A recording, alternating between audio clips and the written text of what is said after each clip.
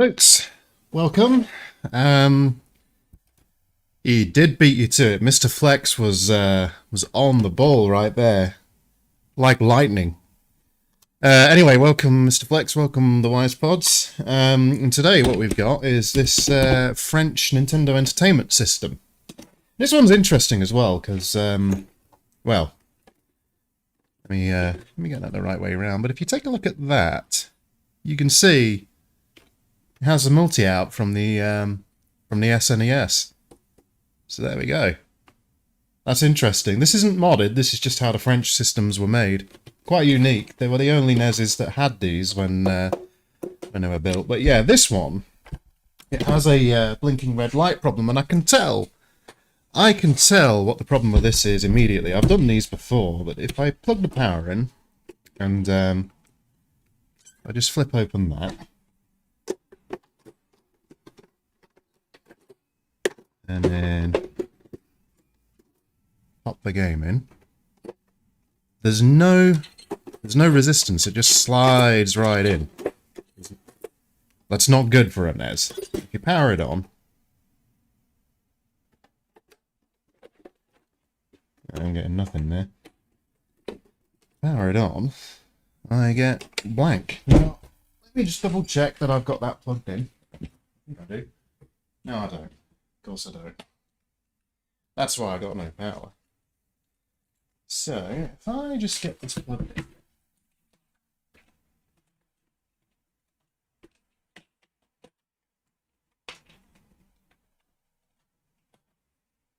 Like that. And then I try again. We get a blinking red light. This is really common with Nintendo. The old Nintendos and NESs in particular. And it's down to the cartridge slots usually. So, what we're going to do is pop that out. And we'll give it a service. And if you notice as well, I'm not sure how well it shows on the camera, but there is some yellowing on this machine as well. You might be able to see it on the side view there. Yeah, I know, right? I really should plug things in if I want them to power on. But anyway, so let's get her open. And there's 6 screws on the bottom of these old NESs. And, you know, they're easy enough to get out.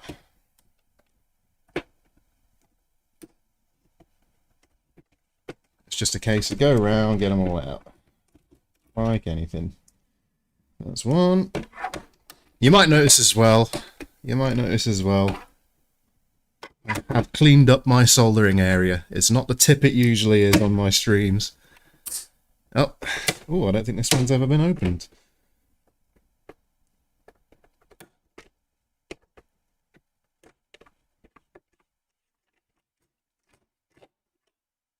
I like it when a device has never been opened because it's usually a sign that it's not going to be a third-party crappy cartridge slot in there. So,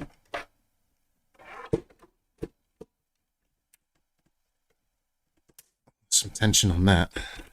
I don't know if you heard that snap from the screw there. That's how you can tell if they've been opened or not. If they don't do that little snap, they've probably never been opened.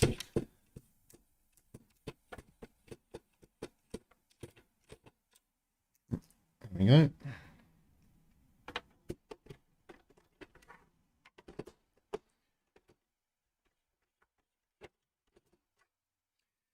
Okay. I know, it needed doing. It was actually starting to drive me absolutely insane looking at this desk, because I had my PC desk next to it and it was just, nope. I even cleaned the solder mat too. I ran it through the ultrasonic cleaner. Going all out. There we go. I love how it says indoor use only on these. Welcome, Jason! Hi, welcome to the stream. Good to have yous.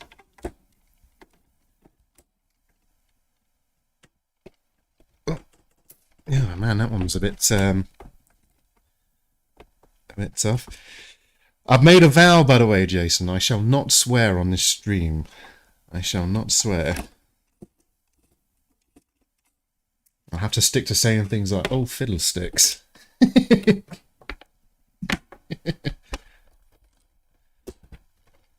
But this isn't an Atari Lynx, so I'm not going to get upset. Ooh, this is a clean example. Well, dusty, but clean. Nice. Okay. Love this squeak sound. Okay.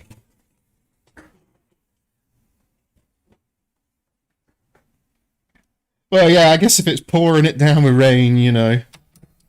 And somebody says, oh, the rain ruined my NES, Nintendo can turn around and say, well, you know, it did say indoor use only. You're not meant to have it outside and party.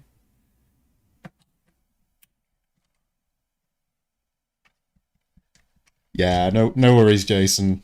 I'm keeping it all PG. All PG. I do apologise about last time, by the way.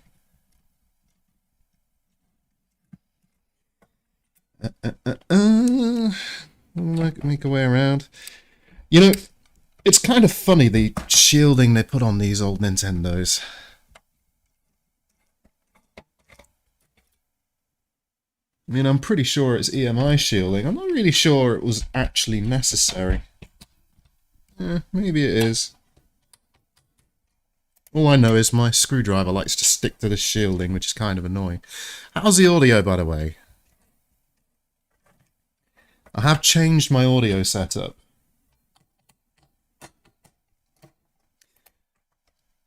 And I've changed the audio setup in the hopes that we don't get any weird pops and cracks and anything else. I'm basically not using the lavalier microphone. I'm using a standard studio condenser.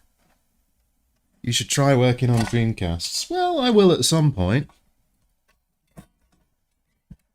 They're nice machines too, the Dreamcast. Never actually owned one though. Oh, there we go. Excellent, great. Thanks, Jason. Okay. A little bit dusty, but that's fine.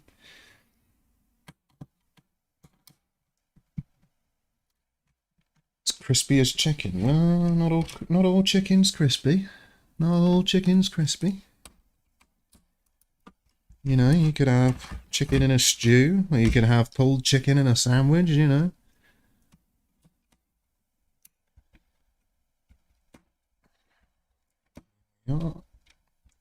It's actually, it's encouraging looking at this NES as well, because this shielding isn't heavily corroded, and this area in particular on this RF module, RF power module, it often ends up corroded in machines that have not been well stored, and on this one it looks okay. So whichever person owned this previously did look after it. I actually had this delivered to me from France about 6 months ago. It's just been sitting on my backlog to do,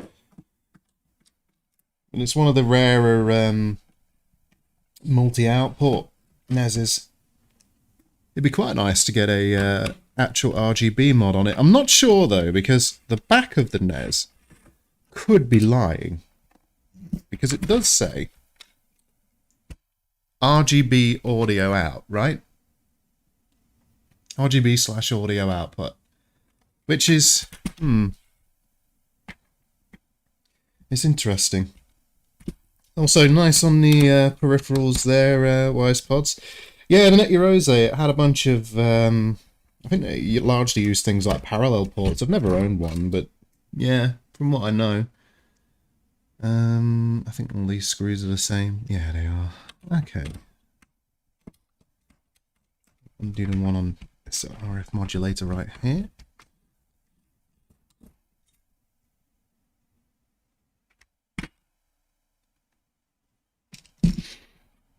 And these can be a little bit irritating when taken apart, but they're nowhere near as irritating as Atari's. These are a weird design. These front-loading cart bays. Really weird design. I think they were designed to mimic VHS players back from the 80s. It was largely to do with the gaming crash that happened and Nintendo didn't want this machine to look like a games console, so they decided to try and make it look a bit like a VHS machine, and well, this is what we ended up with. But sadly, it meant we ended up with really poor cartridge connectors. Is that a mug I see in the corner? Where? I don't think so. No, don't think so. You're talking about over here? Where my hand is? Because you can't see my hand. If you're talking about that, that's a solar tip cleaner. Anyway, let's get this shielding off. So there's that bit of shielding off too. Yeah, it's in nice condition actually. And then we'll just pop this game port connector off.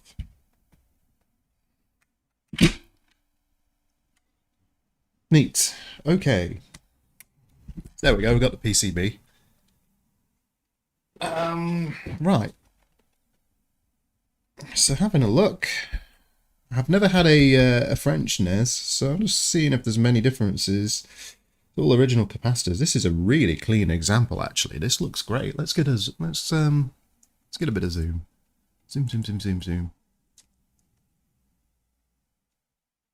Yeah, this thing is not a mug. This thing is a solar tip cleaner.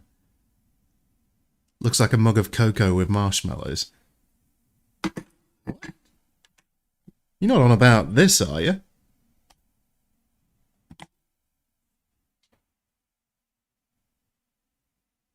I don't know what you're on about. There's no mugs here. I mean, I do have a mug nearby. I've got this, which in these strange times is quite handy to have. You know, you do want yourself some zombie defense vaccine. It's good stuff. But anyway,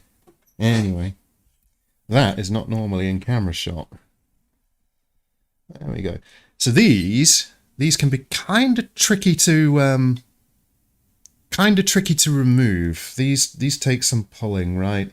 And you got to be careful. You got to just sort of wriggle them out a bit, ease them out. There we go. So the edge connector's looking reflective and nice. That's relatively clean, which I'm happy with. That's good news. But yeah, so this, if I just put this PCB, I'll just pop it. I'll just pop it here for now. But if we pop a game in this way now, which I think is the correct way around, it's a little loose. So what we're going to do is retension this. So let's get this retensioned, and to do that, we'll need some good old-fashioned tweezers, and I'll use a microscope to show you guys and to aid myself in doing this. If you've got good eyes, you can do this without a microscope, but trust me, it helps. So we'll get that on, and let's switch to the scope view. There we go.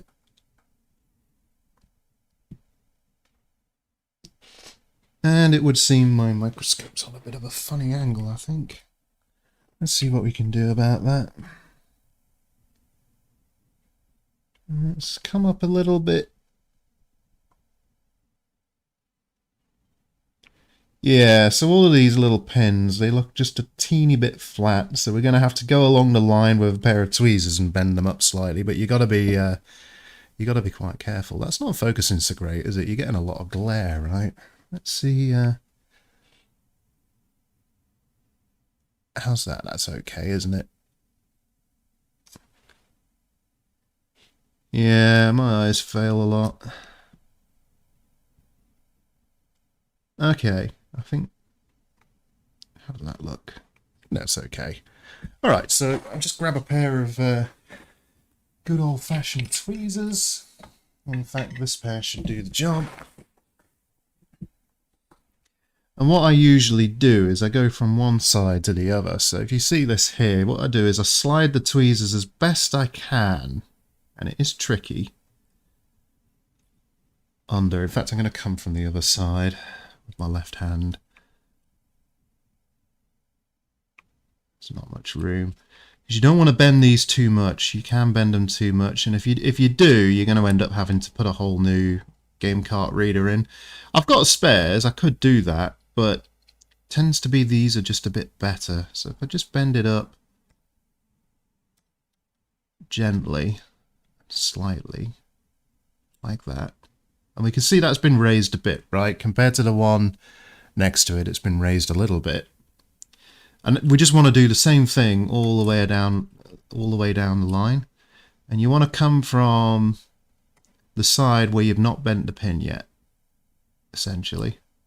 So you can see I'm coming in from the left for the tweezers so that I don't disturb the ones I've already bent. I'm going to bend this one slightly more. But you don't want to bend them too hard. And when I'm done with this, you can probably see there's some slight corrosion on these pins where I'm rubbing the tweezer there. That's pretty common, and that's probably down to the fact that whoever owned this as a kid, or was probably a kid, and they probably blew on their game carts and then inserted those game carts covered in saliva into the console, and then you get just a small amount of corrosion that you wouldn't normally get otherwise. That's why blowing into game cartridges is such a bad idea. But you know, most kids did it. I did it, actually. It was actually just the act of pulling the game cart out and putting it back in that usually got it working. So yeah, anyway, we just continue down the line. Oh, I'm not in shot, am I? There we go, sorry guys. Am I zoomed in too much? No, there we go.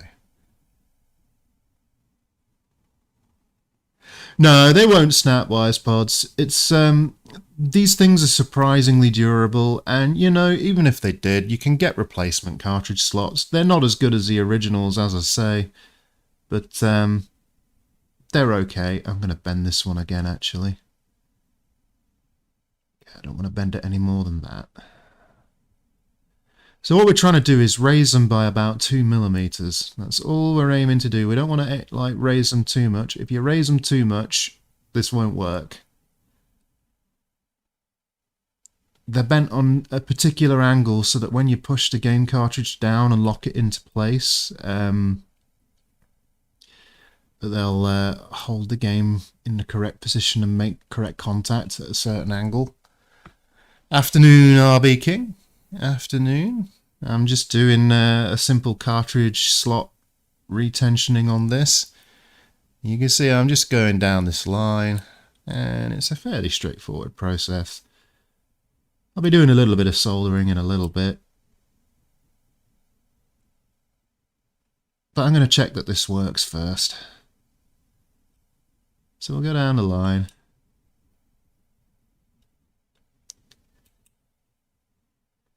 And again, we just want to make sure that we get the tweezers underneath both of the metal prongs that you can see. You can probably see there's 2 prongs on each one. You want to get the tweezers underneath each one and bend. It really was a bit of a daft design on the part of Nintendo. Rather than have this crazy slot it in and bend it down. Yeah. That switch from today will need a CPU reflow or reball. Yeah, I was watching you stream a little bit earlier, actually, Jason. I was kind of busy, though. I was, you know, it's Sunday getting things done I didn't do in the week. I caught bits of it, though. Oh, there we go. So, bandy. What happened with your Switch anyway, Jason? Yeah, I should absolutely mod one of these NESs. I'd like to mod one with a proper RGB out, which I think would be nice.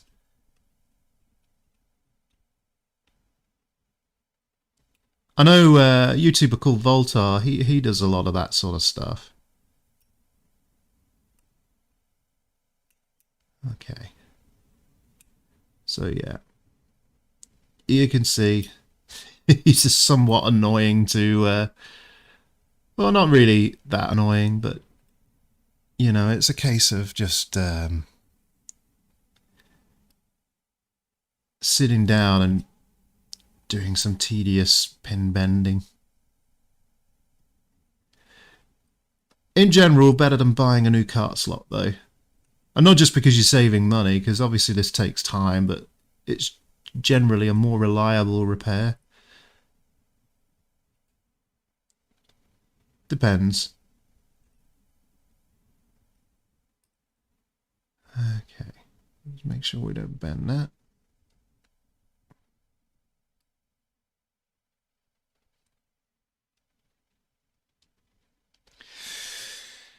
And, excuse me, let's get that into shot.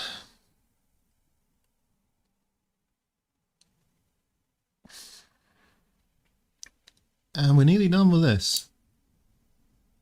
So that's good news.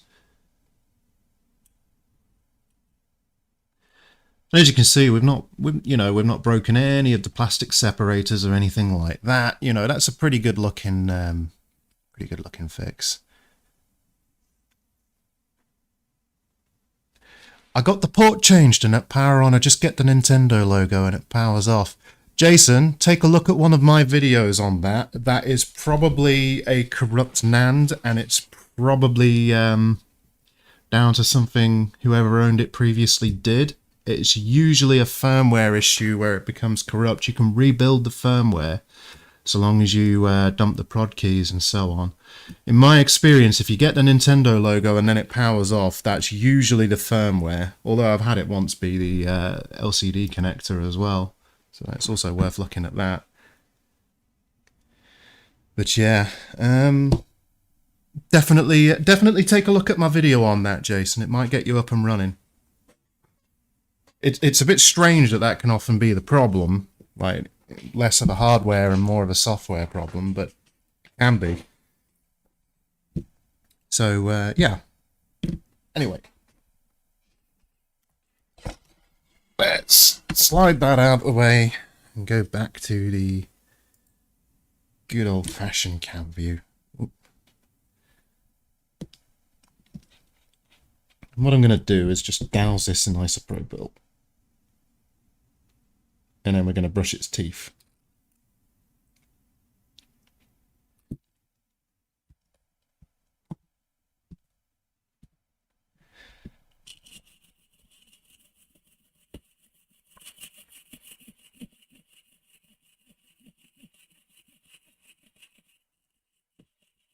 Hey!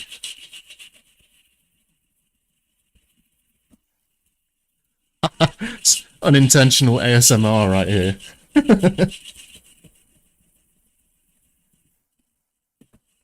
There we go. And let's do this side that connects to the motherboard as well.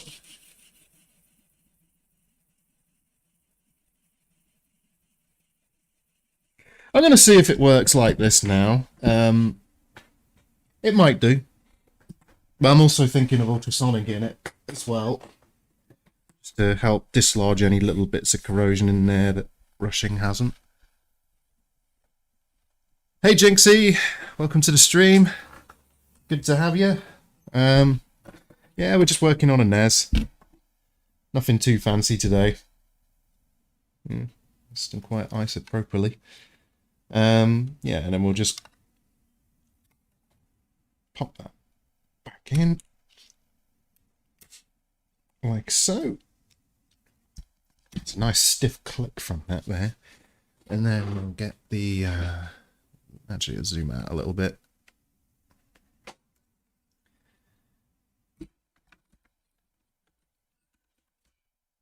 Now, when putting these back together, by the way, a lot of people don't realise there's a little lip here. You're going to make sure that it ends up the PCB under that. That's how you know you got your alignment right as well. So yeah, anyway, what we'll do now...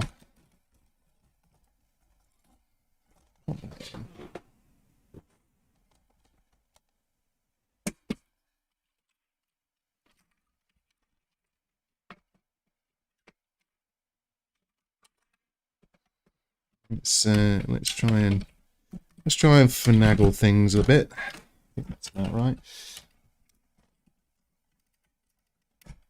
So just gonna see if we still get a blinking red light now. We shouldn't. These old NESs, they're surprisingly resilient machines. They really are. They're tough as nails.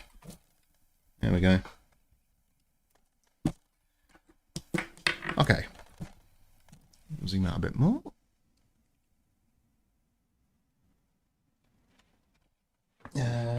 Power cable.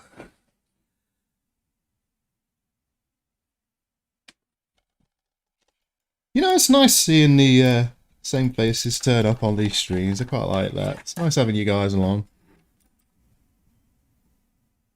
And we've still got a blinking light, so that's not the best sign. So, what I'm going to do... Let's pop that off. It's kind of tricky to test this without the TV. My TV's in my living room and it's massive, so moving it around is kind of not such an option. So if I have to bend that down... Still a blinking red light. What I'm going to do now that I've bent those pins, I'm just going to...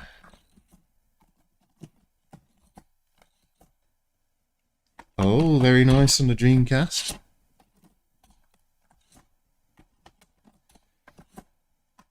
Now, when it comes to retro game consoles, there is a good argument to be made about getting an NTSC console and then using one of the upscalers. Because NTSC usually has a higher refresh rate of 60 Hz, if I recall. Oh, that's interesting. Touching the back of this, I can feel some of these pins feel like they've slid out a little bit. So maybe this will help.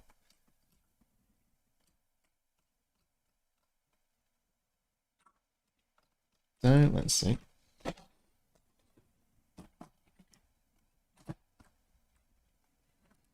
Probably don't need that on anymore, do I? There we go.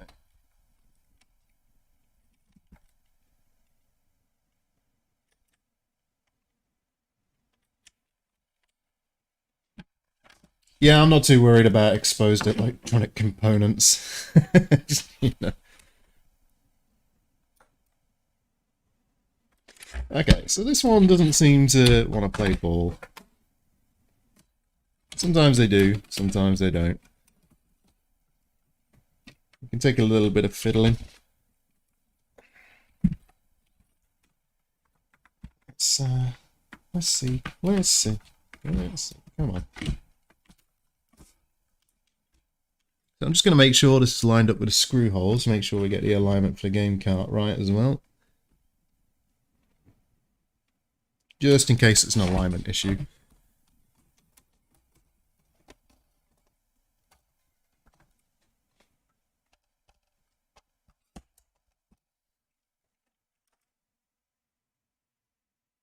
Alright, still have a blinking red light, so...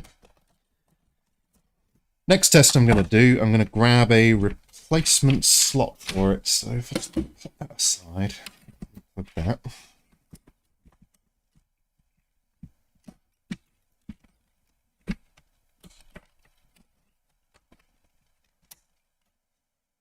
Might have to clean these contacts, they look a little bit... they don't look as clean as I thought they were.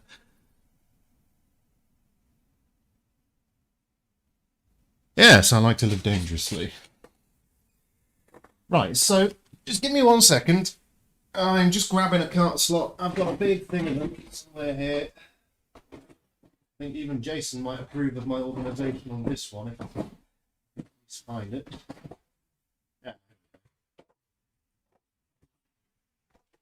See, I actually have some organisation in this chaos. There we go, let's try that one.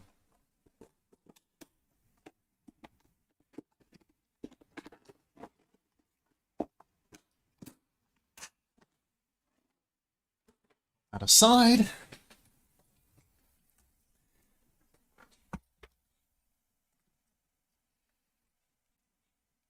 These are usually a little bit of a bugger to get on as well. Oh yeah, I'm feeling it.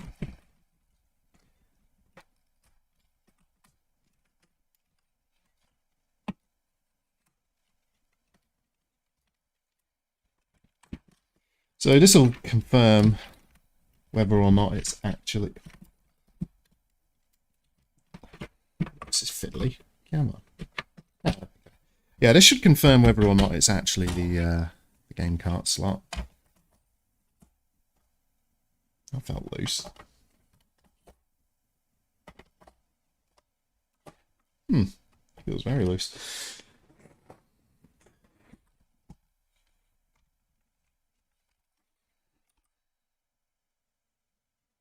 Still blinking red light. Okay.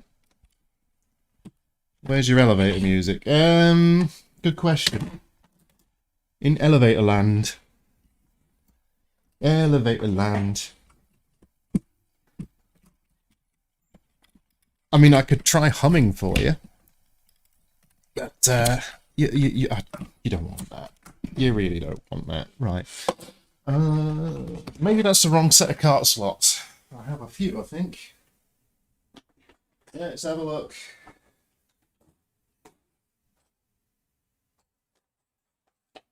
Okay, that's my top loader ones, I think.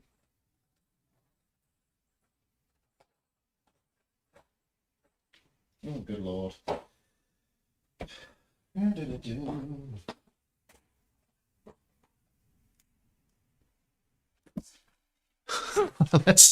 let's try a few. Let's try a few.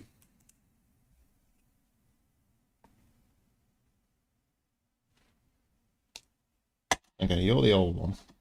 I just retensioned. You don't smell like isopropyl alcohol, so you're a new one.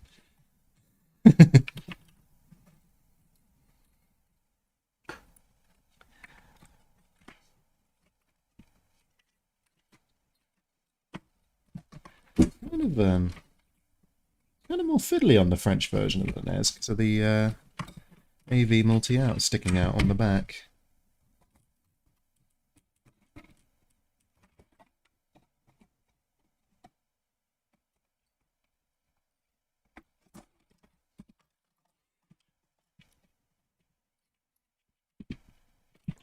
Oh, that's going to be a tight fit, I think.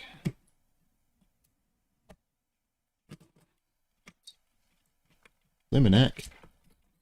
Come on. There we go. See if we have any luck with this, and if that stops the blinking red light. If it does, it's the cart slot.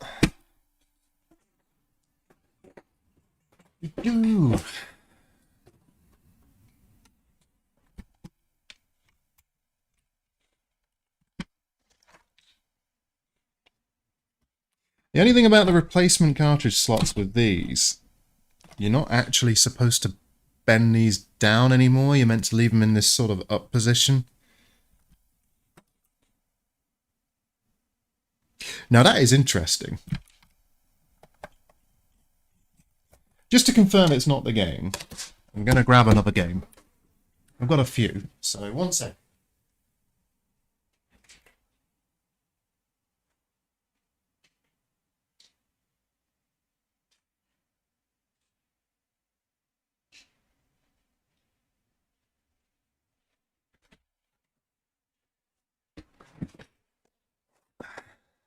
Feel like there's an innuendo there, RB King.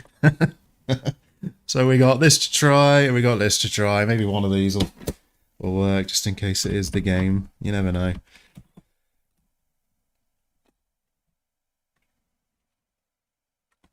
Oh, RB King's well aware. He is a man of culture. There we go. Okay.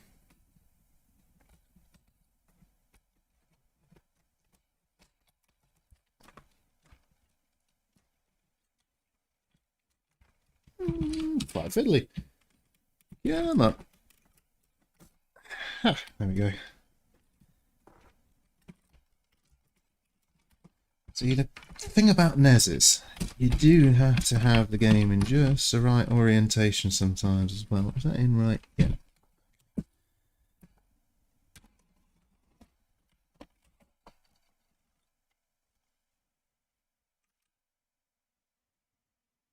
still a blinking red light. That's interesting.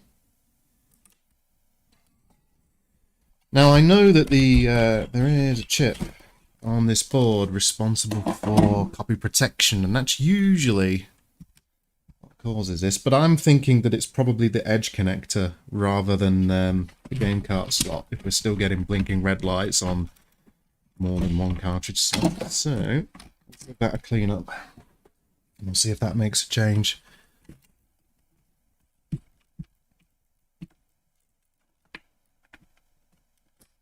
There we go, and there we go. And there we go.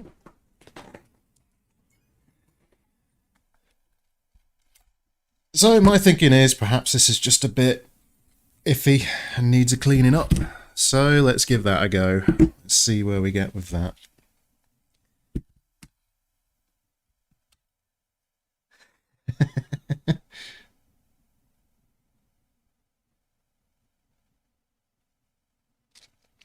It's not really adult 80s music, come on. It's royalty-free retro wave style music. That's what it actually is. In fact, it sounds like a 1980s inappropriate for parental guidance rated videos comment. Well, I guess that is my fault because I chose it, but whatever.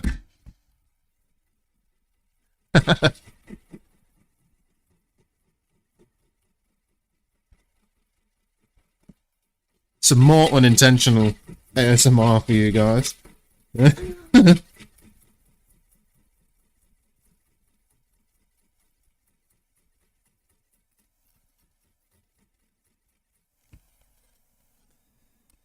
So that's that side.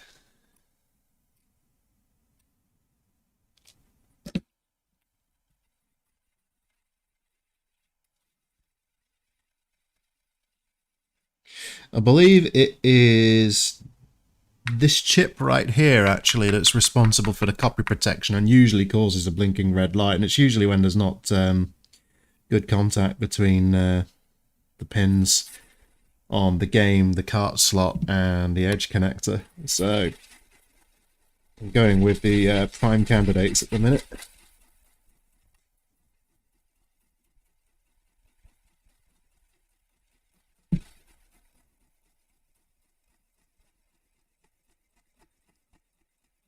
I'm keeping it PG.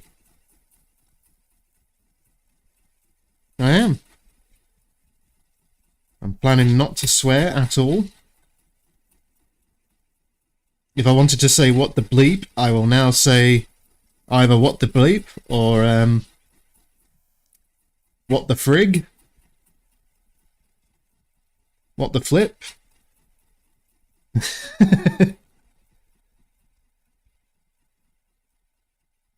Anyway, that's enough of that. That's enough of that. I don't need to do that at all. I shall keep it to PG Britishisms.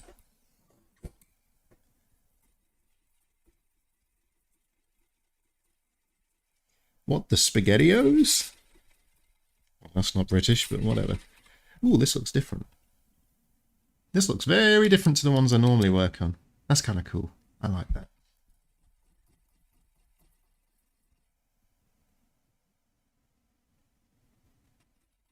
Yeah, I could do, but I won't. I won't. This isn't an ASMR channel. This is a channel for people watching me flail around and, you know, flail around a lot. That's it. There's a bit of electronic stuff involved. You see, this still looks a bit tarnished to me. I don't think a brush is going to quite get that. Let's see. What could I use? Ah, I know what I could use.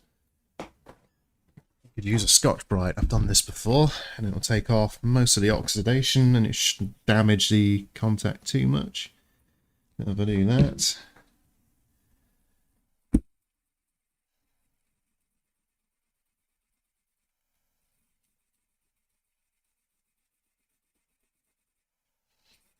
Don't want to be excessive with it because I don't want to take too much of the surface off, but that is looking, yeah, I can already see, you see this black, nasty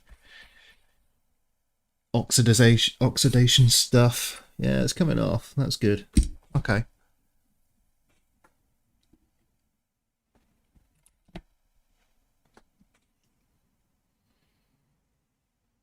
Give it another go going at.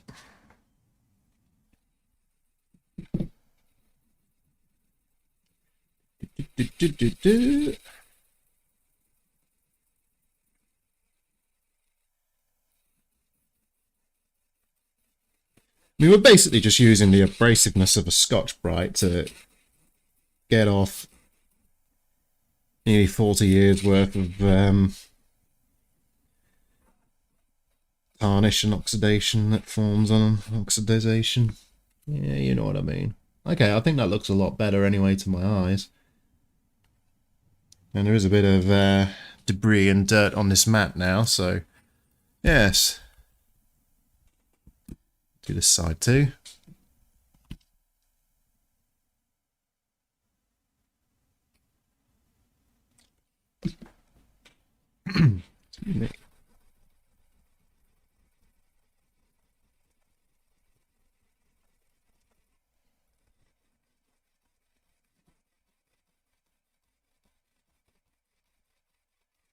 Da, da, da, da.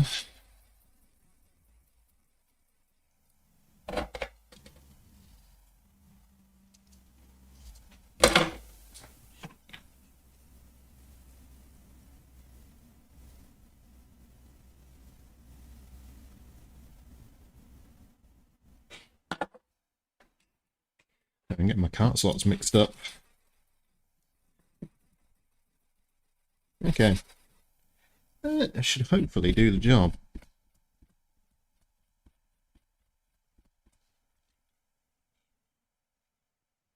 I mean, I think looking at that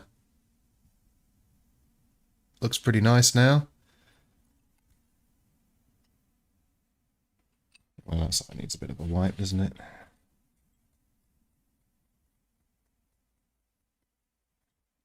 Yeah, it's always a little bit of a bugger getting these off. The RF housing. Now what I'm going to do, because I went to all the effort to clean up my area, I've already made this dirty. It's not nice, is it? Randomidity solder braid. Apparently I didn't clean well enough. But there we go. Let's get this clean.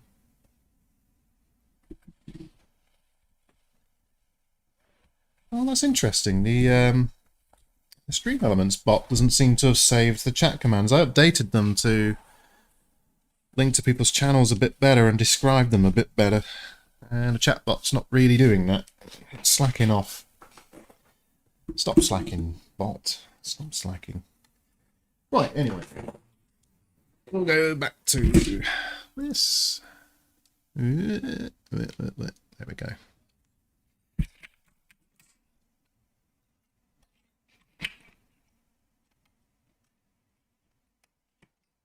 And we don't need any of the game things plugged in, actually. That's a new one. I think that's a new one. That's the original. Let's try the original again. In fact, I'm going to set the original aside. Let's not try the original again. Let's try one of these.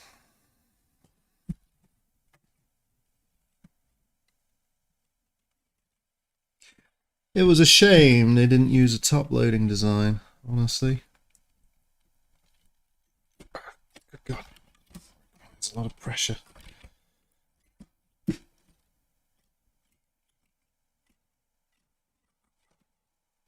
Right.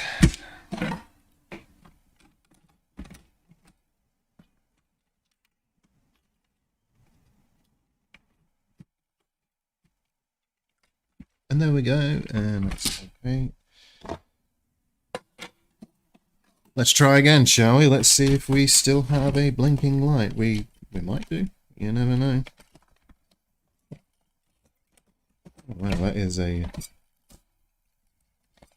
certainly yes. Stiff tension cartridge slot. Okay. Plug it in would help.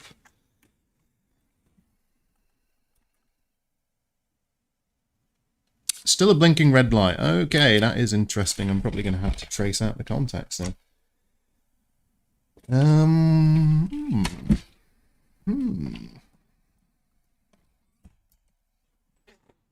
Although, let's try locking it down as well.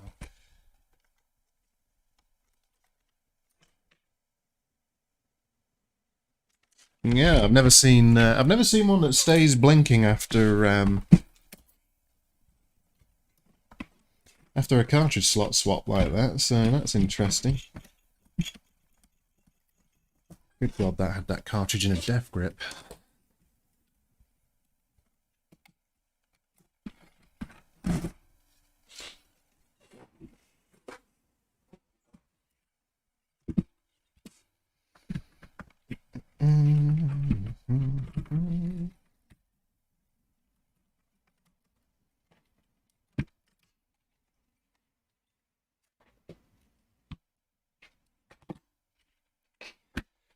So let's grab the multimeter.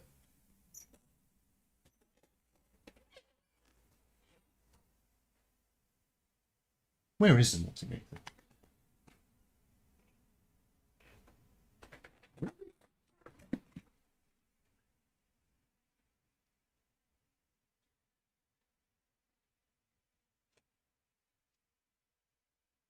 Oh, there it is. Okay, I found it. I found it.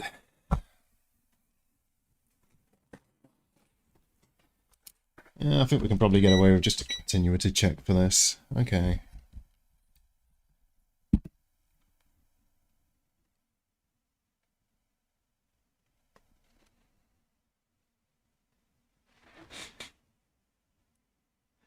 So I believe it's this chip. Where do these traces go? That trace goes there. Okay.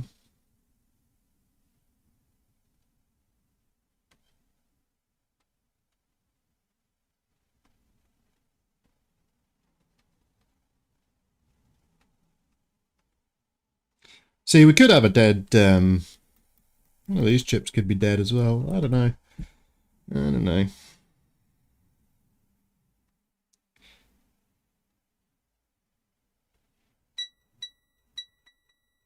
Right, that's a ground connection.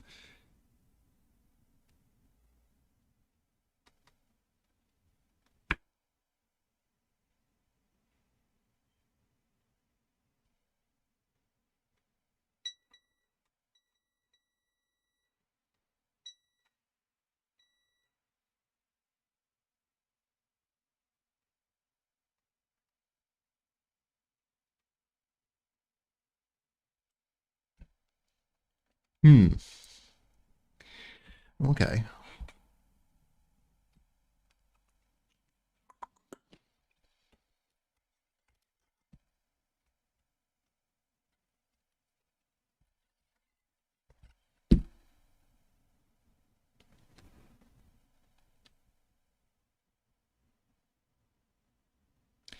Well, I don't think the chip would be dead. Interesting. Interesting. So, I know I've not really changed anything. Al EEC. Do you? Actually, I think I might be checking the wrong chip. I think I was meant to be checking U10. Yeah, the one labeled Nintendo. I was checking the wrong chip. I think I was checking a memory chip or something. Because it looks like it's connected directly to the PPU. Yeah, I was checking the wrong damn chip. Oh well. Whoopsie. You whoopsie whoopsie. Whoopsie doopsie. Whoopsie daisy. Alright.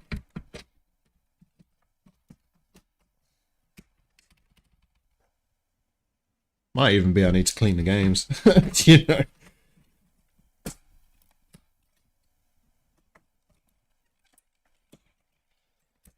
horrors of cartridge-based systems, you see. That's the thing. Alright. I think I like disc-based systems more anyways.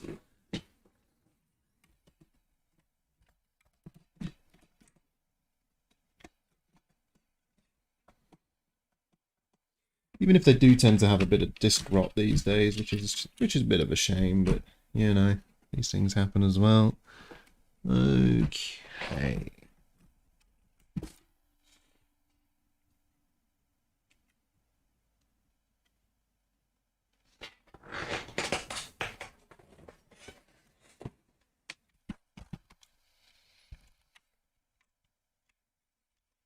Pretty sure it's not a power issue, but you never know. Could be.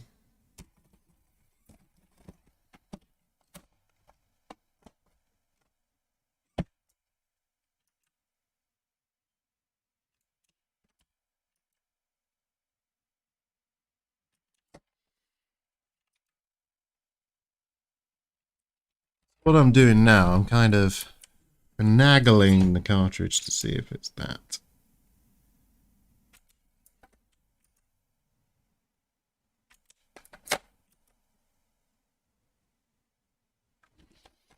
Alright.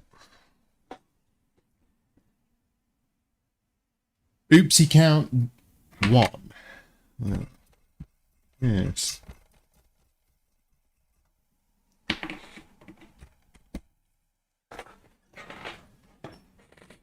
Let's see if we're actually getting a stable 5 volts, shall we? Let's see if that's the issue.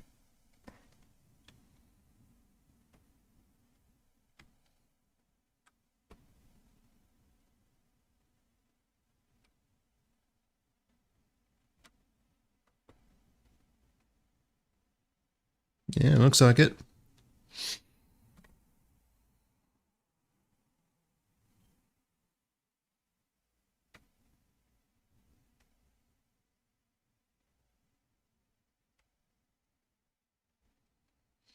$12 volts, really? I don't recall these are in 12 volts. Maybe they did. Alright. Let's just check some random pins here.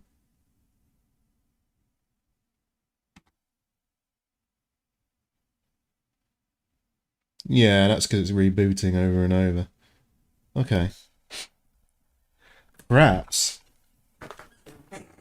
the, what's it called? Is it that chip responsible for the security? I think it's called the CEC chip. Perhaps that chip itself's gone bad. Possible.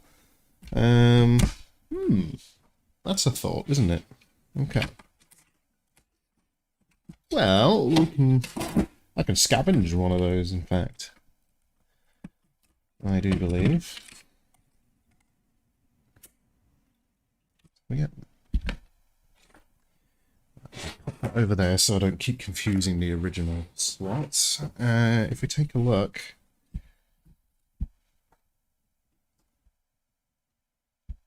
this chip labeled Nintendo right here, I think, is a CEC chip. So what I'm thinking is I can liberate that from another Nintendo. Yeah, you can remove that leg dejected, you can, but if it's got a problem reading the game cart, then it's not going to help any at all anyway. I think perhaps that chip's gone bad though, so or maybe there's even cold solder joints, I'm not sure. Yeah, we'll find out. We'll find out. So here is a donor board. So what is this chip? 3197A. Is it the same on there? 3195A. Interesting. Are they compatible? I bet they are. What's the date on this? 1986. What's the date on that? 1986? I think. Sorry, I'm just comparing these boards. Alright. Well, I guess let's just try swapping one of these chips. Let's see what that does. In fact, actually, there's a couple resistors connected to the CEC chip. And a cap. I wonder, maybe...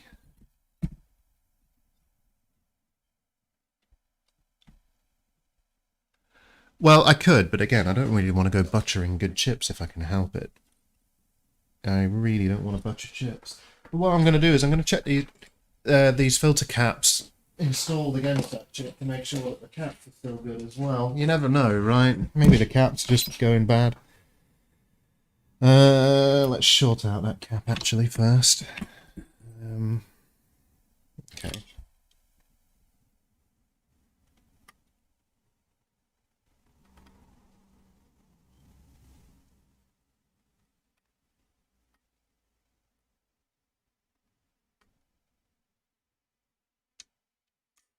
It's just to make sure I don't end up frying my my handy dandy ESR meter.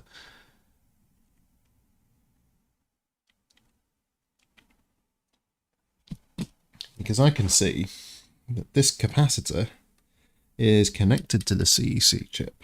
So let's just see if the cap's still good. Should be, but you never know.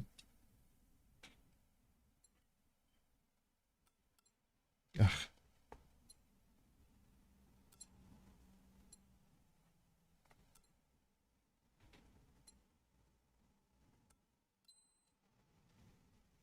Yeah, seems like it's still good.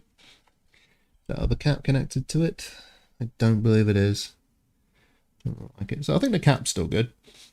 Yeah, I have a couple of diodes and resistors connected to it. So let's just give those a quick check.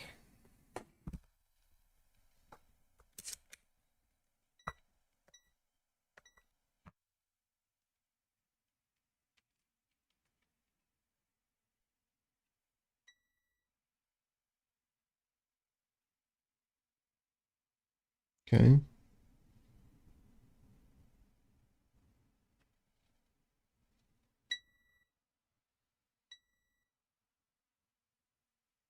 Alright, I think that's okay.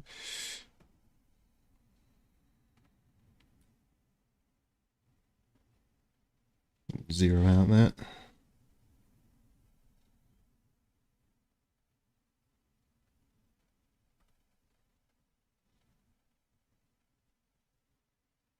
Alright. Not a lot of resistors are blown. This is an interesting one.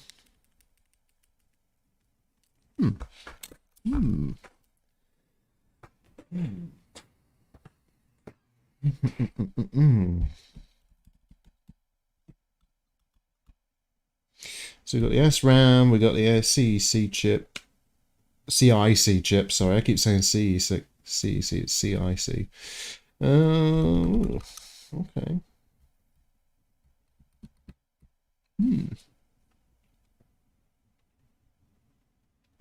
I guess the next step then is to see if my meter can read the pins. So I take the oldie multimeter, set it to beepity beep mode.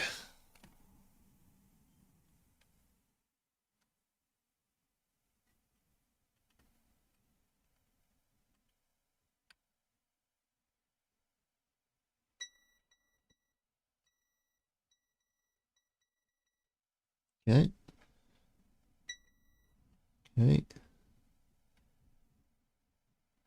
Next one.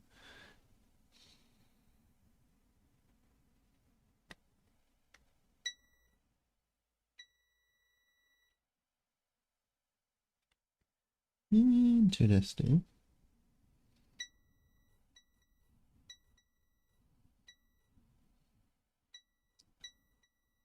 Cool. Okay.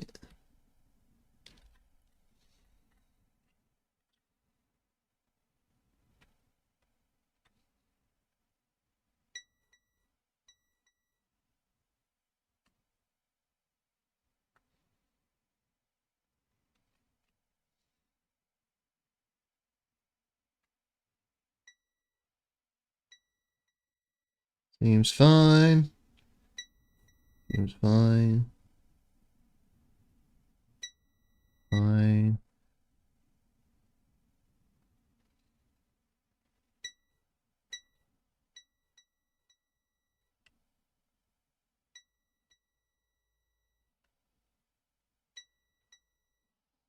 Just go down the line and we'll check all the pins.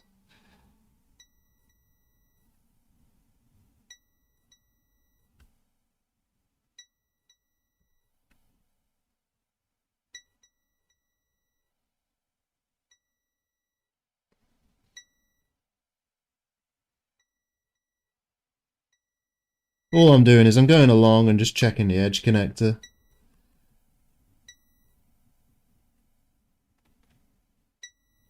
Yeah, it seems like they're all pretty well connected to me.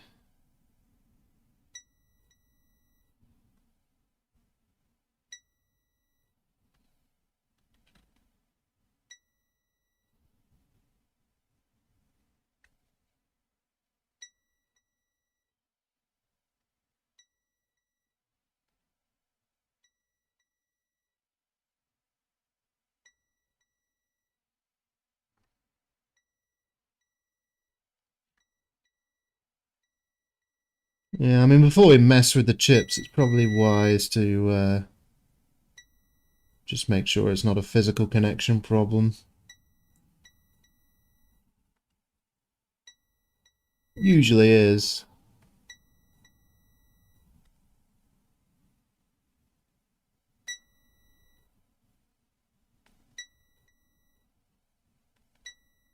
Hmm. Oh, okay, RB. I'll keep an eye out.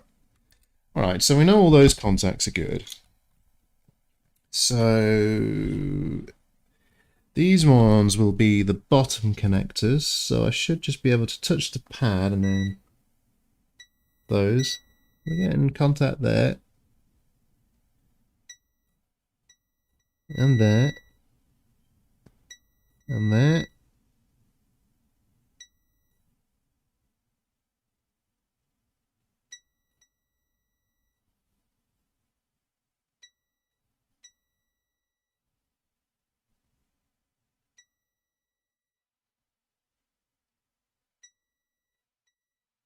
Hmm.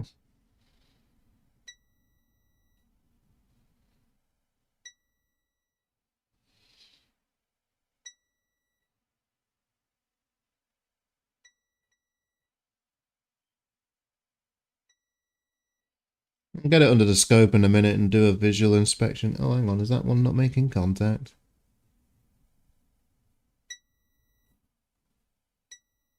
Ah, no, it is. It's just me.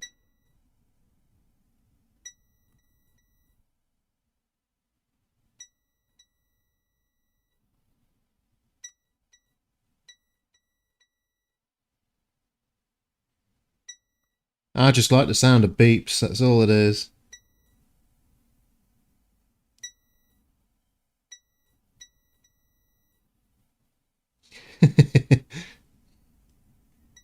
Doctor! He's flatlining!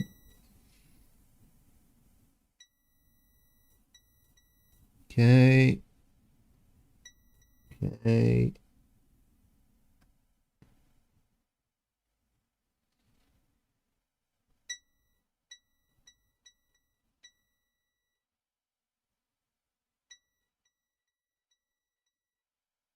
Seems good. Seems good.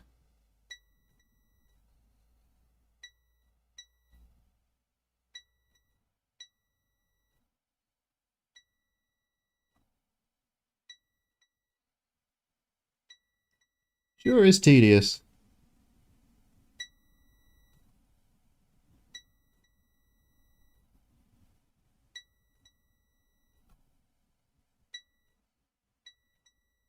Okay, and the last one should be a ground. Yeah. Okay. Whew. Oh, that was laborious, wasn't it? I also mounted it the wrong way round, but whatever. Should have been that way round.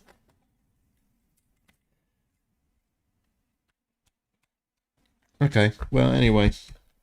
So it doesn't seem to be a contact issue. Next step, I guess, is to follow the traces and see if I can get beepity beeps. Oh, wait. Okay, I get a beepity beep there.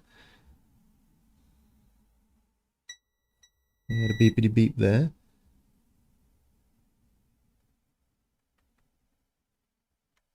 Where does that trace go? Get out the way, Mr. Ceramic Cap.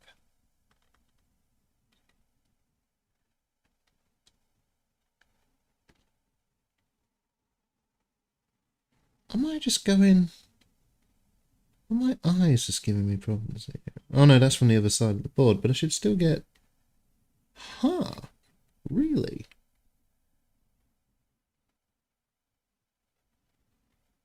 Now that's interesting. Just follow right along. Oh, okay. I'm measuring the wrong point. Should be there. Okay, that's fine. That's fine. That's fine.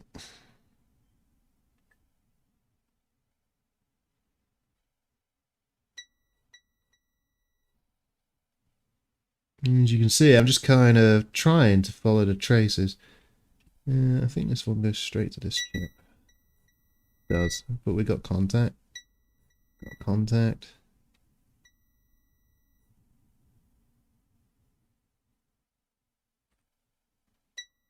Interesting, these are all connected directly to the VRAM chip.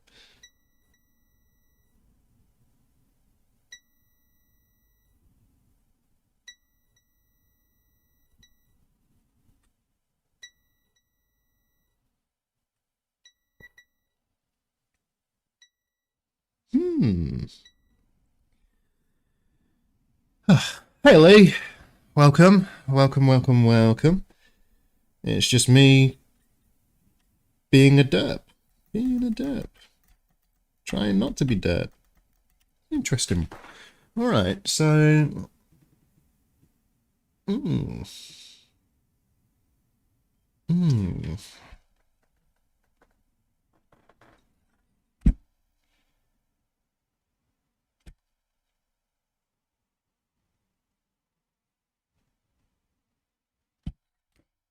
Okay.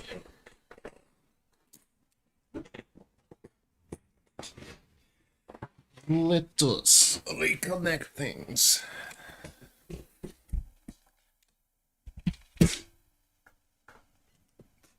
Ouch. Wisdom teeth, yeah. Makes you wonder why we humans even have wisdom teeth, doesn't it? It seems like such a pointless thing to have. They only ever cause trouble.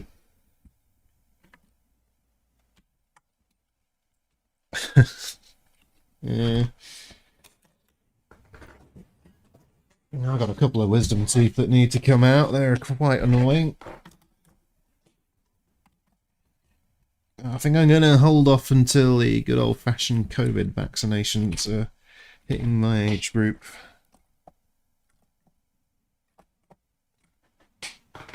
Or I want to go to the dentist. Right. Okay, still blinking. Let's try...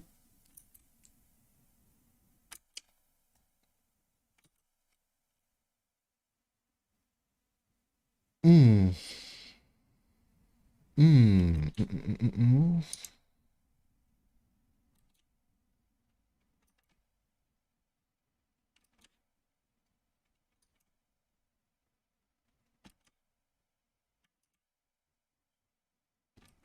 Shall I adjust it millimetre by millimetre?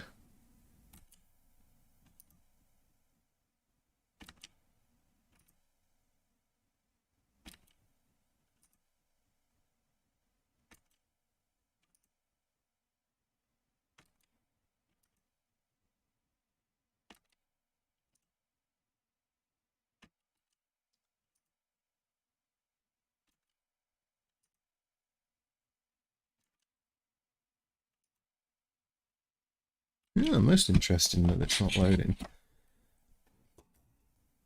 Okay.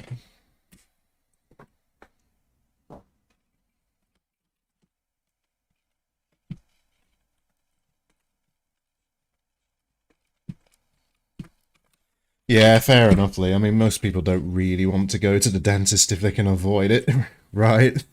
I mean, it's not the best thing to be doing, is it? I mean, I don't mind going to the dentist, but I'd still rather not, you know. I'm sure it's the same for most people.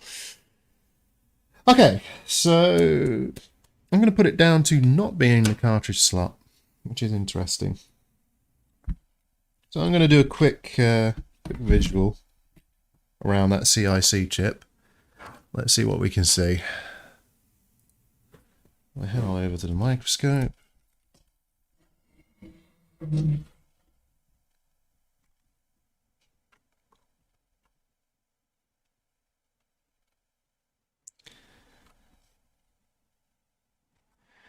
let's take a look.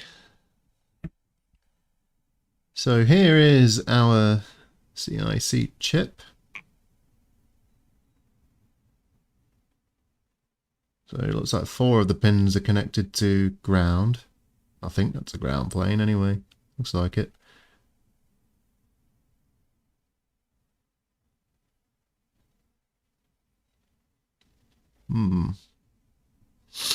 Okay.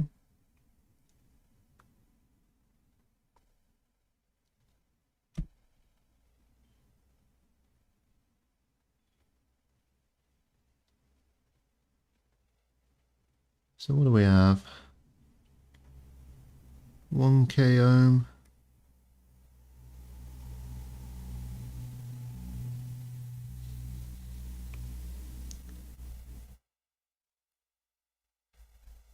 So we've got two 1 kilo ohm resistors.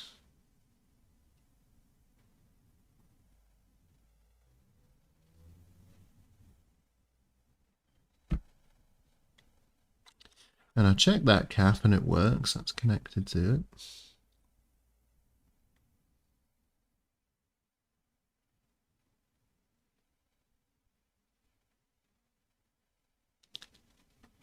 Okay. If we flip this over.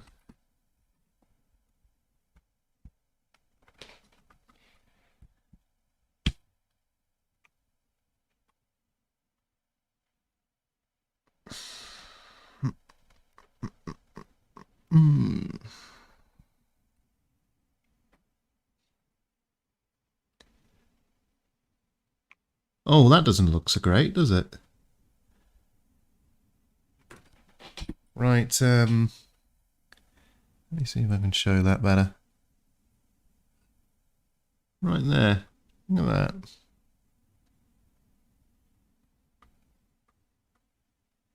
That really doesn't look so great at all. And that looks like... Okay, I think it might just be the solder joints. I mean, that doesn't look so great, does it? I'm not sure how well that shows. But it looks like a classic cold solder joint right there. That's funny that it's only those. Most of the other solder joints look okay. And that one looks like it could do a reflowing. Maybe a few of them. They really don't look that bad, these solder joints, considering they're older than I am. Okay.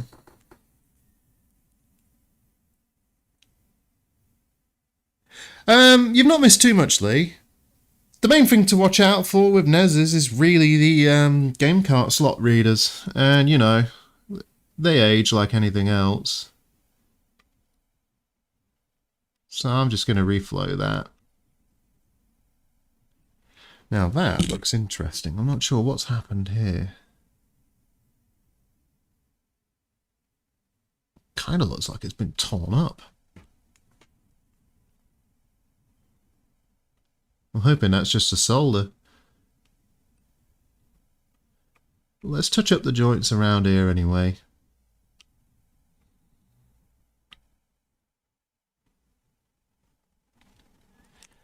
Never know, it might resolve it.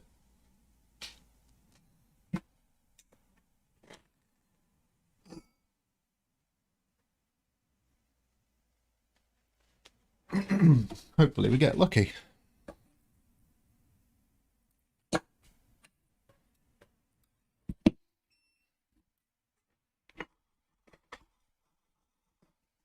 You never know.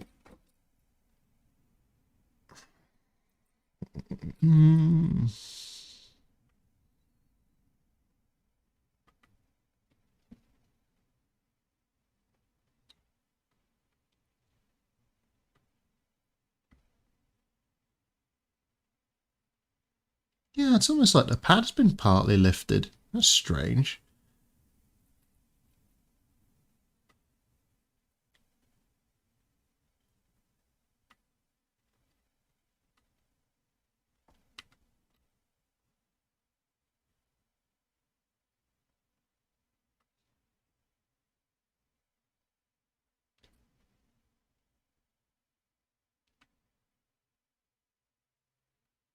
I'm just sort of retouching these solder joints now.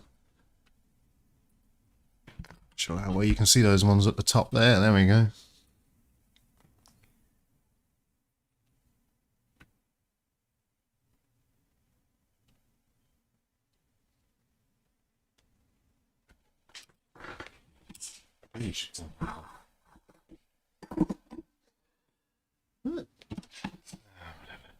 Okay.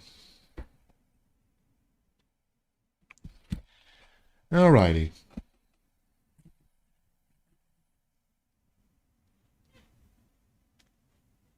Yeah, some of the replacement slots are very grippy. They have kind of like a death grip on them. That kind of made me feel like. Well, the NES is only just older than me, to be fair. I came in the late 80s. I came along and I was like, hello world. In 87.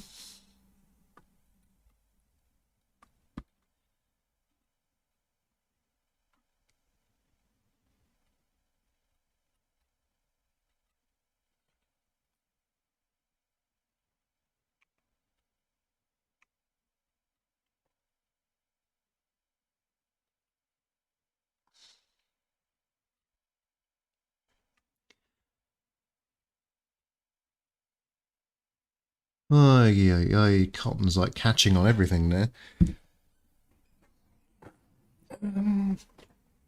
There's my trash tub. There it is. Get rid of that in there.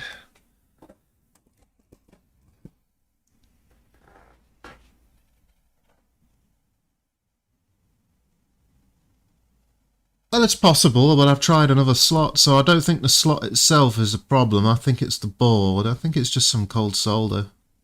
It's sort of what it looks like.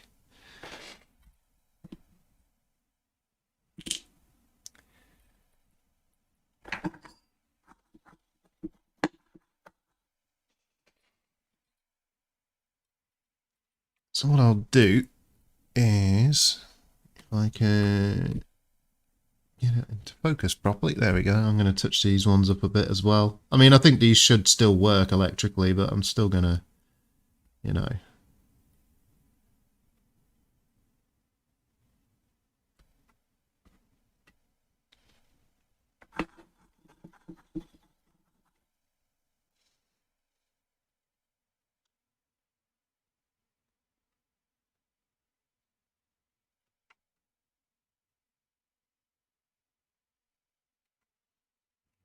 Those joints look better.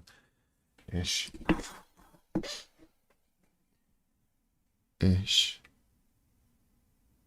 That does look better now. Okay, so they're all fine.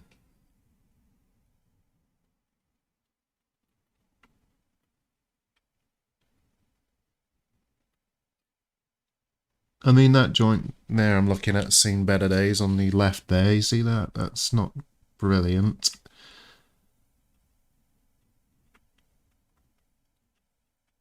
I'll just do the whole line. Being that this is the chip that seems to be acting up as well.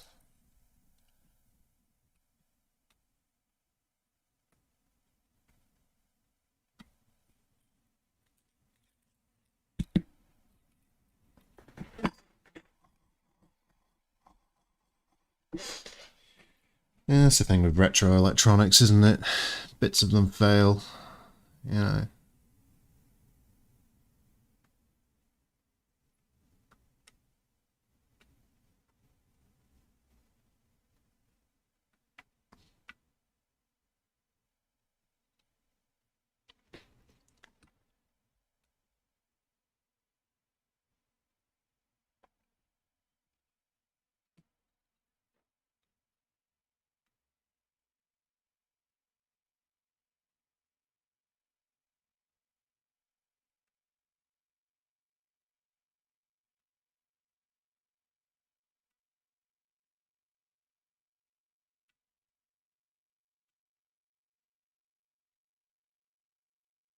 Alrighty, I think that's okay.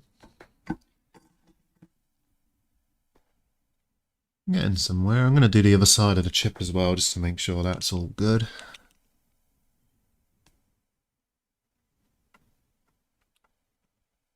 Looks like it should be fine, looking at the solder joints, but you never know. Seeing as I'm already doing it, why not, right?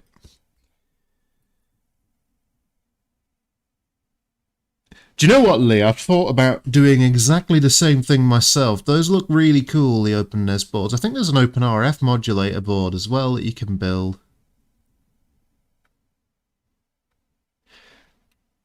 You can even get clone NES chips. There's a clone PPU and a clone CPU for it as well, so that's an option as well. So you really could build a NES entirely from scratch, which is pretty cool.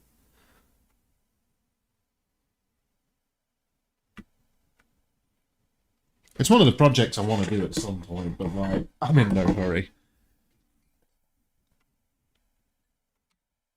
But to be fair, getting a NES PCB done in black, gotta say, that's pretty swish.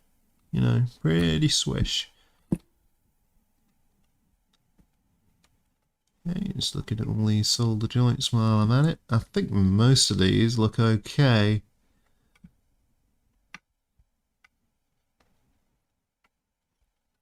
Alright, well, you know what? I should probably clean up my flux mesh, shouldn't I? I think we're good to try that.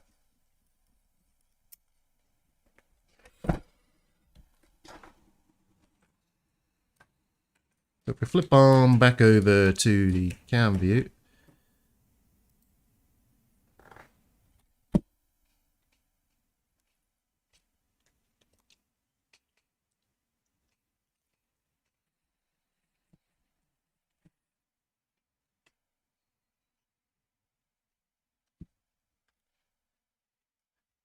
GD Emu, yeah, GD Emu is pretty good for the Dreamcasts. There's the mode as well, which works on Sega Saturn as well. It works on Dreamcast and Saturn, same sort of thing. It's like multi-optical disc emulator, I think it is, something like that. Same sort of thing.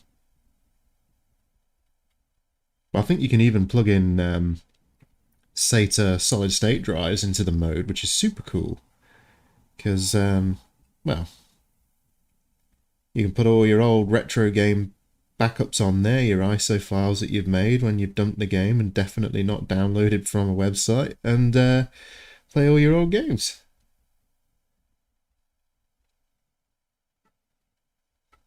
This channel does not condone piracy.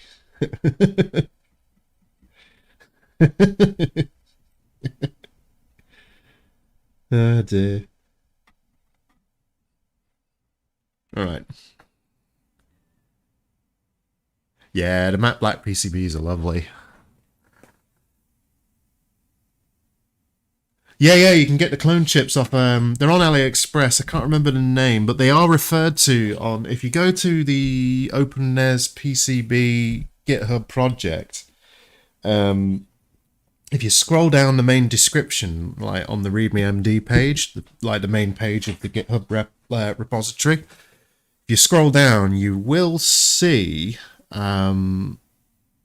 What's it called? You will see like the chip names. I can't remember what the chips are now, but you will see them. Okay.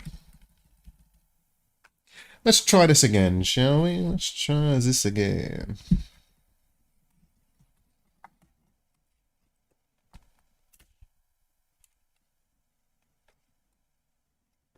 Okay, that is on the board.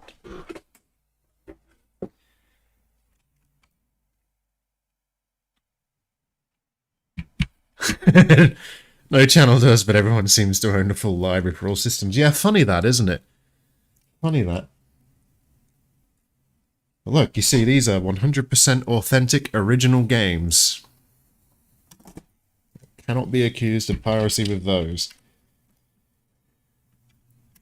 Not to say I can't be accused of piracy ever, but, you know, we won't talk about that. Mind you, to be fair, a lot of these old systems now, they're largely abandonware anyway. Although I know Nintendo still occasionally sells certain games on the Switch store thingy, whatever that's called. I forget. We'll just go with Switch store thingy. Trademark. All rights reserved.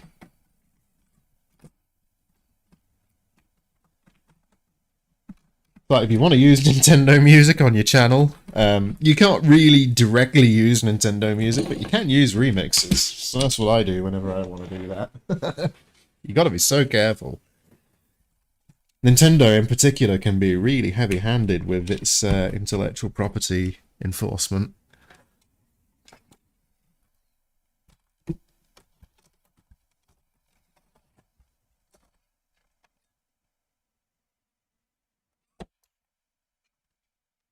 Let's see.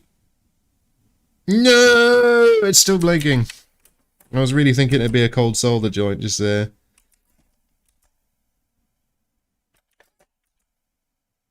No!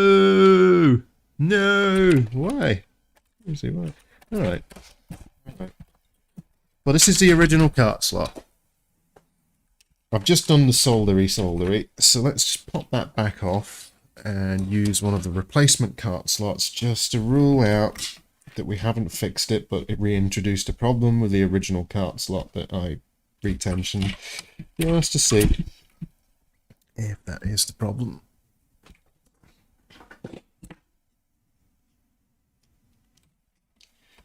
Also, if these NES cartridges I've got are repros, they're bloody good reproductions. You know. Come on. Here we go.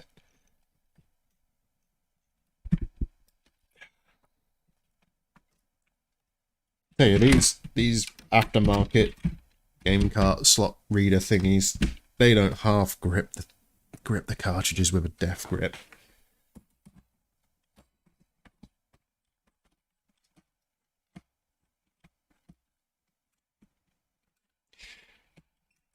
Don't mention the word Nintendo in the same sentence as bleep or bleep. Yeah, good idea. Good idea. I shouldn't do that, should I? Because you don't want to bleep your Nintendo console by using bleeps. Bad. Interestingly enough, though, there are completely legitimate usages for homebrew applications on the Nintendo Switch, particularly for repair, funnily enough. You know, I've repaired some Nintendo Switches by using open source software and essentially by loading what some people would use for piracy. I load to do things like rebuild the firmware and so on. So, you know, there are actually good reasons for it.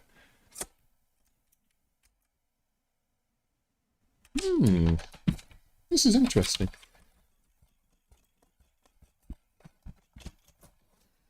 This blinking red light issue is interesting.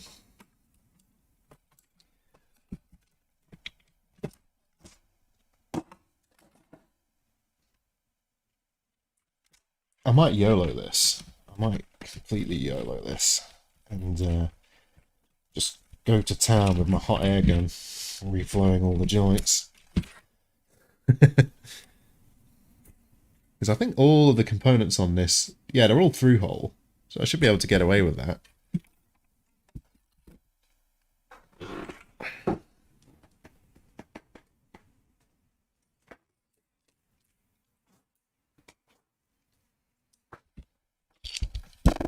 Can't really use this for this thing, but Whatevs. Alrighty. Alrighty, let's we could do with a new tube of flux, really. Let's go down the line, though.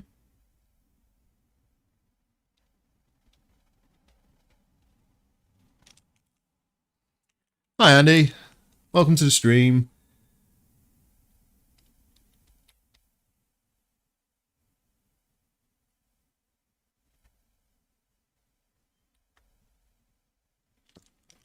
I'm just going around this thing now, reflowing all the solder joints, because, yeah, we've got a blinking red light, and it doesn't appear to be the cartridge slot, but we appear to have continuity between the cartridge slot pins and the CIC chip responsible for locking out the system and causing the red light, so my thinking is we either have bad solder joints, or we have a faulty chip. Could be either. You served me well, Flux Tube.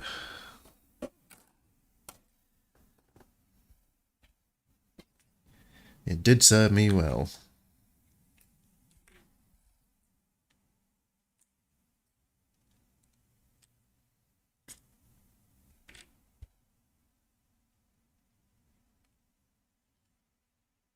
It says Tokyo, Japan on this. It's not from Japan.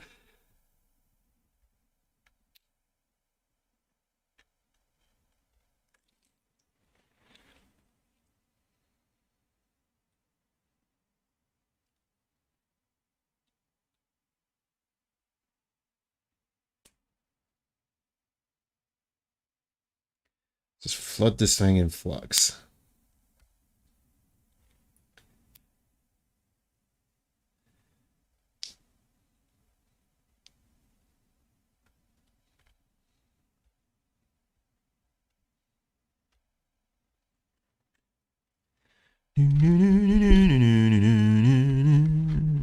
Side camera in the way a bit, haven't we? Do-do-do.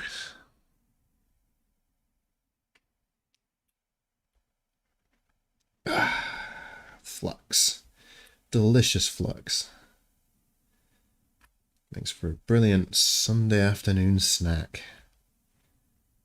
For my hot air station, not for me.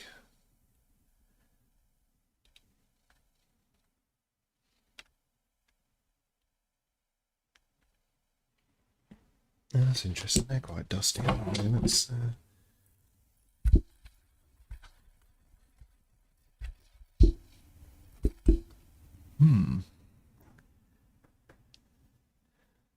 No, I've not tried lifting the pin. I know I can.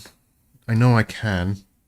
And I could disable the CIC check, but normally, if the CIC check's failing, it's usually something else. I mean, I might try that as kind of a last thing. But you know what? It can't hurt to reflow these joints anyways. Although they are looking mostly good, at least to the naked eye.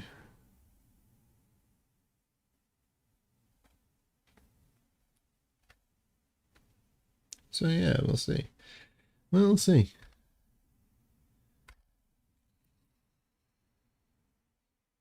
This thing's gonna absolutely flood with flux.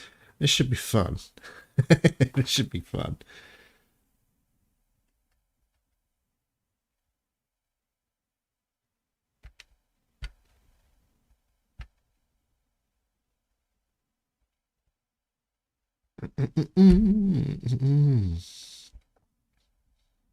Also, I will say, these things are an absolute nightmare to take the RF modulator off. You have to use solder wick. It's so difficult to get them off.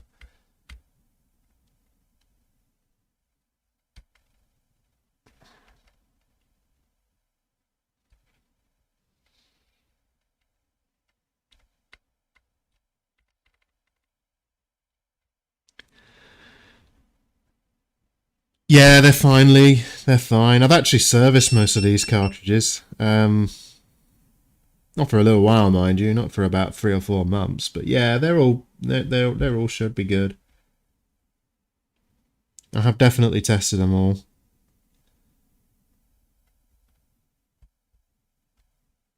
Actually, I'm missing one of them. I'm missing a boy and his blob. I don't know where that game is.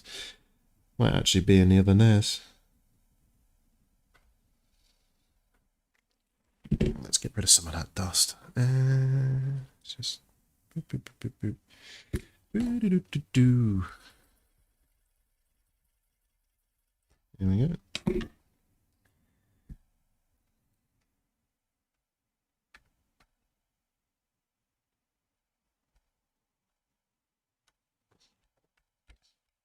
Right, I think I'm just about ready to hit this with some hot air for super happy fun times.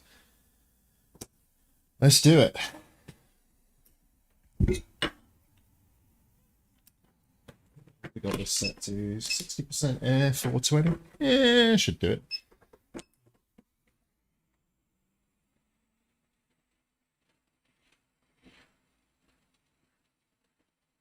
And we'll just wait till we see these go nice and shiny.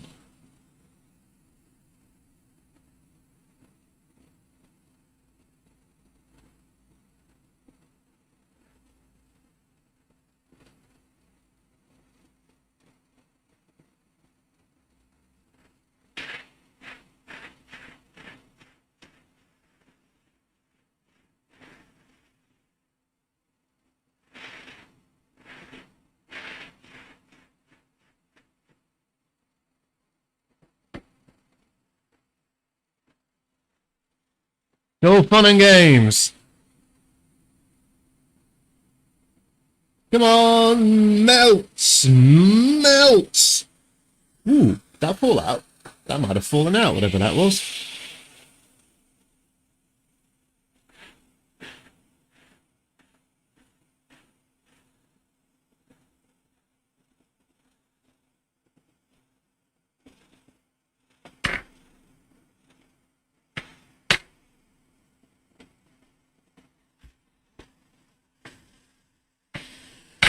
Phew, that's a lot of flux fumes. I've gone mad. I've gone nuts from it.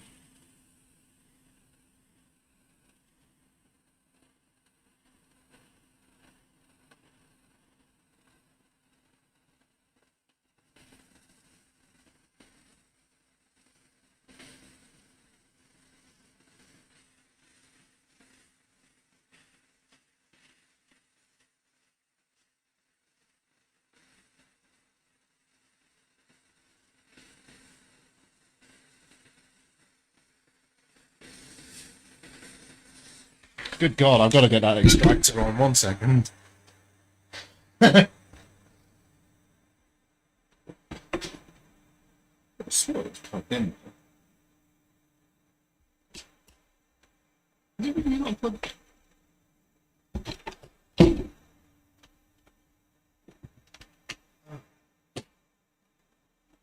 There we go. This wasn't plugged in properly.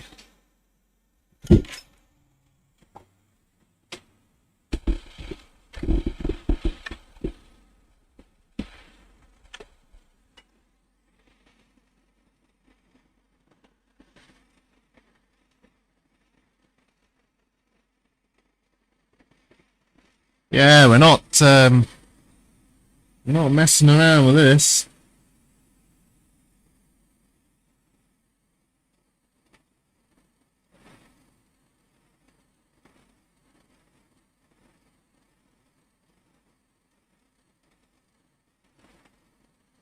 Nice thing about a NES is it's all through hole, right? So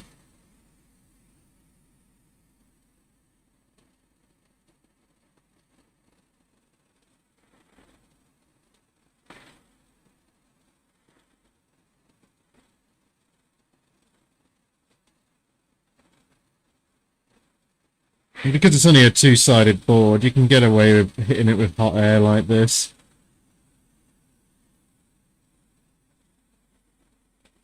You know, you don't have to worry about it wrecking like layers in the middle or anything. That's nice.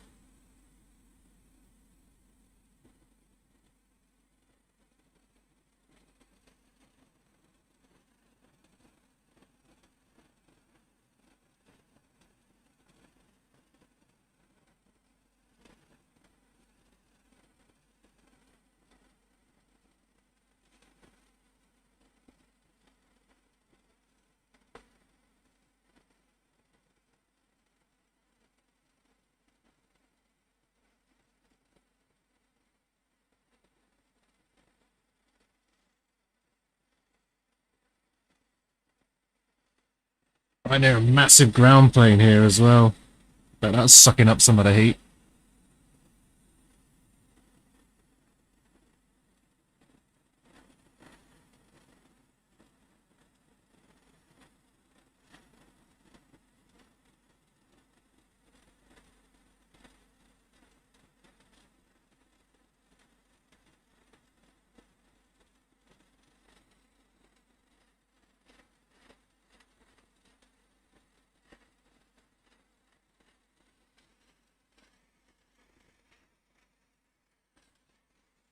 Now, something did fall out. Let's see what fell out.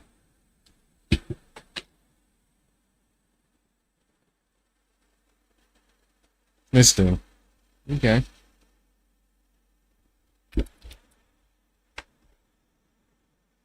Okay. So we did knock a component out. You can probably see it just there.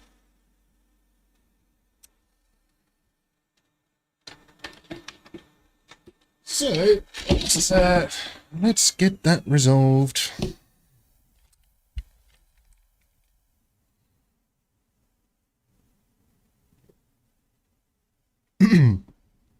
So we'll get some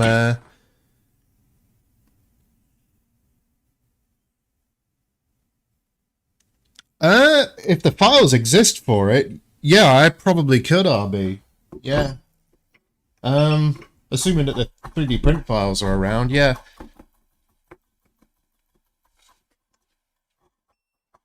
Yeah, 3D printing's kind of fun.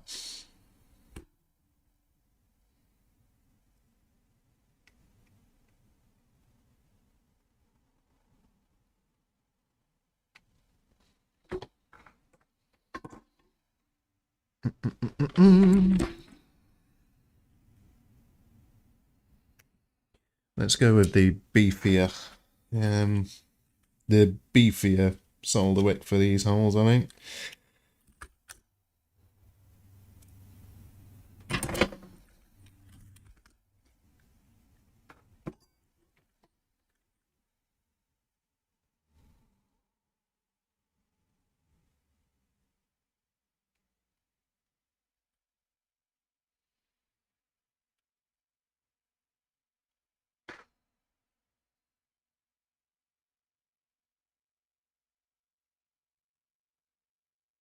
Although I know you're directing that question to RB King Lee, in my experience, clones are usually just as good as the real deal because they literally are the real deal. They're often made in the same factory, and then some unscrupulous manufacturer decides to take somebody's IP and just slap their own branding on it, and off they go, right? But that's generally how the clones are made.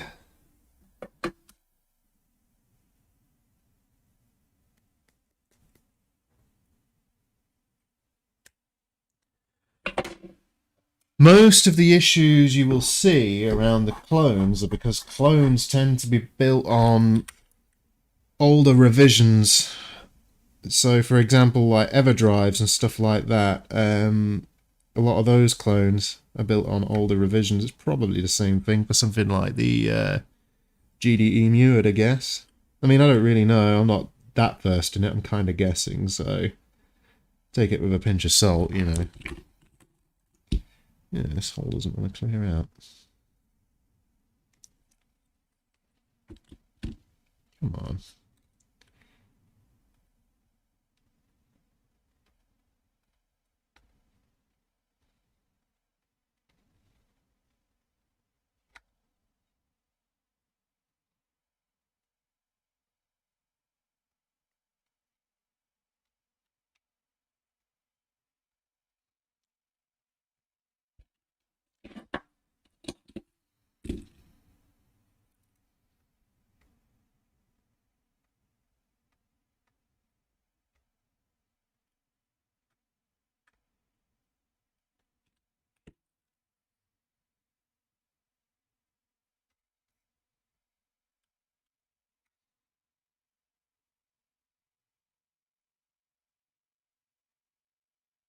SX clone.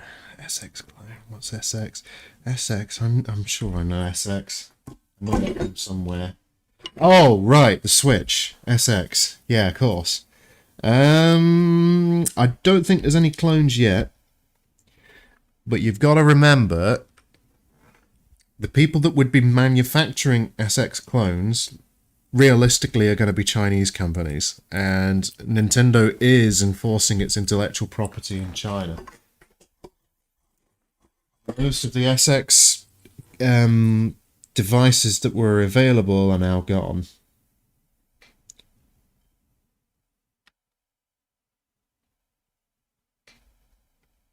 To be completely fair, though, I'm not really sure that you could argue that SX is just about homebrew.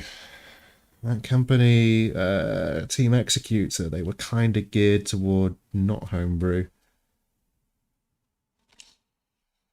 But the dirty P word, you know.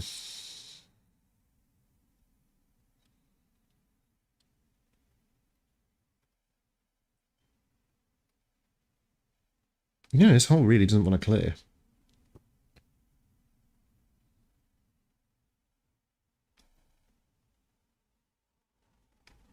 Okay.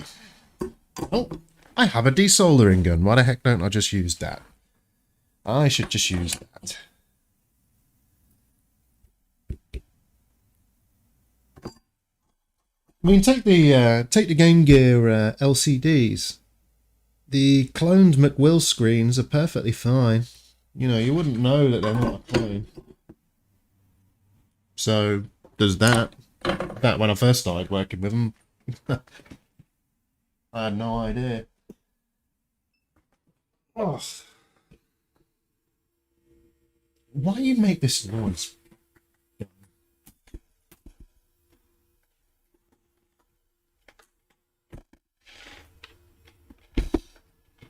Excuse me, I've got to whack my desolder gun station a bit.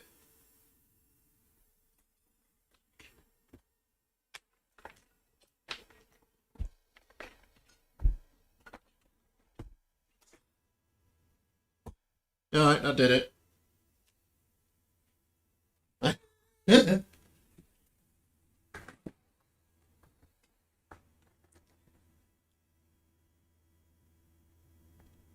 Lee, get a version 1 Switch. You don't need a mod chip for those.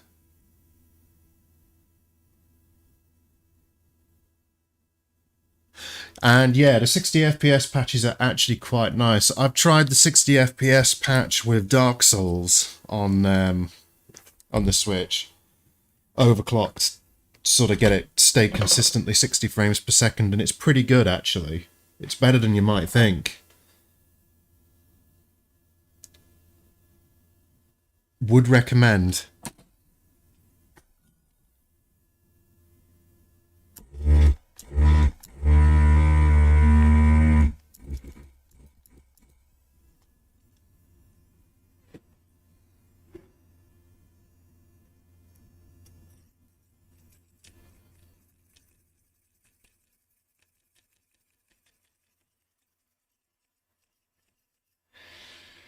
Okay, maybe I can, maybe I can clear the hole now.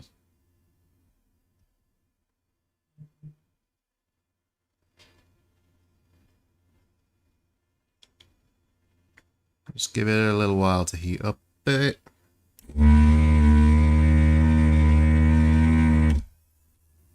Yep, that did it.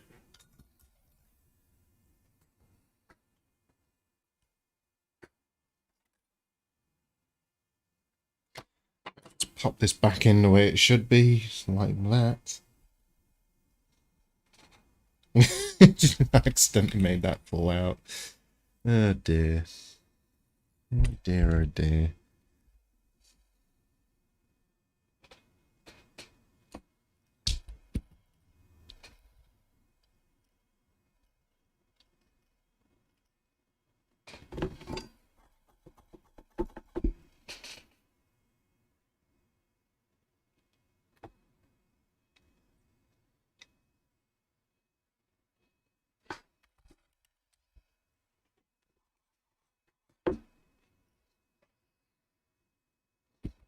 Now that I've tacked it in, we should be good.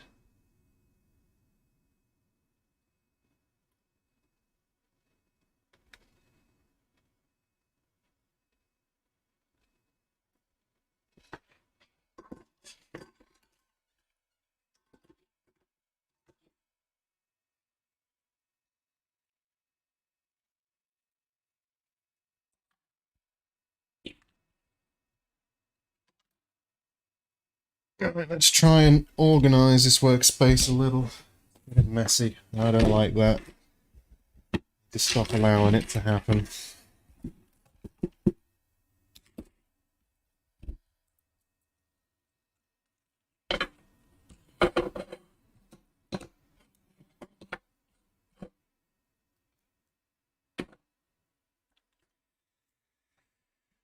Right there.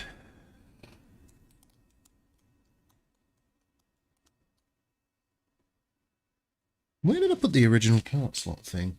Oh man. Oh, there it is. Okay.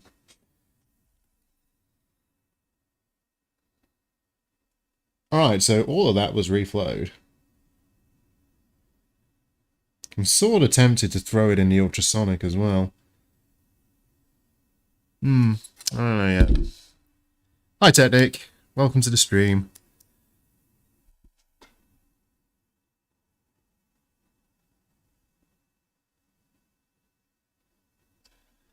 So you've been looking at an early Switch. You really want the Mario Limited Edition one.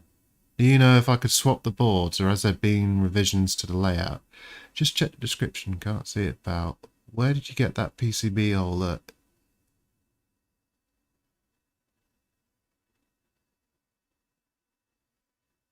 Oh! My spring-loaded one isn't single use. I did have to do a little bit of repair on it because it sort of fell apart. But that metal PCB holder you just saw, the T26, I bought it off AliExpress. Actually, I should update my description with that because it's not on there. I will do that. I will do that. But just search T26 PCB board holder on AliExpress and you'll find it. Okay, there's flux all over that edge connector now. That's not a surprise. Yeah, Technic, it was sort of all ready to name.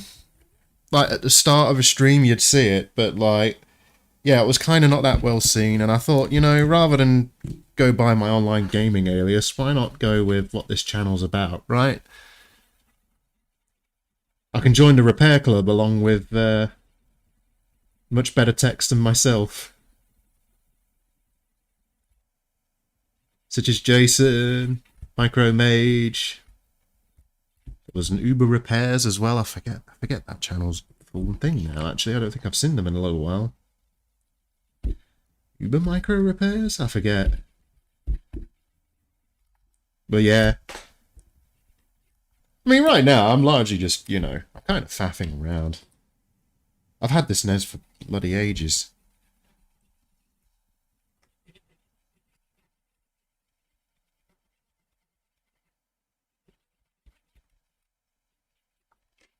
Okay.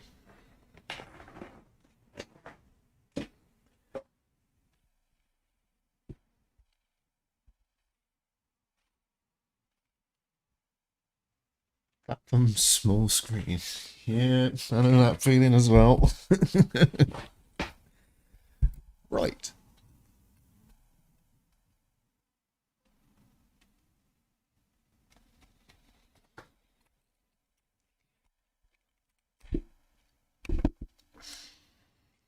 I really do need to throw this in the ultrasonic after I'm done testing. It's so flux covered. And I've done it again. I've done it again. I've put the cart slot on the wrong way around. I keep doing that.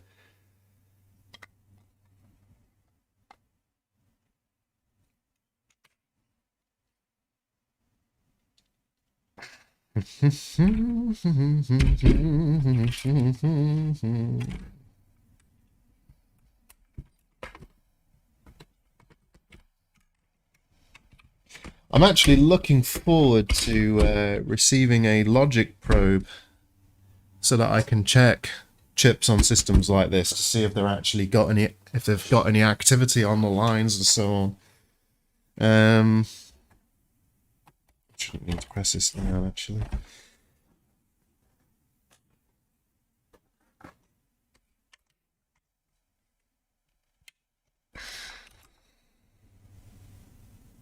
Dang. Still no luck.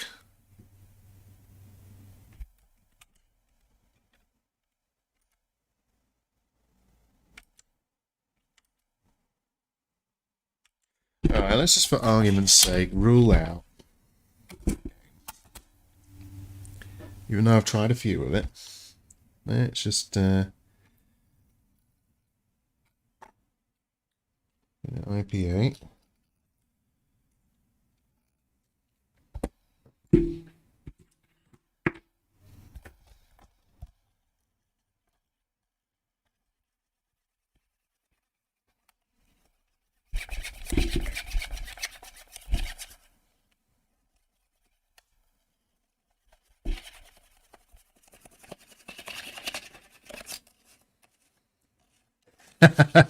Yeah, guys, sorry, I should have announced something, really. I just sort of...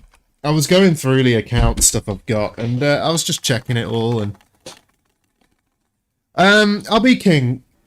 Yes and no, it's not weird. It's the multi-out, and it's actually the standard out on SNESes. If you take a look there, do you see that? RGB audio out. That is the multi-out that you will see on the SNES. Which, I think I have one right here, actually. 1 second. I've got to go under my desk to get it, but...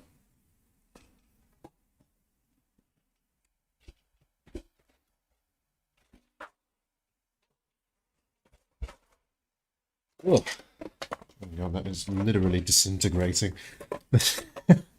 But, you see that there? On the SNES? Multi-out. If you take a look at the French Nintendo original, though, it's the same port. More or less. The only difference is the sticky uppy bit. This is absolutely disintegrating on me now. Blimmin' heck.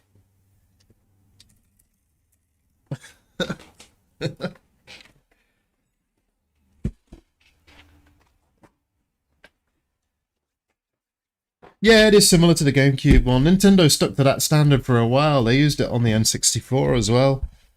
They used it all over the place. Right, I did just clean this, didn't I? Yeah.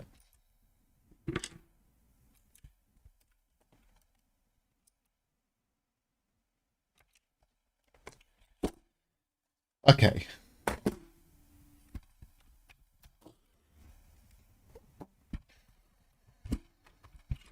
So, it's time to do a bit of chip scavenging. That's what I'm going to do. So,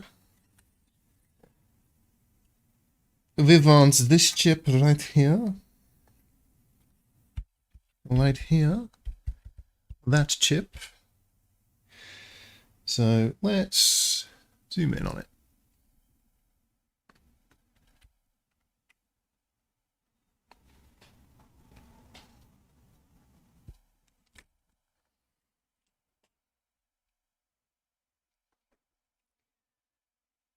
This one.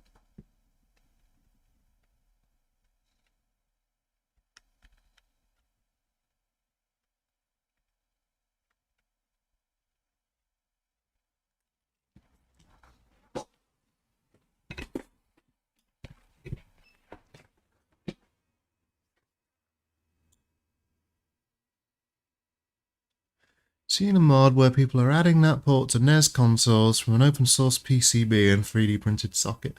Yeah, I'm not surprised.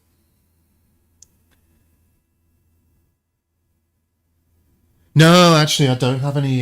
sorry, Lee, I don't have any GameCube boards knocking around at all. I've got, like, one Wii board, and that's it. I don't have GameCubes. Never opened one up, to be honest.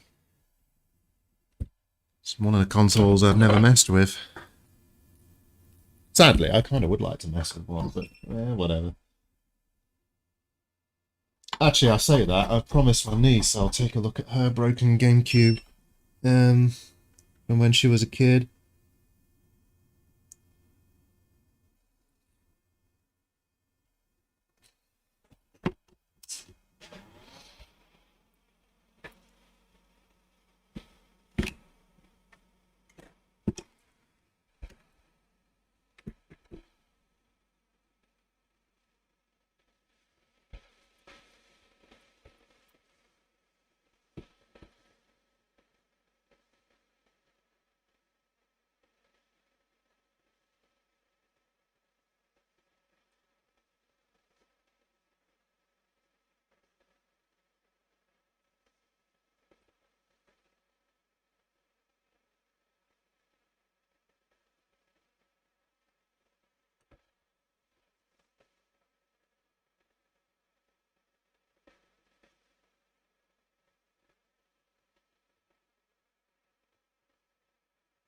This extractor's rubbish. Like, the fumes just drift away. Like, they're still coming at me even though it's on.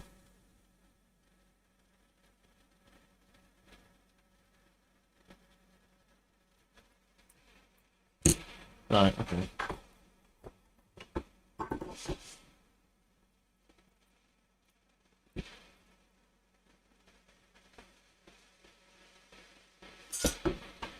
You know, to be fair, the Wii U was an interesting system. It was a shame it wouldn't really become a commercial success.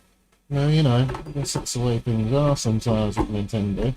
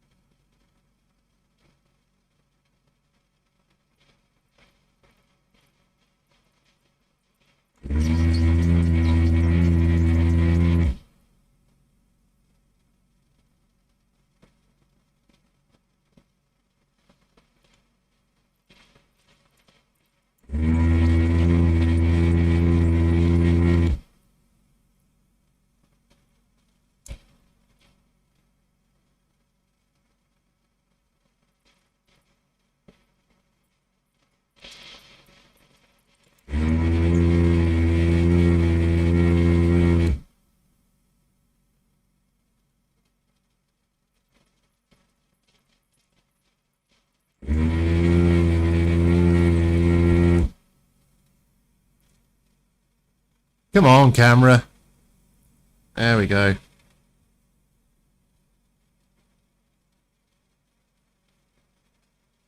Spice Orange GameCube. I don't think I've seen an orange GameCube. The GameCube was such a great console. It really was. It had some fantastic games. I used to be, and I still am actually to a point, quite the fan of the Resident Evil franchise, and the GameCube had a remake of Resident Evil 1. Dubbed remake largely by the community, like make. Anyway, in my opinion, the graphics of that game, even to this day, 20 odd years or near enough after its release, still look incredible.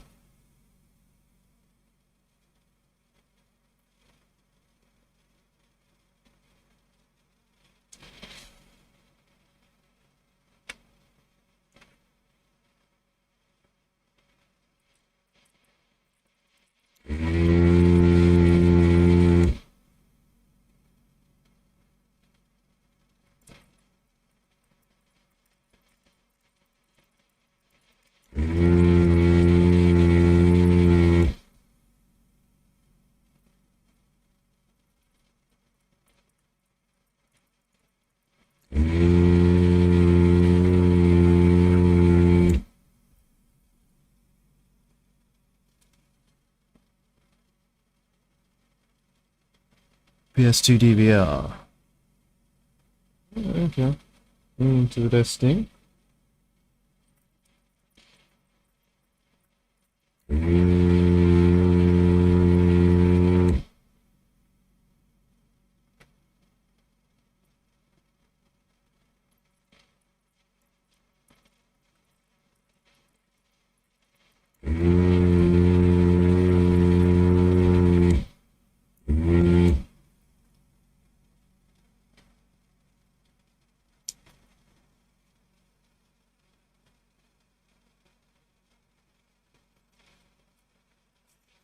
Yeah, that's what I thought. It was starting to block.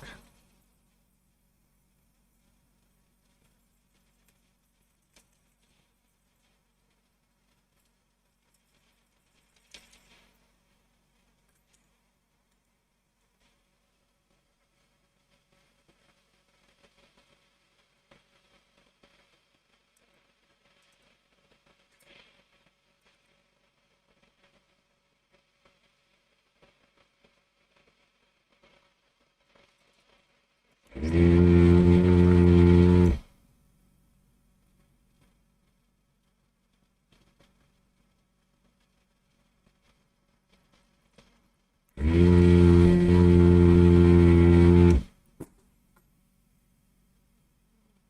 was that? Oh, then.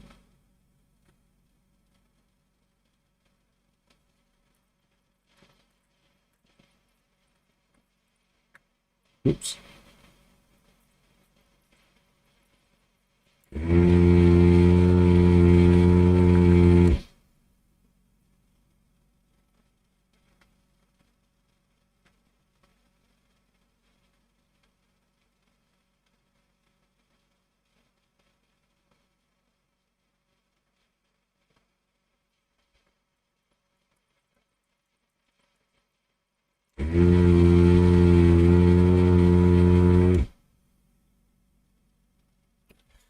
Filters might be blocking up. Over there.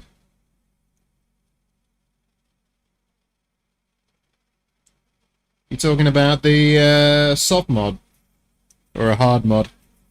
Because there is a soft mod for the PS2 these days, which is definitely worth checking out. There's a soft mod for the PlayStation 1 now as well, called Tony Hacks. You want to check that out too. Check out Modern Vintage Gamer. He did a good video on that. You stop going to stand by. I want to say that.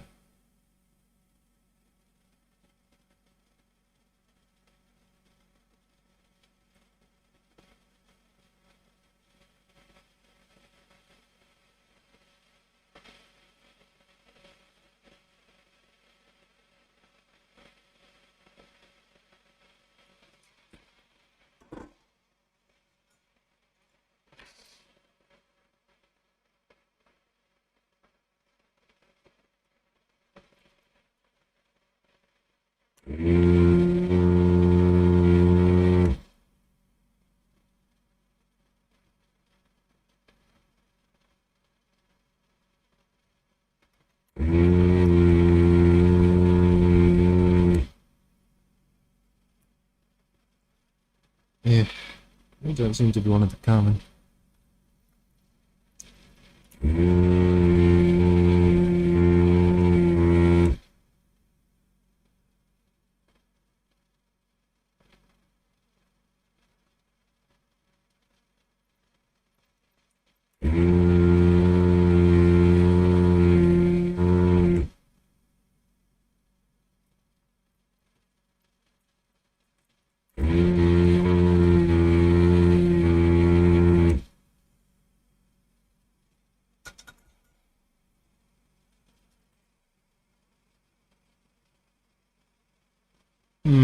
That ain't so great. So I don't think it is. Let's see if it will come. No, that won't come. I can see the holes that haven't cleared there. That one, that one, that one, that one, that one.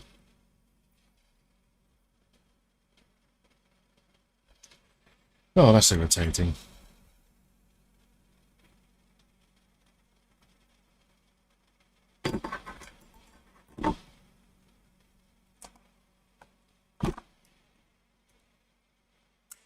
No doubt it's the desolder gun. Blocking again.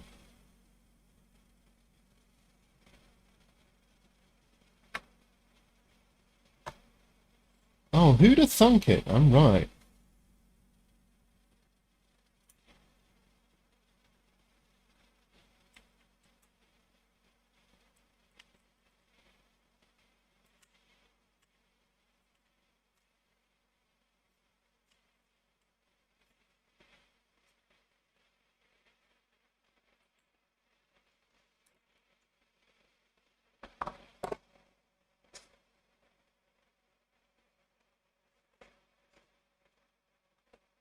Oh.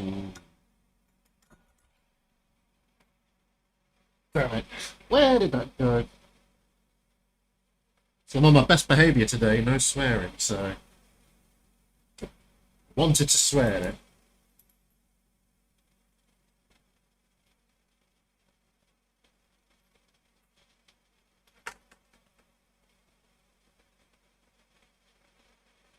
I dropped a little rubber housing. Oh, there it is.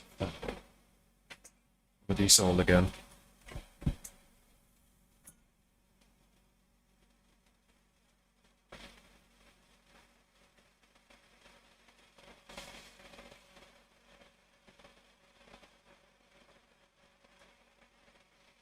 Having to do some impromptu maintenance. Lost its suction power. Really can be a little bit rubbish.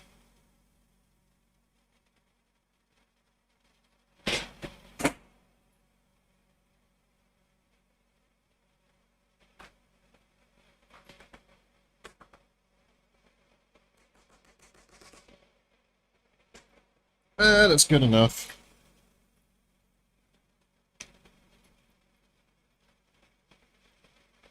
That's a great idea, Lee. I should just do that. I should just put a little button there that says beep, and then hit it whenever I want to swear. And what that does is it mutes my audio and just plays a beep.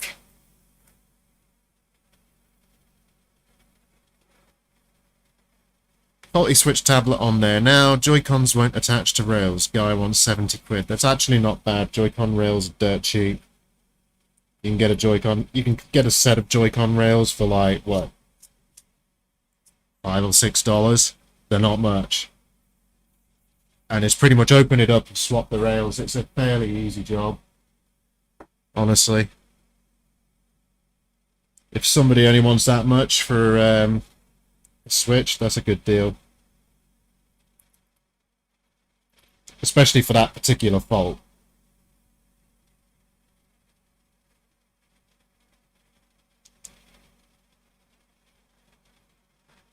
I've had Switches that had no physical faults at all, and the only fault was the firmware off eBay. Somebody who sold it thinking that it wouldn't be repairable, and then, you know, bit of firmware hacking and away you go.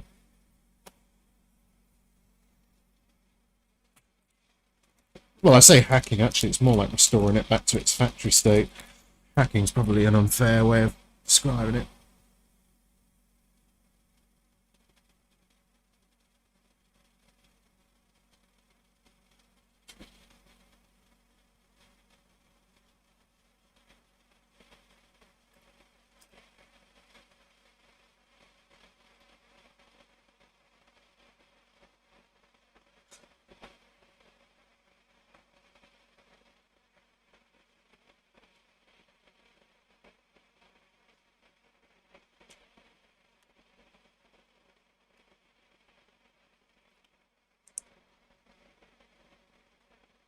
Yes.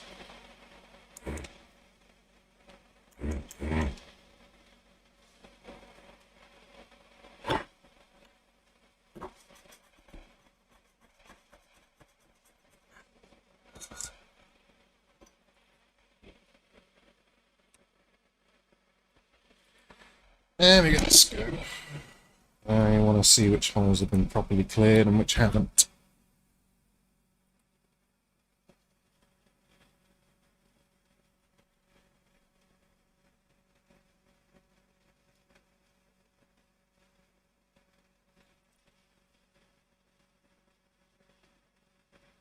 Oh dear.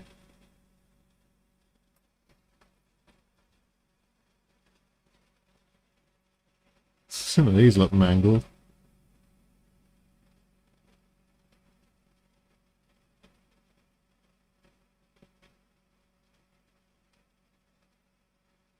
You put too much force on some of these, I don't care though, this board's rubbished anyway.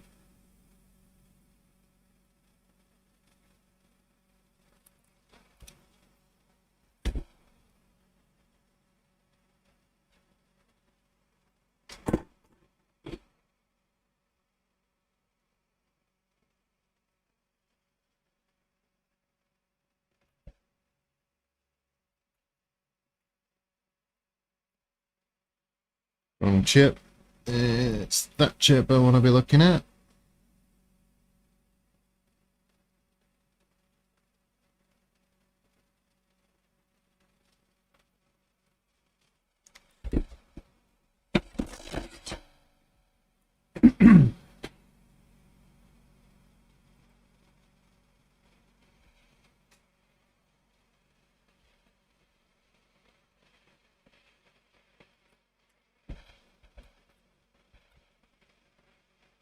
Zoom, zoom, zoom.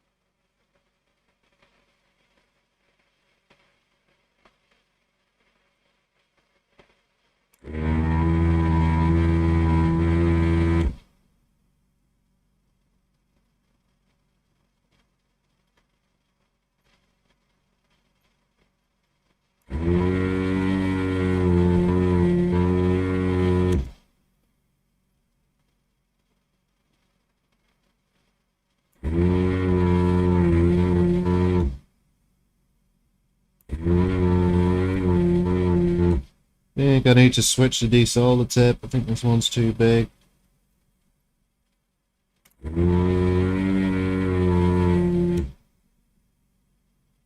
I'm going to do is hit this with some hot air. Hopefully it'll just fall out.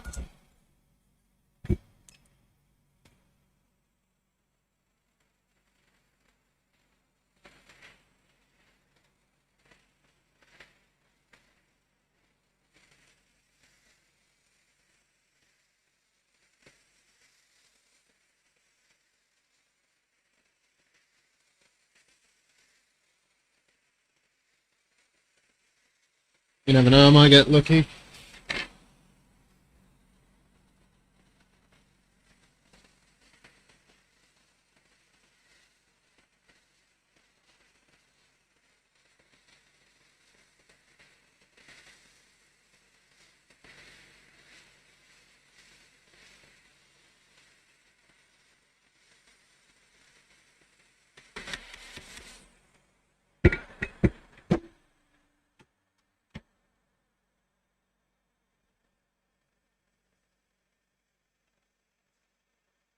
Coming to America rings a bell.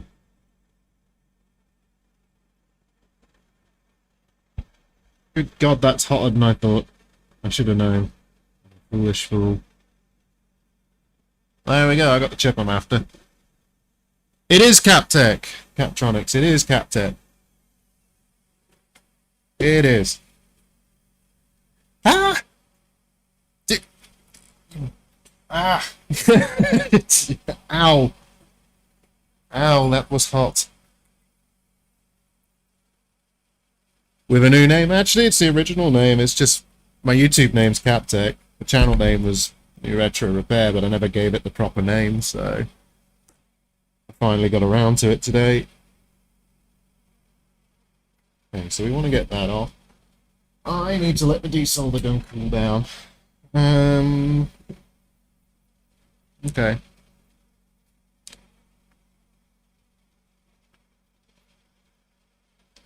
But you're alright, Cap. This is Captech with a different name, basically. Can you tell by the setup?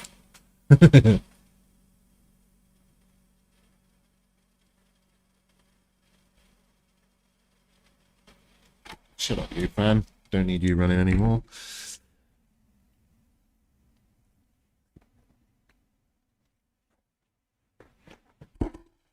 Ah! What am I doing? Just smashing things with my knee, apparently. Okay. It's going to take a while for my desolder gun to cool down enough to swap nozzles.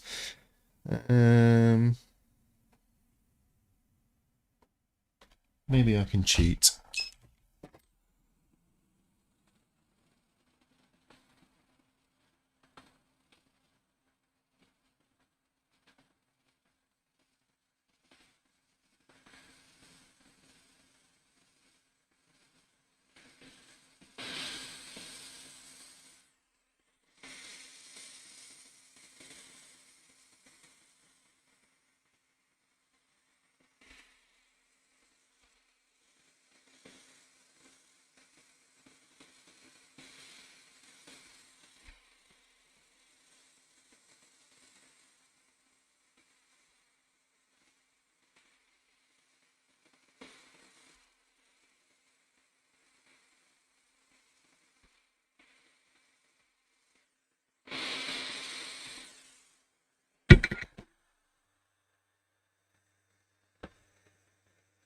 I'm cheating.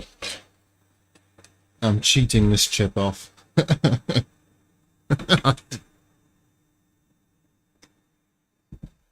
Don't try this at home, folks.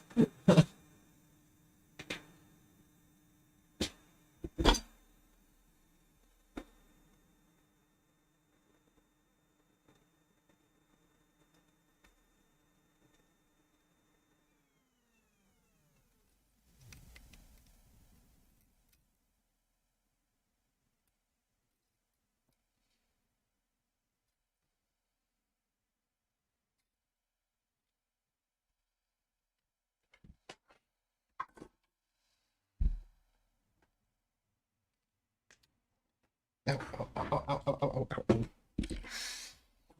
I'm a foolish fool.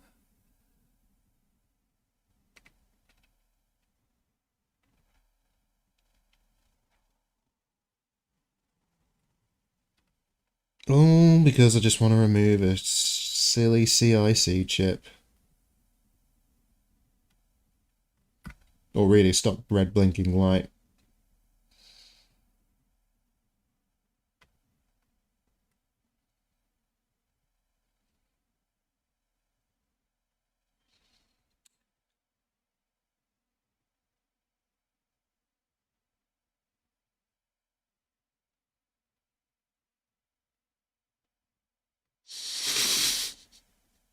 Yeah, someone with actual skill.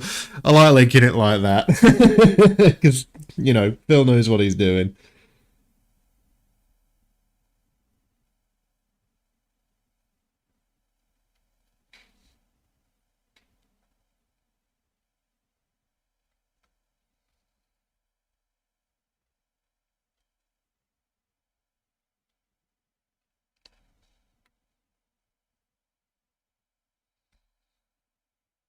Not to say the other people I link don't know what they're doing. They absolutely do. I just thought it was funny.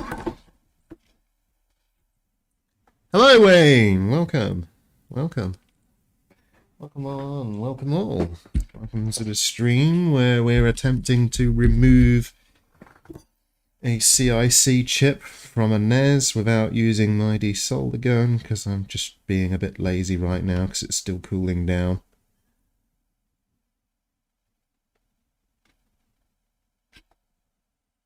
It's not working as well as I'd like this. Let's get some flux on it.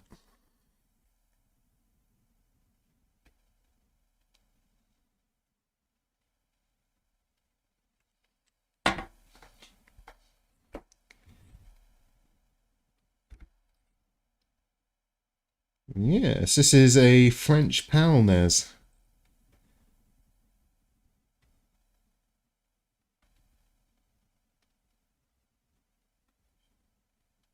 Which has fake RGB as far as I'm aware.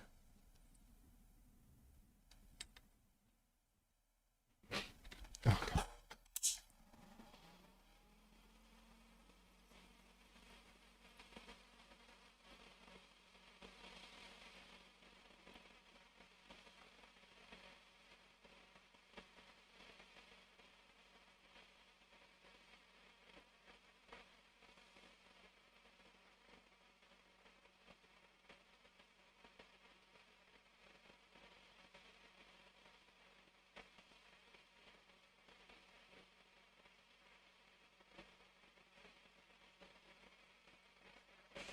Yeah.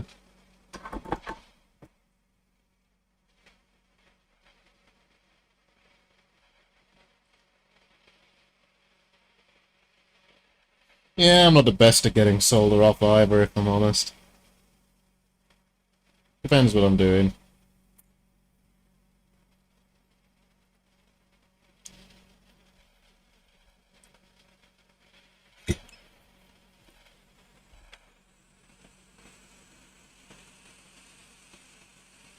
Just gonna try getting some heat into the board and pry it off.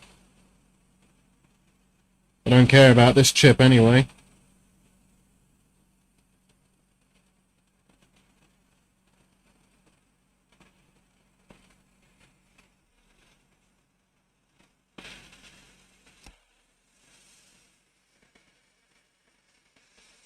Oh, it's nearly gone. Not quite.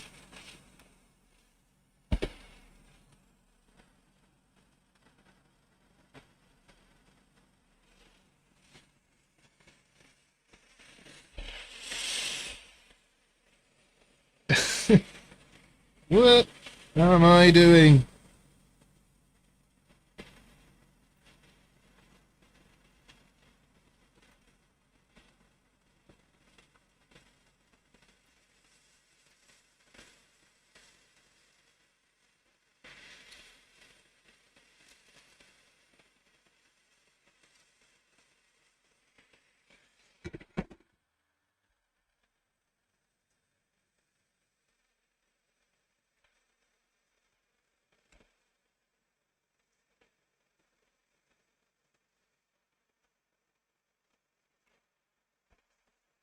What is this stuck on?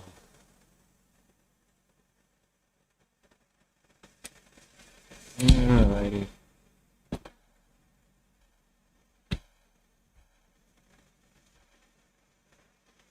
No good retracting it. We'll sort it out. What?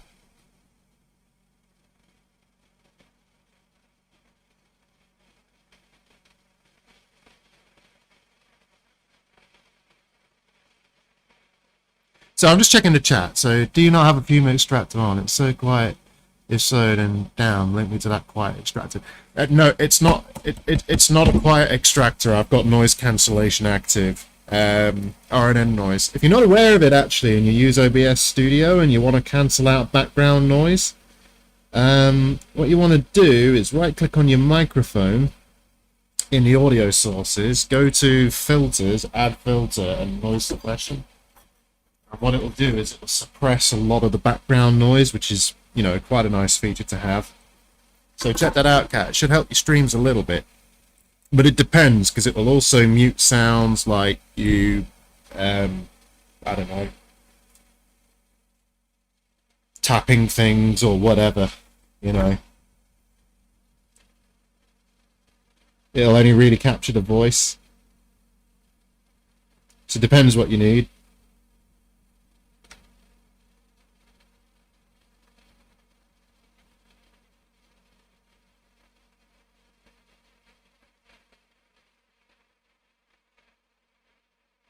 I bought myself a strong exhaust fan with some ducting, as I haven't been using one lately, so hopefully this works if I stick the ducting out the window.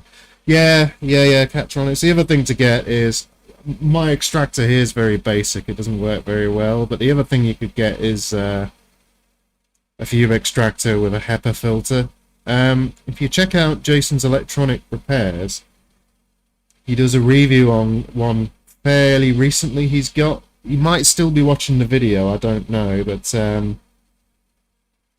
it's a yellow one that he uses, and those look quite good. I'm actually meaning to get one myself.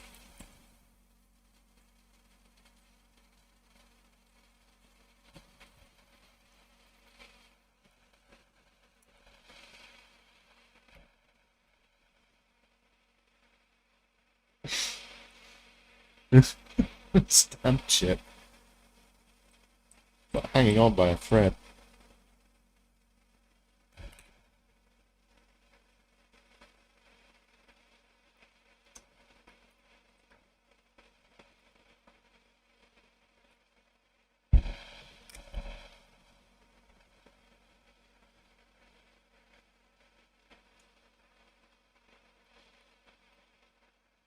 Okay, there we go.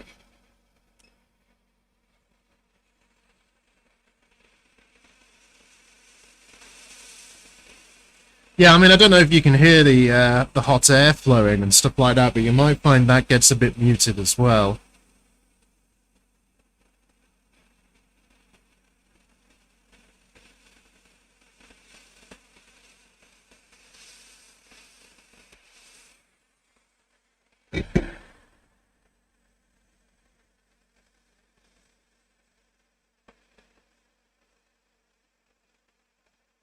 Alrighty. Alrighty, so we got that off. Right, you know what I'm going to do is I'm going to go with a beefier solder tip.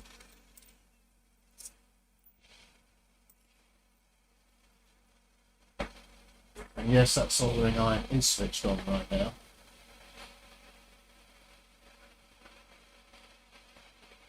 Where's my BC2? BC3 actually. I need a BC3.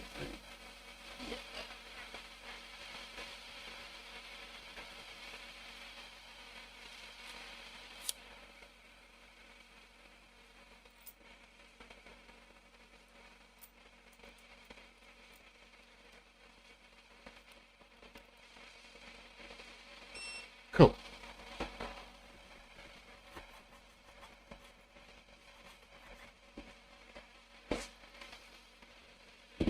Now my hope is this big beefy tip will help wick out the solder a bit better.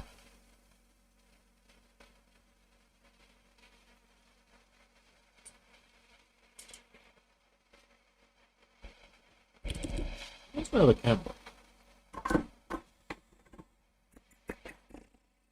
There it is.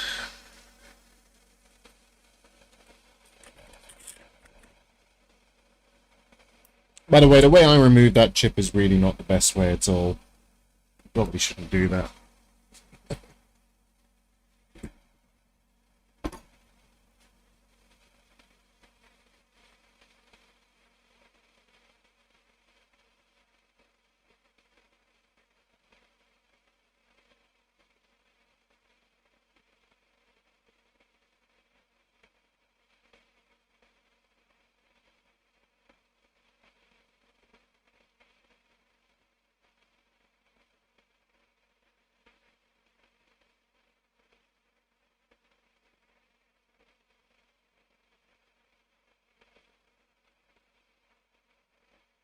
Whew.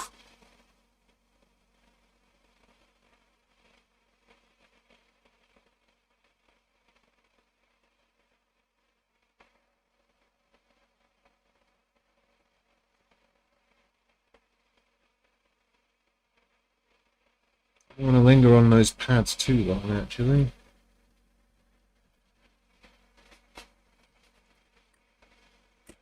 Let's get it under the stove. Clearing out these holes is always a bugger.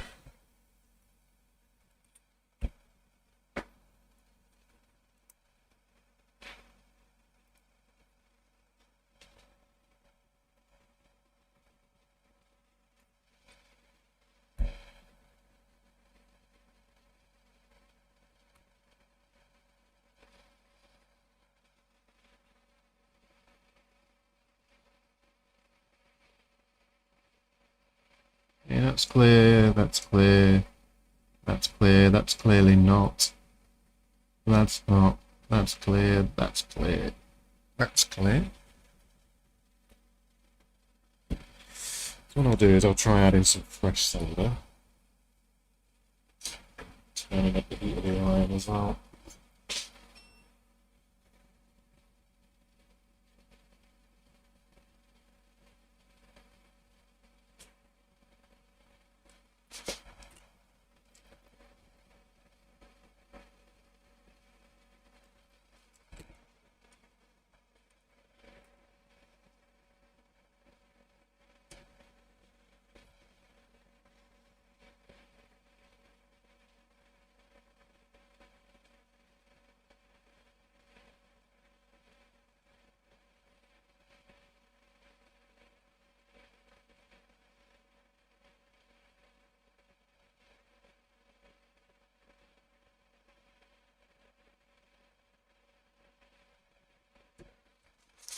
Want to clear, does it?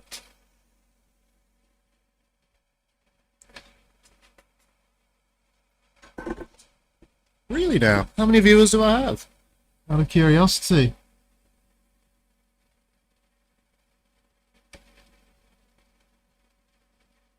I mean, I'm just kind of winging it right now.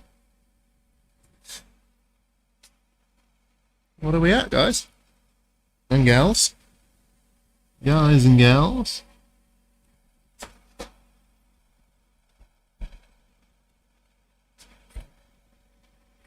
Okay, where are we at here? One of the... Ah, there you go. That's the one I want to clear. Right there.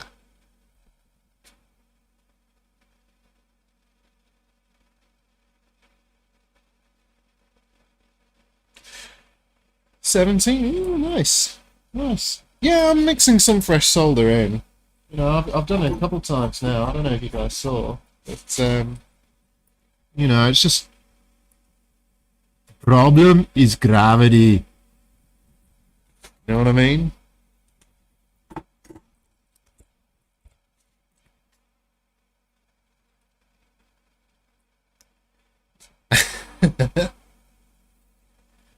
Seventeen, 17, 16.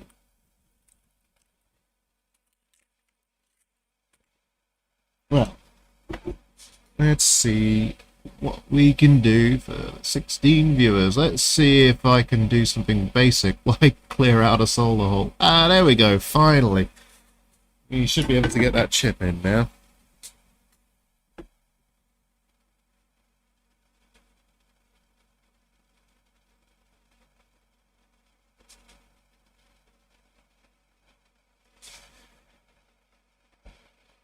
Trying to replace pots and a controller at the same time and bidding on an Xbox One on Fleabay. I actually saw original Xboxes on Fleabay for like a tenner yesterday.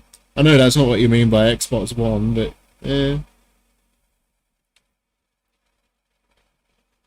think about it. Oh, come on. Really?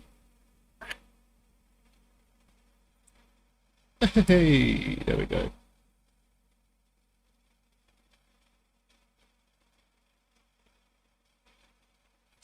Alright, we got that new chip in, so let's get it soldered up.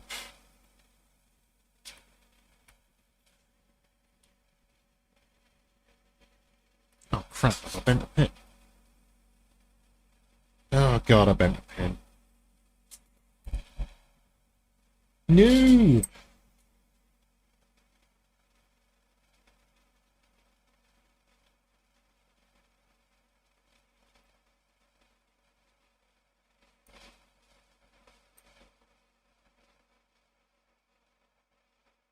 Sorry people, I'm just repairing my goof.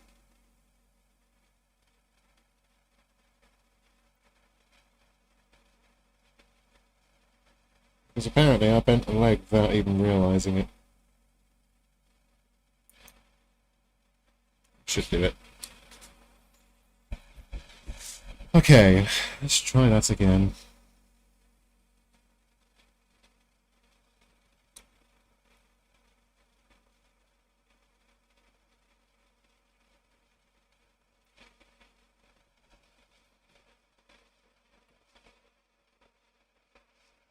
There we go.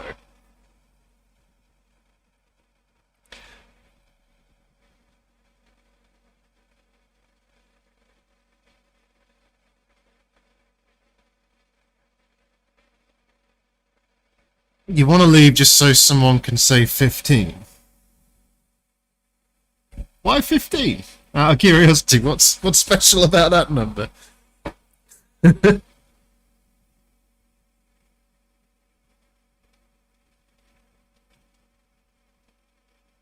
I'm going to do this the lazy way as well. Let's see if we can get a better feel of that.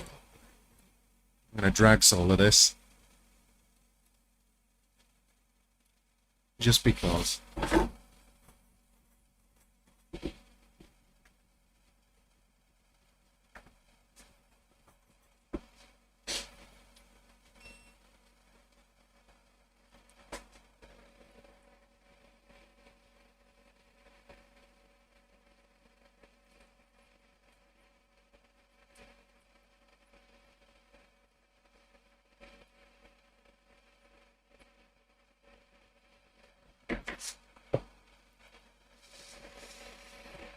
Keep knocking stuff off.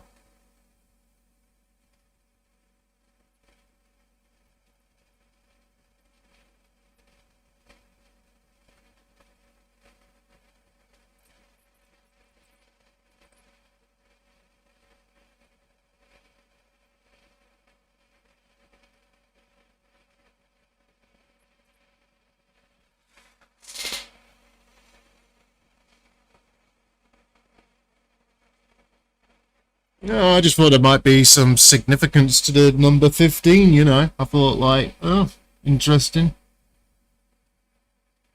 I don't know. I don't know.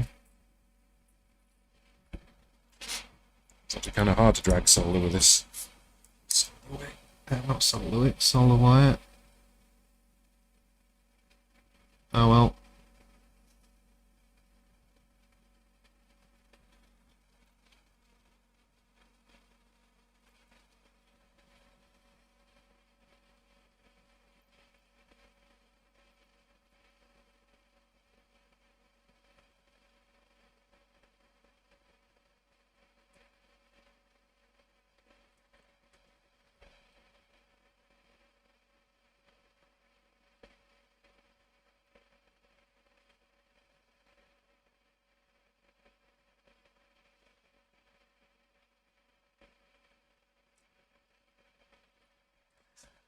I should do it.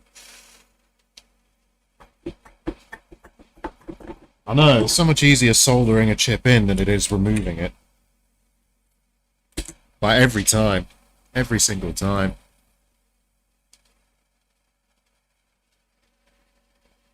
$15? I don't get it, but okay.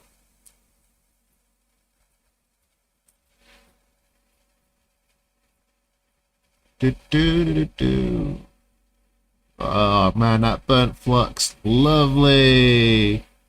Whoa, lovely. I'm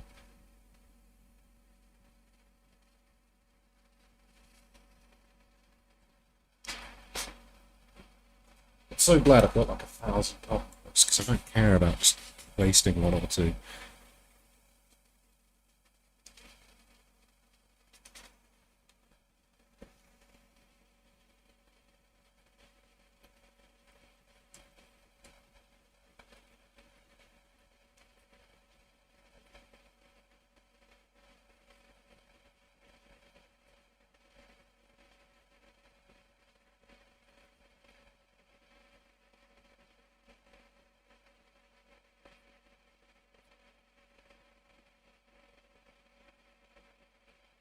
Now, I guess the real question is, will this resolve the blinking red light of doom?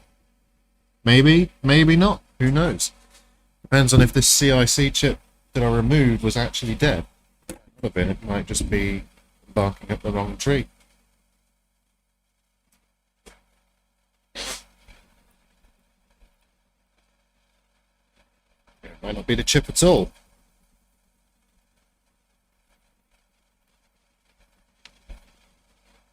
Who knows?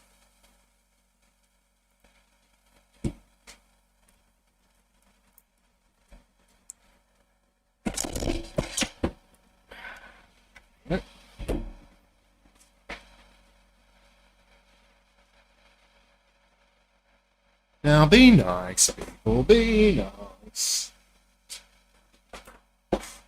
There we go. Right. Murming and umming and ahhing a lot today.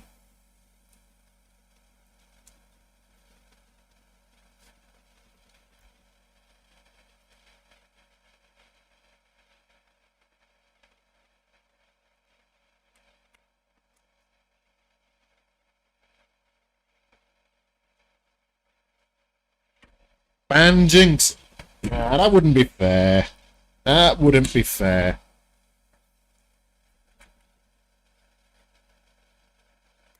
Maybe I'll just have to every now and then explicitly remind Jinxie in particular to be polite, you know. Jinxie, be polite. Be nice. There we go. That's what I'll say. I'll just say be nice. My dad used to like to say that, so yeah, there we go. Be nice.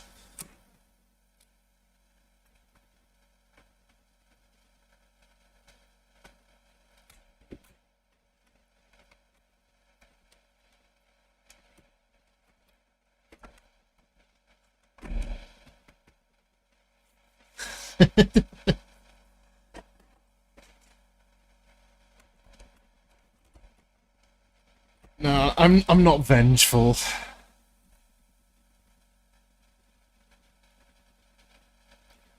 Basically, RB King, the way it works is supply and demand. When you're not skint, you're buying it all up, and so the price rockets. You'll on your own, RB King. You are literally responsible for the prices. Guess what, people? Look at that. I was right. It was the CIC chip had failed. Knew it. I knew it.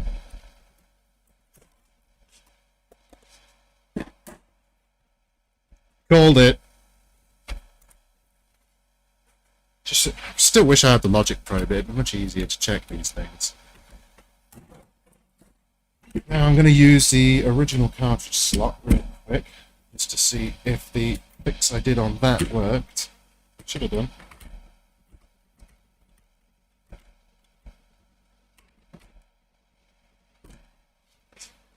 Man, all of that, and I had to find a faulty chip. Go figure, eh?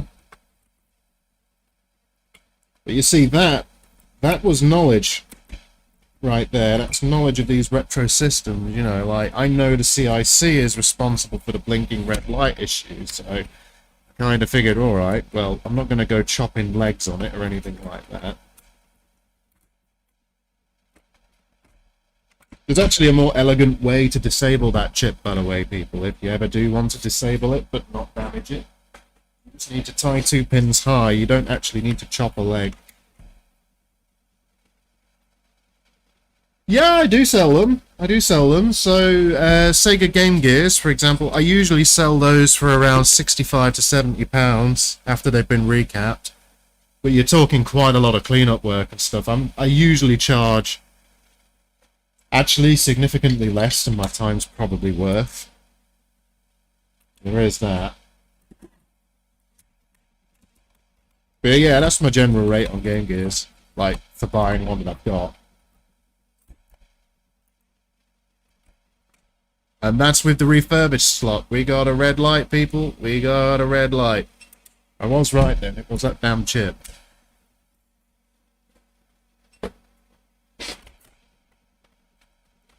But yeah, Cat, on eBay, I've been known to sell refurbished Nintendo Switches that I've repaired. I don't just do retro. I just predominantly do retro. I've done, I've sold Game Gears, I've sold these NESs, these NESs, I give a lot of these, like, full works. Like, this is just a repair. I'm going to do a bit of remedial work now. I'll show you guys a recap. I normally source them for 20 to 30 on average. It's about typical for a faulty unit. Or at least it was when I bought them all. I mean, I bought them all a little while ago now.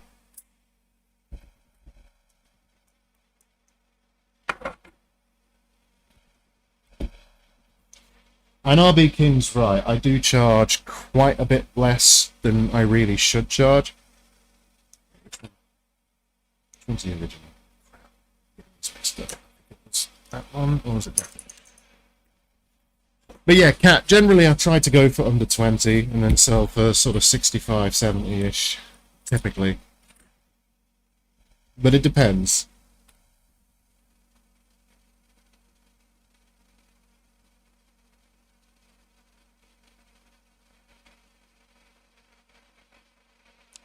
I've never had anybody try that, Captronics, no. But I'm very, I'm particular.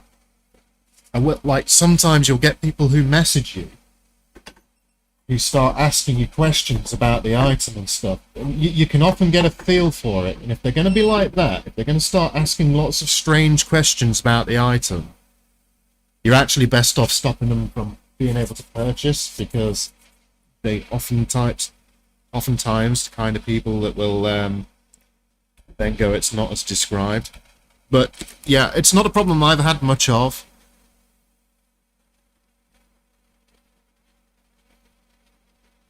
But you're absolutely right. eBay is full of conners.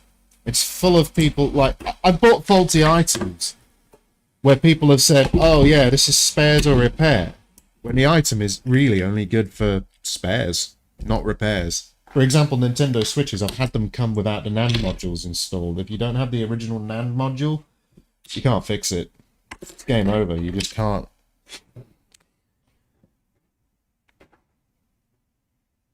The other thing about eBay to keep an eye out for, like you say, is there's all these protections for buyers, which, don't get me wrong, I think that's a good thing. The problem is there's no protection for the seller. You know, if you've got, like, for example, a refurbished Nintendo Switch, and then you've spent maybe 3 or 4 hours fault finding on that thing, and then you've repaired it, you've put some parts into it or whatever else, and you've tested it, it works, it plays all the games, it's passed your big checklist of issues and so on, or like, well, your checklist, not issues, but you know what I mean. And then you've passed all that stuff, only to then have somebody say, I didn't receive it, or some other rubbish, it's not as described, and then they open a complaint and then eBay refund them without confirming that what they're saying is true. That is taking a step too far, because what eBay do, they set your policies for you. They say you must do this. You could still be deciding whether to accept that returns request, but eBay will just do it without your express input, or they'll just refund them.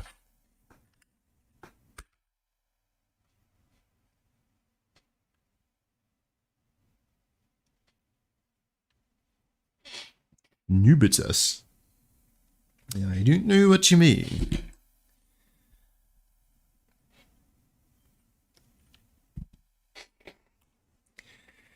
Alright, this is the fun part about NESs. It's getting knees off. This is always really irritating. I believe I went through all of that just to fix the CRC chip. That was annoying. Oh well.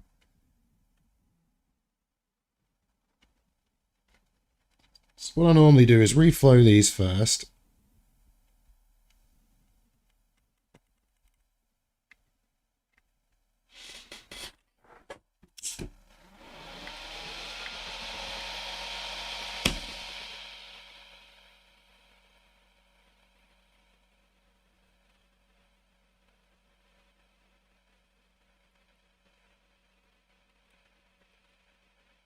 There is a trick to getting these off.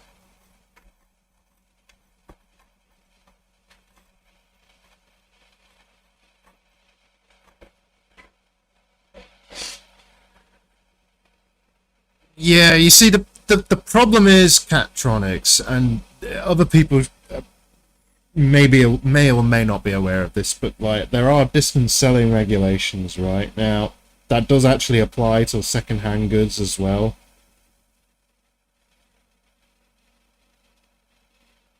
The thing about eBay is they know they basically have a monopoly on second-hand sales, particularly online second-hand. They can basically dictate the rules. You don't get a choice. You have to go along with what they say, right?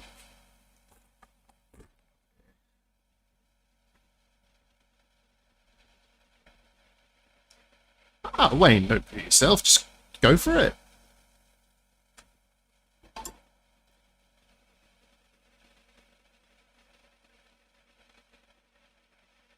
Worst thing you'll do soldering is make a mistake. Or maybe burn yourself. You know.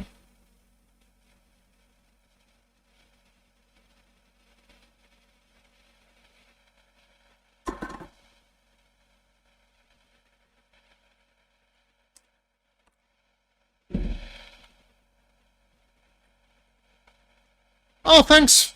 Thanks, Paul. Thanks, Paul. Really appreciate the tip.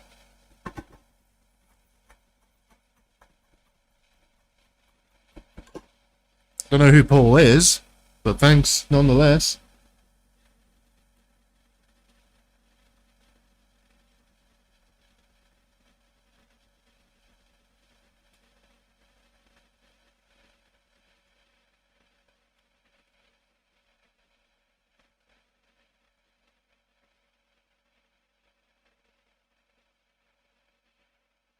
So what's going on? Looks like it looks easy, but when it started, I was like, hey. When I was as well, wait, it took me. Oh, yeah, I mean, soldering does take practice. You'll make mistakes. What I recommend you do, buy some solder practice kits. And believe it or not, the soldering iron you use makes a huge difference. Oh, okay, RB King. I knew exactly who it was, but I didn't want to confirm your identity on a live stream. But seeming as though you're admitting to that, that's fine. you know, it's not my decision to discern your identity or not, so...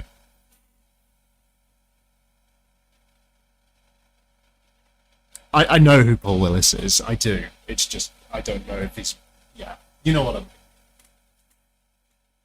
So,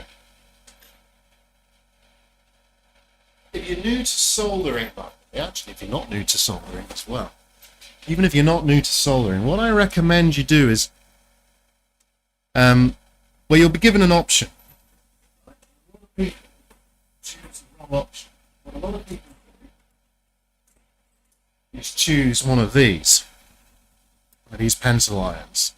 This is a slightly better pencil iron because it has a temperature control, but nonetheless, most people will choose some crap like this, and it's just straight up lead like that, right?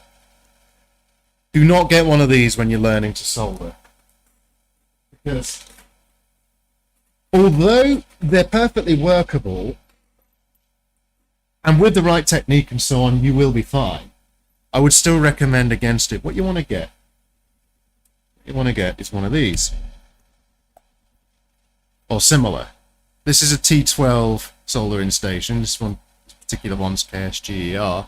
But if you're learning to solder, oh, looks like I've already modded this one as well. But if you're learning to solder, one of these is it's good because it's temperature controlled. You can hot swap tips. You get a little soldering tip like this. I always have spares of these.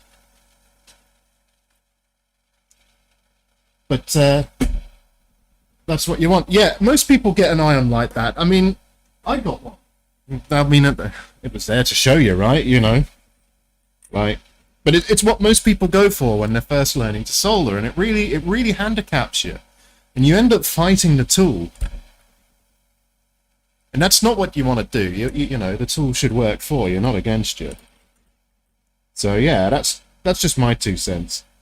You know, that soldering iron I just showed you there, that T12, that costs about £20. You know, they're not much money. I mean, it's one of those I'm using right this very second. I've got 3 of them.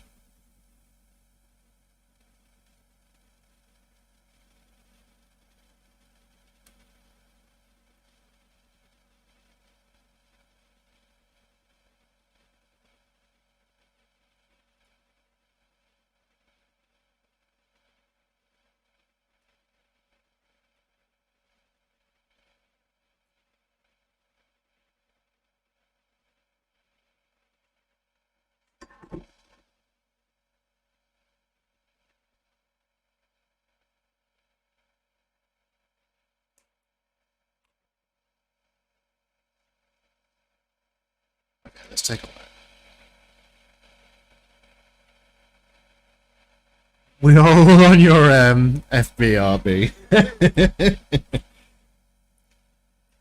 I'm not on Facebook, guys, just so you know. Like, RB knows this, but I hate the company. I hate Facebook. I hate what they've done, and I'm not gonna fully go into it, but let's just say I have strong opinions on Facebook on what they've done to the world, and it's not good things. And to be frank, when you're not paying for a service, more often than not, you are the product, right? Which is not necessarily a good thing when it comes to your personal data. But yeah, anyway, strong opinions. Strong opinions. If you want to hear it, I'll tell you, but I'm going to stop now.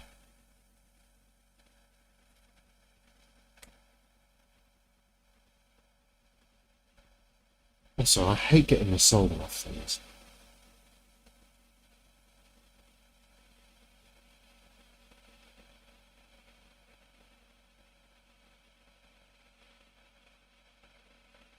Yeah, that's the thing, Catronics. Like, those basic irons, you don't realise how much of a game changer it is switching to one of the proper temperature controlled stations, particularly with, like, the temperature sensor in the tip. I mean, look at this. I'm holding the iron, and the tip's hot, and I'm holding it. You know, it's not that bad at all, right? I can hot swap these tips with this iron, even though the top of it's like 350 degrees Celsius.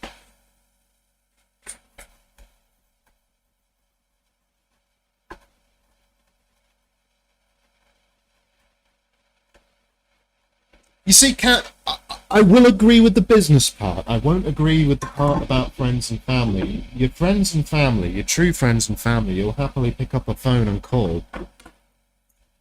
You know, I used to have Facebook arguments with my brother, and I love my brother. He's a lovely person. Right? But I used to argue with him on Facebook because of political views. And I realized something. I realized that my views were slowly being twisted by what I was seeing on Facebook, and I didn't like that. I came to realize, no, this is not who I am. Why am I arguing with my brother? I love my brother. So I stopped. But I noticed that Facebook kept feeding and shoveling things I didn't want to see into my face. Now, it wasn't just things I didn't want to see. It was deliberate. Like, I could tell it was deliberately gearing content to annoy me, to get me angry, to get me pissed off, you know.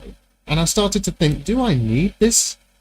Do I need this from something that helps or is supposed to help me stay in contact with family? And so what I decided to do was get rid of it. So I completely deleted my account. And you know what? All of my good friends I stay in contact with, and the rest are people that I might have known or are acquaintances at some point, but, you know, I wasn't really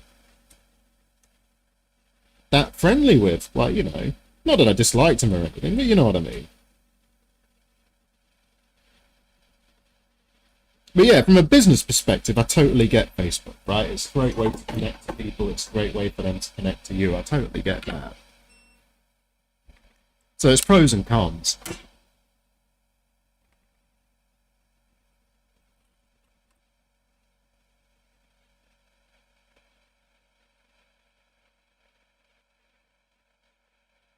Yeah, 350 is where I have my eye on, and I have it on the hot side. I mean, yeah, I totally understand your customers are on Facebook, and it's not a great idea to hurt your customer base, right? Like, you know, if that's how you've set up, that's how you've set up. I'm not encouraging you to leave Facebook in any way, but like, for me, it was a boom. Yeah. I mean, by my day job, um, I work as a web developer, mostly with back-end technologies for a large retail firm. Well, not directly for a large retail firm. Anyway, the details don't really matter, but the long and the short of it is, as a web developer, you get exposed to Facebook and Facebook technologies quite a lot, and Facebook's got its claws in everywhere. And what they're doing when you're visiting other websites is, any website that has a share this on Facebook link, chances are there's little scripts that are included on the page tracking exactly what you're looking at, what you're doing. And that information is being sold. And in fact, even if you don't have an account on Facebook, Facebook is probably aware of you. That's how crazy it is. I've actually got Facebook completely blocked at a network level on my networks. I hate them that much. I also hate Mark Zuckerberg. I mean, that man basically never worked a full day of real work in his life. Like, what's his, like, he thinks he's Julius Caesar or something. You know, he's a man whose first job was Facebook, which he basically built to stalk people at his college. I mean, yeah. Enough said, right?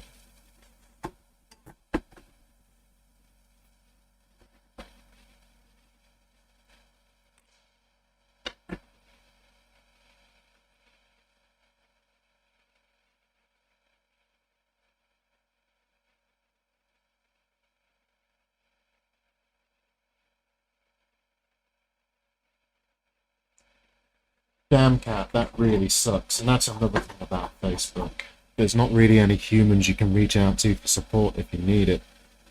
You know, there's so many reasons to dislike Facebook. Good reasons too, not just you know, rubbish reasons. But yeah, I used to like Facebook. I used to be a big fan of it. Not so much anymore.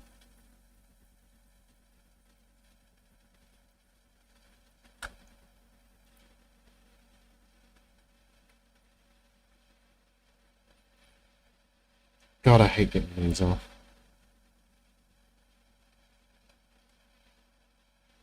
Yeah, man.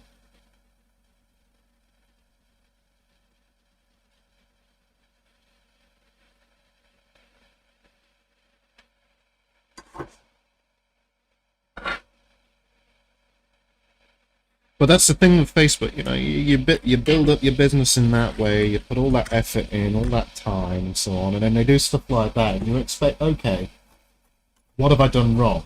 Like you say, you've gone and you've poured over your pages, you've probably been looking for maybe an inappropriate comment a customer's left, or maybe you've said something inappropriate, or something, right? But you're looking for that because you don't know.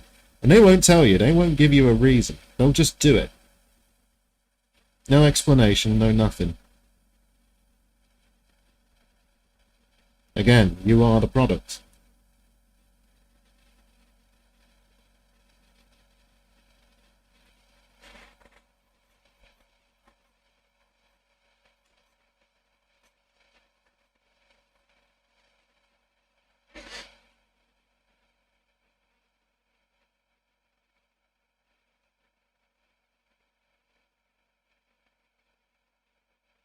Yeah, exactly.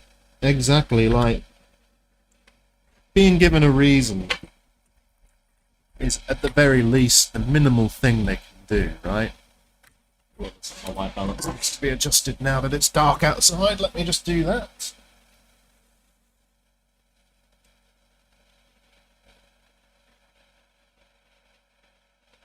Here we go.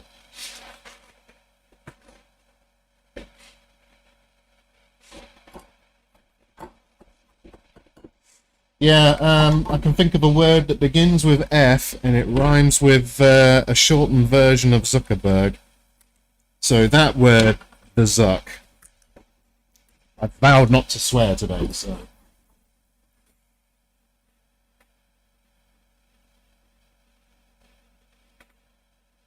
How do I smell milk?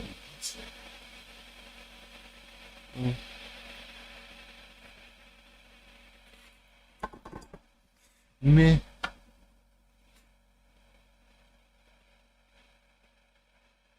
But yeah, I like, you know, I have no problem with other people using Facebook. It's just my oh, I know what it's plastic now. There's a bit of plastic on my desolderable thingy, my solder cleaning glass thing.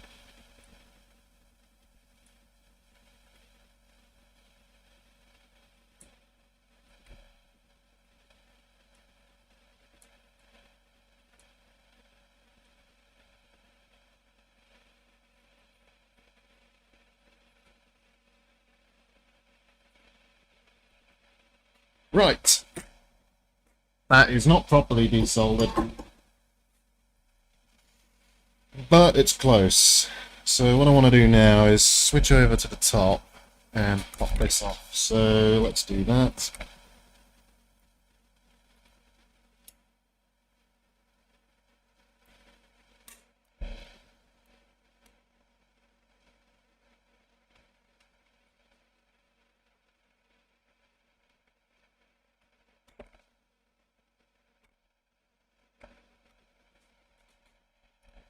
You can see the trick with these is to just sort of do that. These are never fun to remove. Where are the pins holding it? Oh, there they are. So what we've got to do is desolder these. I desolder them from the top and not the bottom because you're far more likely to strip a hole from the bottom side. Which sucks if you do. Believe me, I know I've done it. Flux. We always want flux.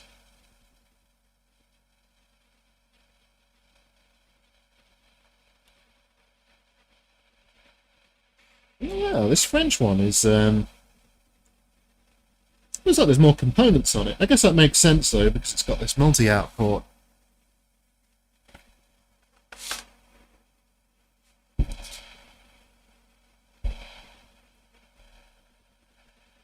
I got the old desolder gun on heat.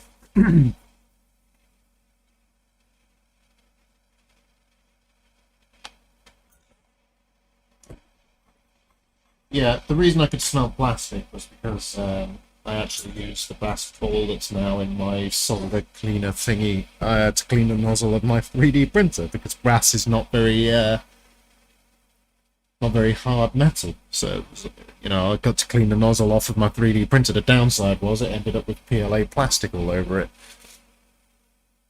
Yeah, I got it working, Dejected. Totally. It was a CIC chip, like I suspected. I swapped it out from a donor board. And, yeah, job was a good one.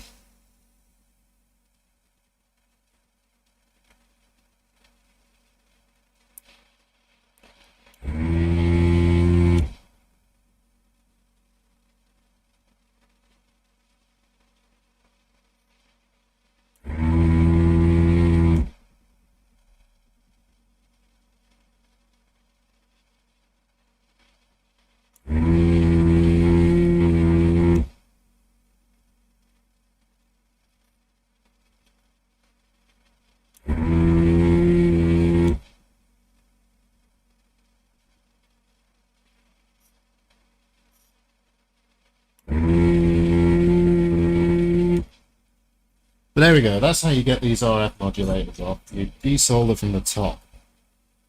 I'm not sure if I've actually cleared these holes, so I can't really tell very well at this angle.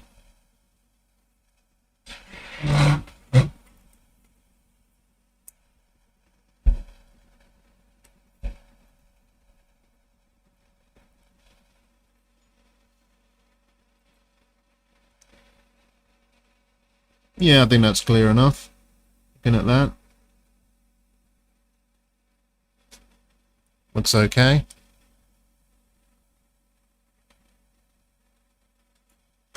How's the focus on that anyway?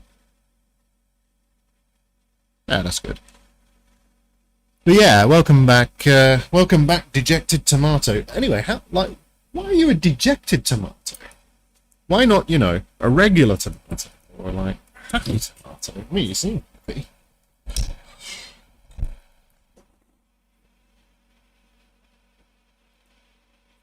There we go.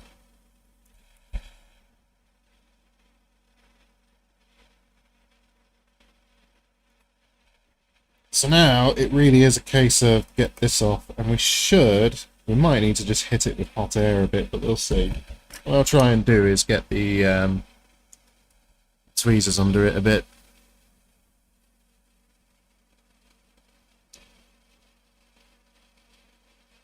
Just started to watch me on your Oculus Quest 2. Oh, nice. What are you using? Like, not big picture, what's it called? Big screen beta. You using that?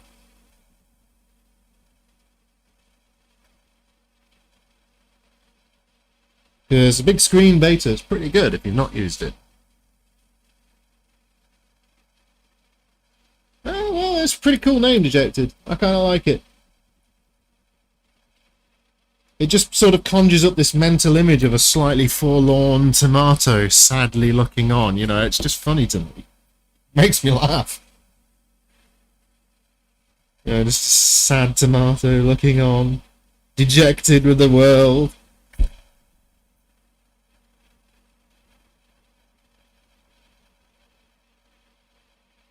Alright, so we're loose there.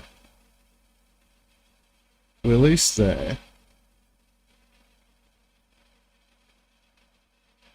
We're loose there too, that's good, that's good. Okay. So the only spot I've not properly cleared then looks to be right here on the left. There we go.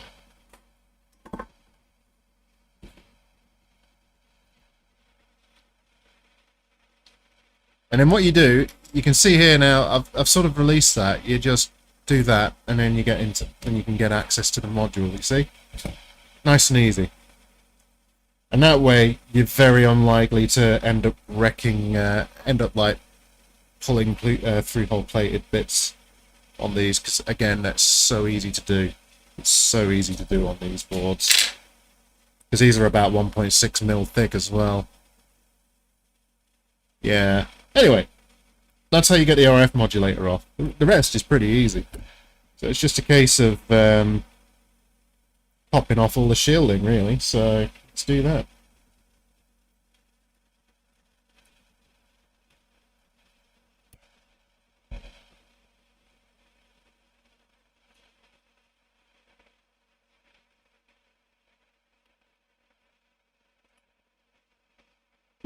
Now, I love these old electronics. Here's a good old-fashioned 7805 voltage regulator. They're amazingly reliable too, those. So we've got 1, 2, 3, 4, 5, 6, 7. Oh, this has got a lot of capacitors. 7 capacitors on this. Okay. This big cat's probably got power, so I'm going to discharge that. So, let's see, what can I discharge that with? It's not going to be the safest way to do it, but I'm going to do it nonetheless. So, do it. You might see some sparks.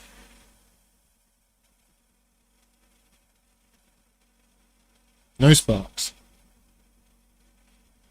Oh wait, that wasn't a big cat. How about this one? Huh. No sparks. Okay.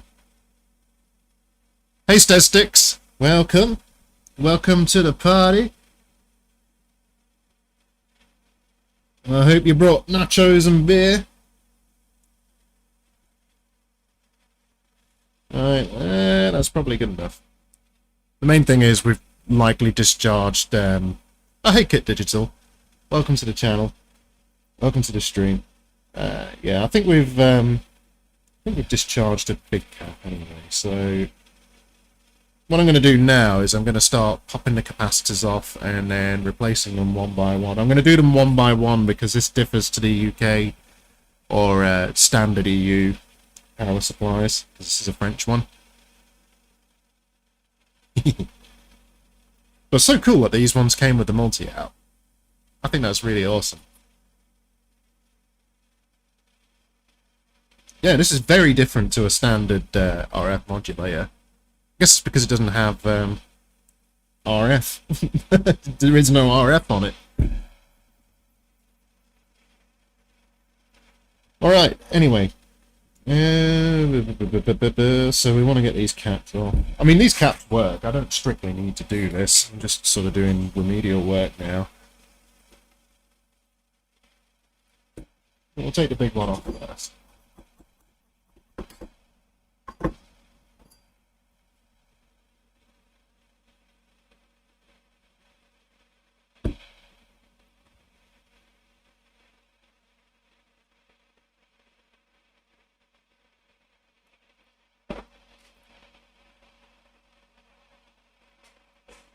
Tell you what, the best VR headset I've used is the Valve Index. It's actually the one I own, and I would recommend it if you're into VR.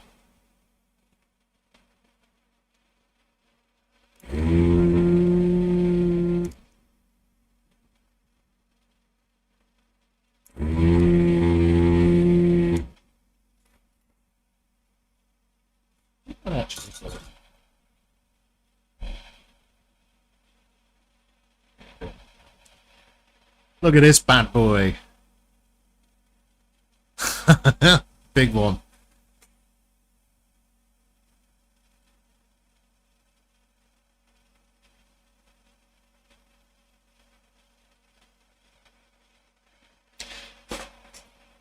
Right, we have some capacitors somewhere around here.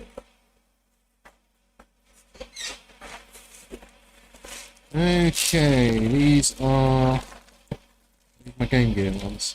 The Game Gear ones. Where are my Game Gear ones?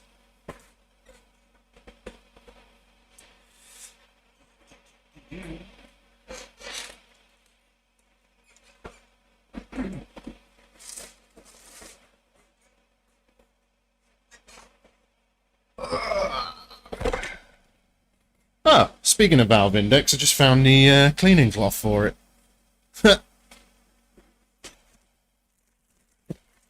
Anyway, I need the beefy cap. Where's the beefy cap? Well, that feels right. Yeah, there we go.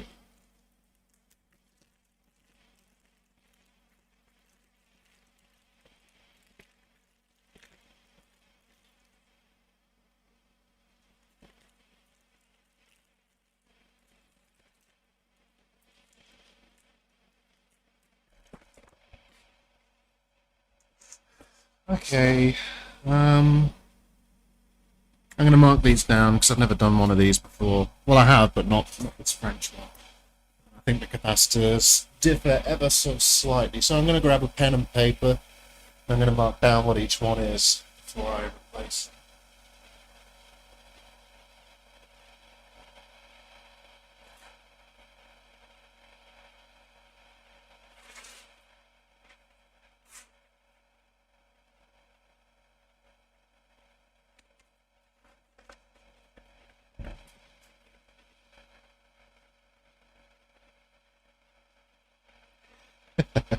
Also, a bit of free advertising for the local chip shop.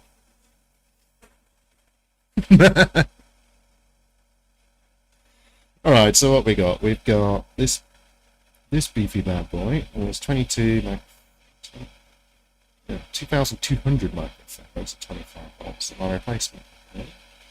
So I don't really need to mark this, but I will.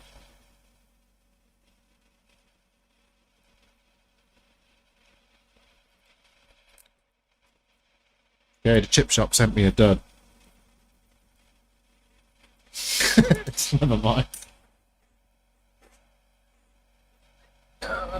Why is there never anything?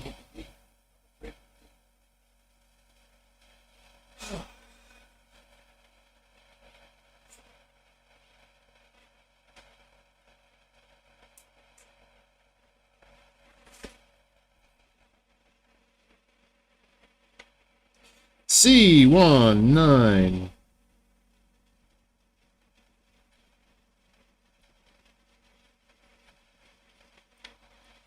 Okay.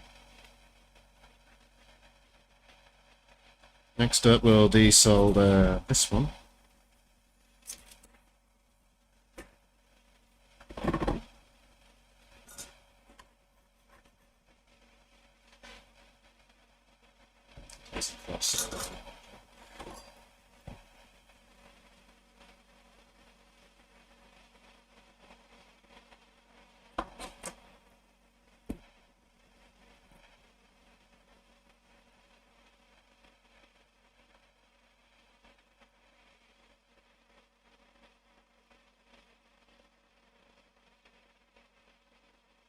And there we go.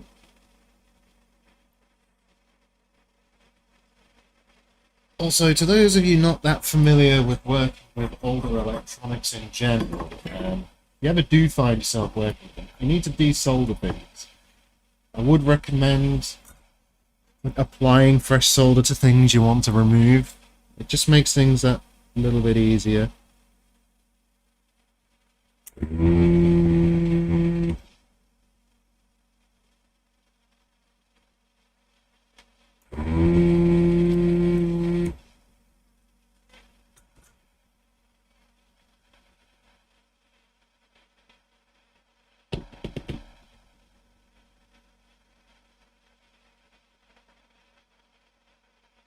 Right, there we go. So what is this capacitor? 100 microfarad at 10 volts. And where does that go? C23.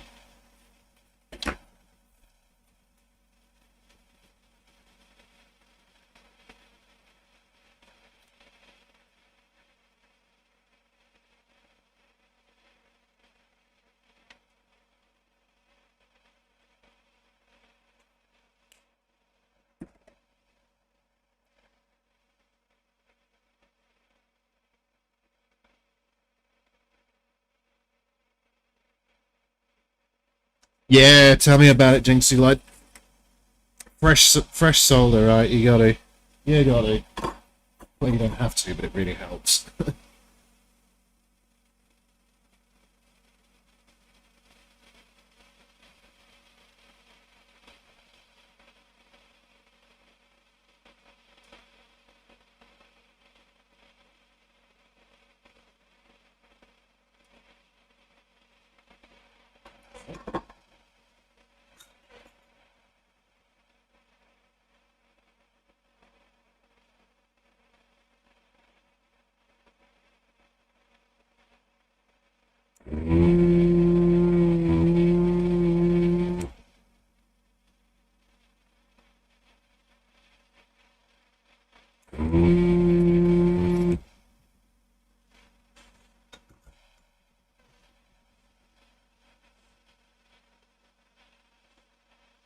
Oh, it literally fell out.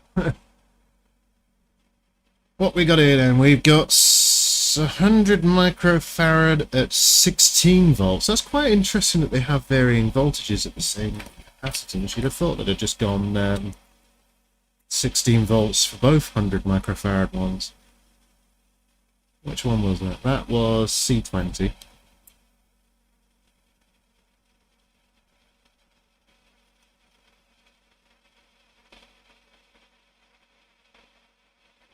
It was 15 volts.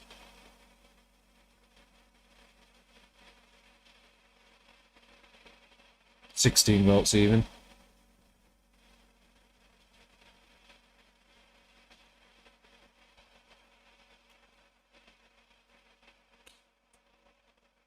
Let's see what you nice people are saying in the chat.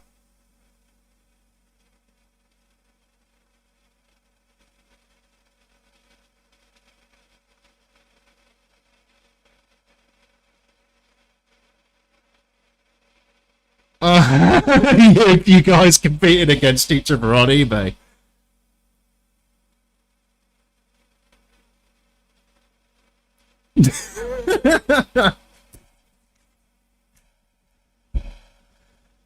You heard it on this channel first. RB King versus World. Kit and RB King. Bid Wars. Right, so we got C20 out. What next? You are a cap. Just confirm where that goes. Oh, that's interesting. Look at that. They've got a box wire in here. See that? Huh. The question is, RB King and Kit, who will win the bidding?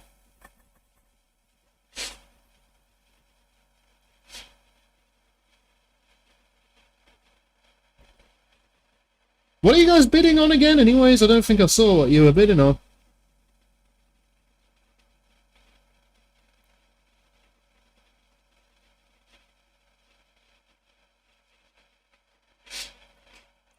I did change my name, Phil. Yeah. Yeah, I mean, it was basically the... well, it was basically what the channel is anyways, right? Like, if you ever look at the very start of one of my videos, you'll see it says New Retro Repair. It was just, you know... Figured I'd kind of change things up a bit. Also, Phil, if you're going live soon, let me know, and I'll bring things to a wrap and finish another day if you're planning to stream.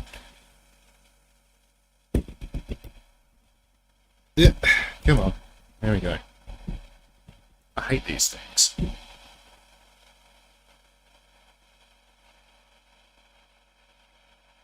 It's 25 volts at 10 microfarad.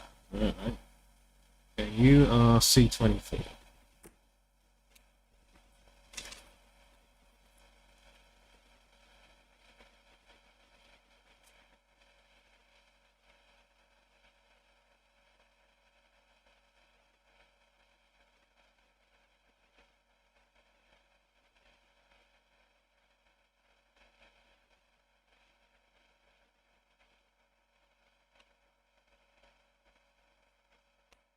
Just found out 10 TDP15 and 10 Nintendo Switch connectors and a pair of jeans.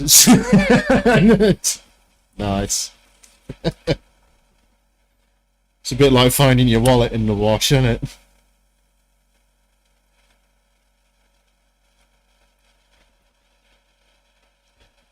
I'm amazed like anything in the washing machine survived. If I ever leave anything in the washing machine, it just disappears. It's just gone. You know, it ends up on the moon or something. I don't know.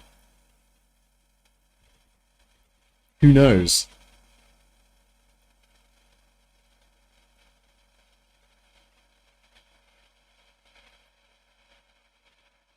Ends up in another universe, probably.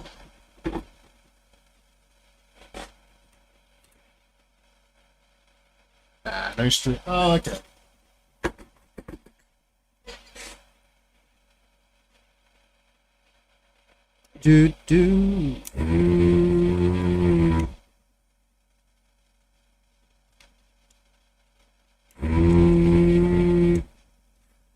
do love having a big solder gun. It's so much easier doing stuff like this. Right, that was C22. Oh yeah, Phil, yeah, I totally got the bot working. It links to you.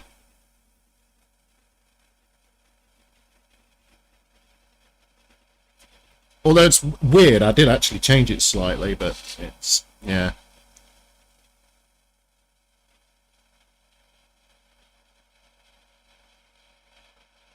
Welcome, Sarah. So what we got? We have a 10, another 10 microphone. Really? Okay.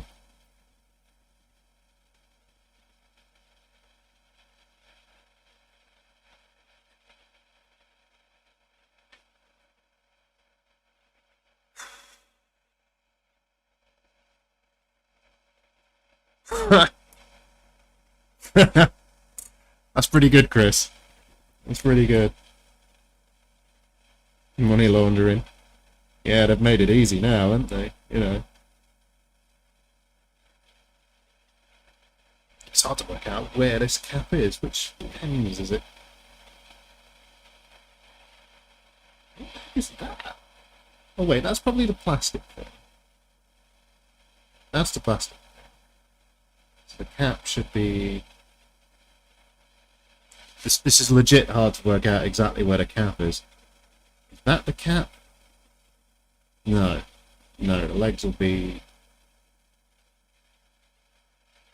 What? What the what? I think that's it.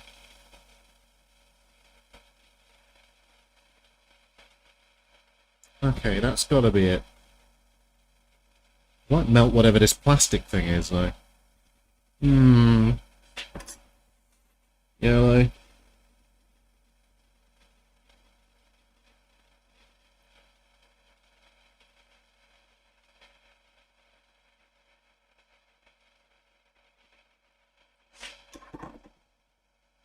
Going in.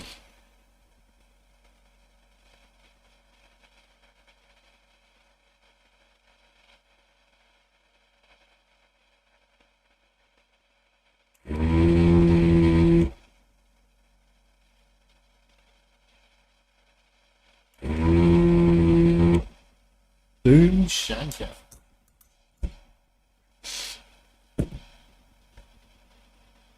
Well, at least it was the cap. C9. Okay, let's go.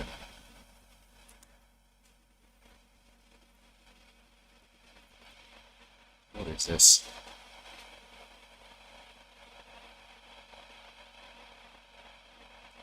Microphone to 16 volts. Oh, there's a surprise.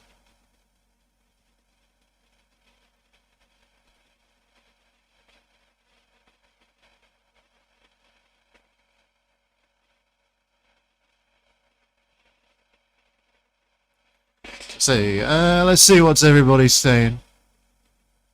Okay, so I have an excuse of being a noob though, so one or two going wrong can be forgiven. To be fair, Wayne, even the professionals make mistakes. I mean, yeah. I'm not even a professional, I make mistakes all the time, you know. This is life. And then you've got Phil, he just goes and breaks perfectly good working PlayStation 5s. Nudge, nudge, wink, wink. Actually, did you get that fixed in the end, Phil? I didn't see if you did.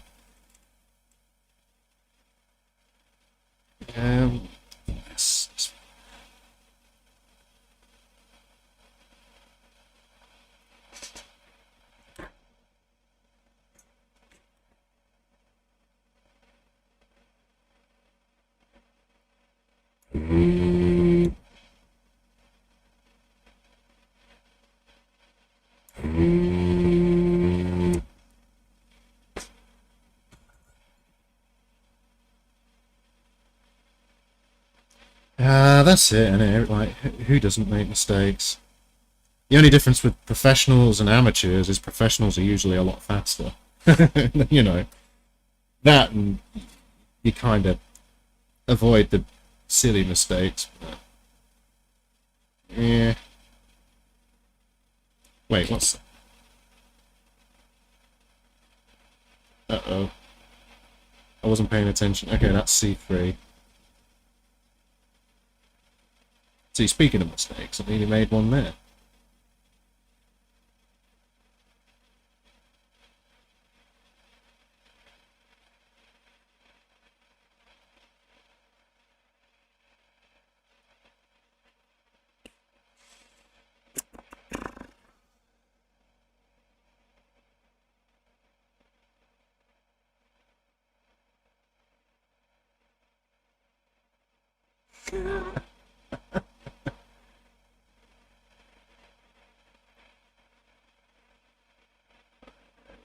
Let's,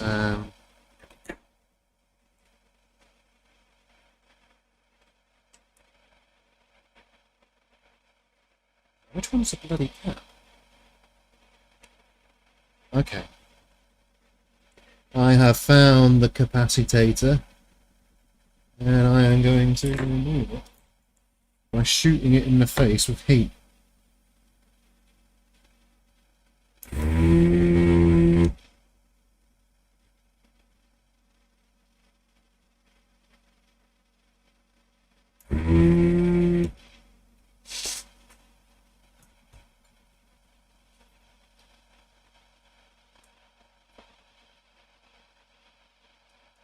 And that was C1. That was C1.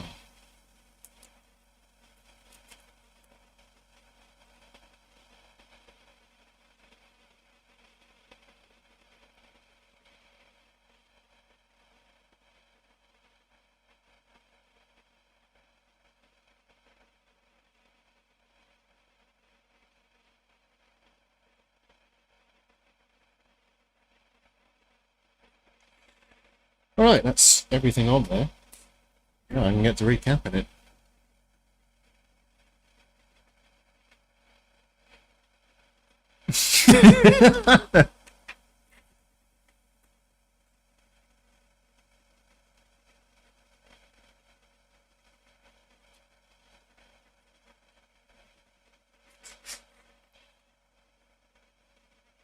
Hey, the Wise Pods, Phil's a good guy. You know, he's done a lot for me, so I'm not going to tell people any otherwise.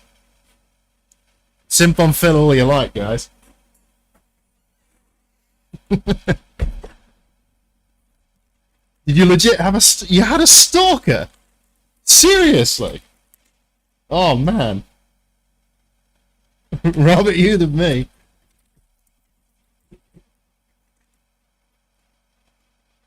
Right, what do we need? We need 100 microfarads. Alright.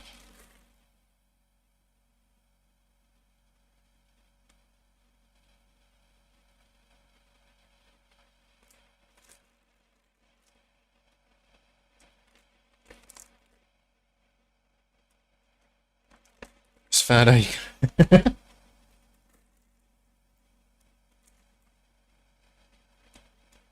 6.3 watts. What? Oh. I'm actually not sure I have all the caps I need for this. Maybe I don't. 25 volts at 10 microfarads. Well, I can probably get away with all the 10 microfarad ones with that. 16 volt, 10 microfarad. Alright, I'm pretty sure I've got a 22 somewhere. No. No. Okay.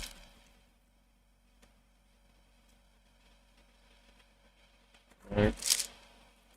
Nope. Nope.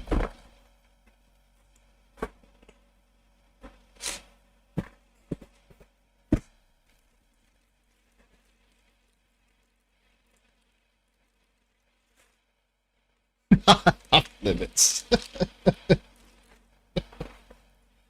Oh dear, oh dear.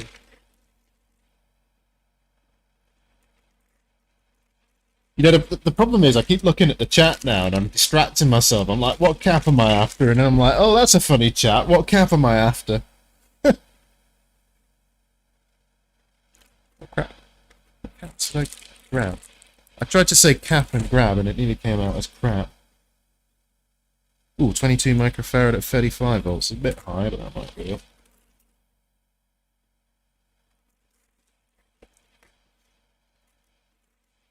Come on, I know I have some 22s.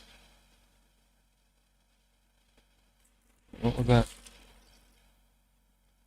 22.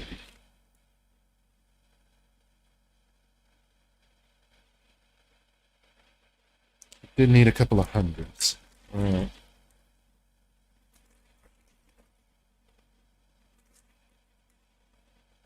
No.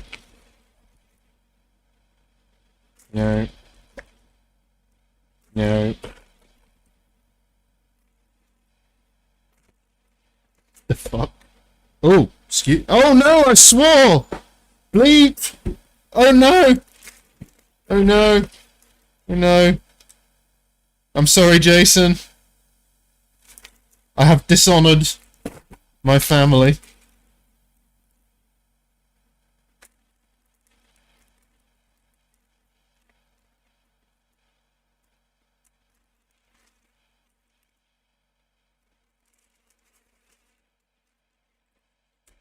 Why not? You've never streamed on a spot, go for it. You know, like, there's nothing stopping you. Most of the people are supportive.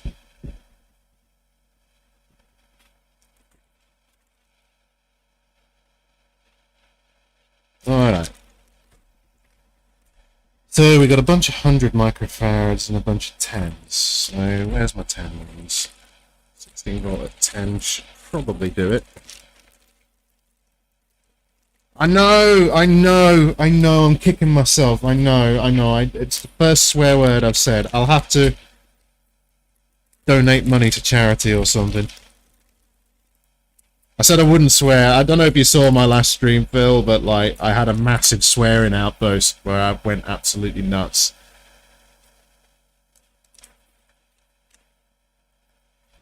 10 lashes to the thighs.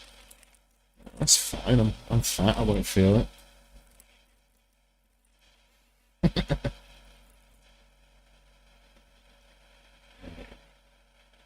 16.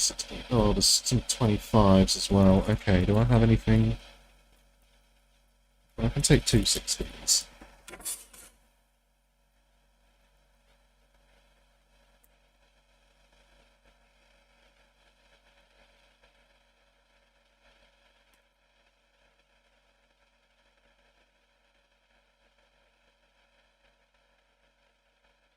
Yeah, I really want more Atari Lynx consoles. Yeah, totally. Basically, Phil, I said just about every single curse word you could possibly imagine. In fact, at one point, I even started cursing in German, I think.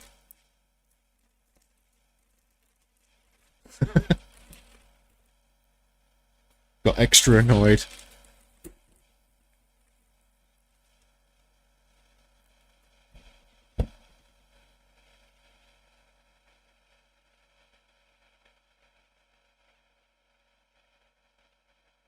That's 2 10s at 16. Alright, let's just take those.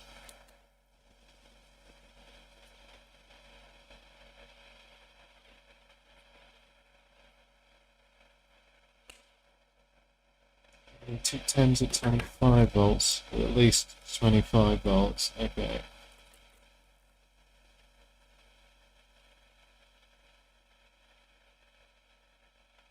That's not good. Okay. Nope.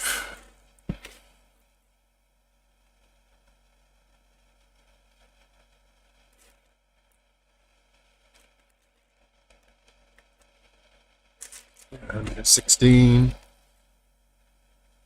10 at 25. Is that what I want? Yeah, that's what I want. Great. Amazing.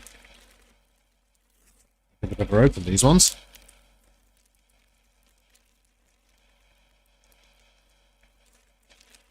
What makes me laugh, Phil, right? In particular me, is a lot of people say, oh, you sound proper. Now, you being a Midlander, like me, you can probably hear that I'm a Midlander and that I'm not, like, posh accent. Or at least I hope so.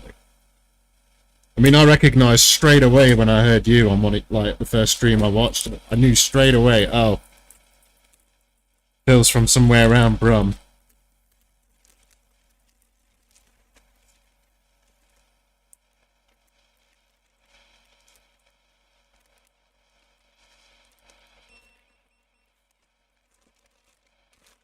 We Midlanders know. We know.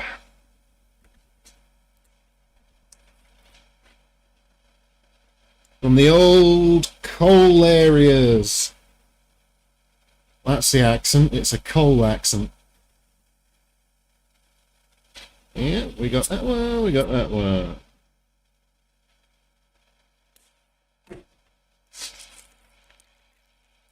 ASMR repairing. Oh, I should probably turn that off now. We don't need that.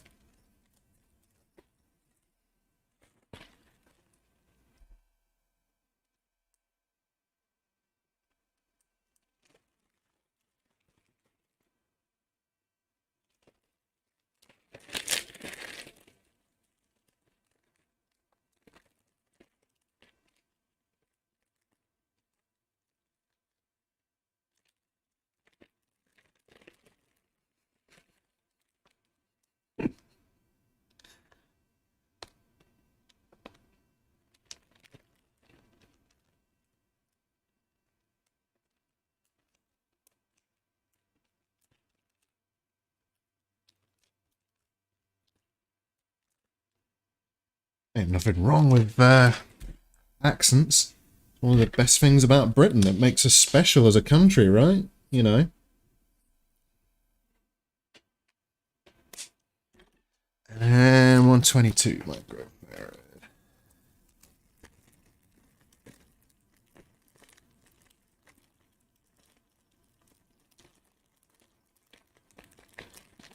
Wise pods. Cheapest place you can source most things from is AliExpress. You might find that you can get stuff relatively affordably from AliExpress to your country.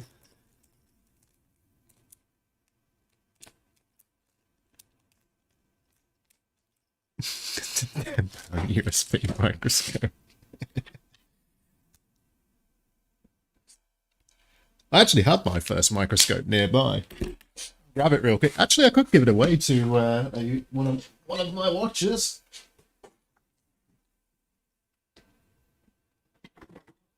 But I'm telling you what, that what was it, Anden Star that you had, Phil? Like, it can't compare to innovation beyond imagination. Trust me. This thing, right? Look, 1200X. Good luck getting to that.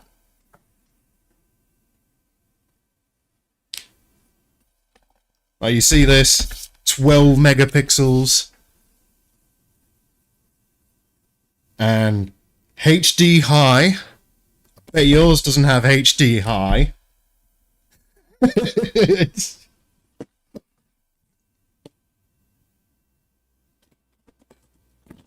Let's see. What other amazing features does this have?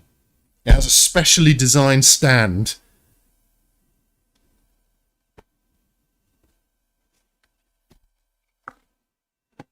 Give it to Jinxie.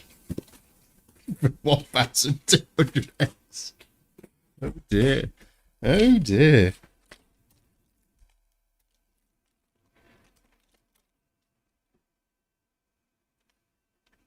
Alright, I think that's all the caps I need anyway. I got properly derailed there.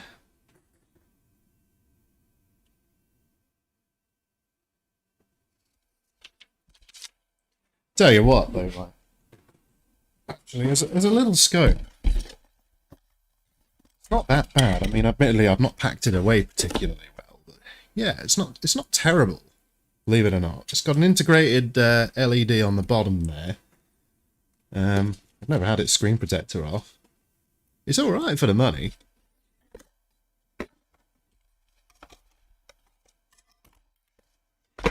Oh yeah, look, Phil, it's shouting you out. The bot likes you.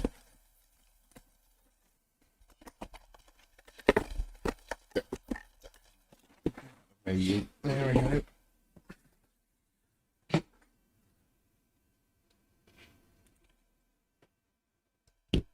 Okay, well, anyway, let's get on with recapping now, shall we? C23, 100 microfarad. So,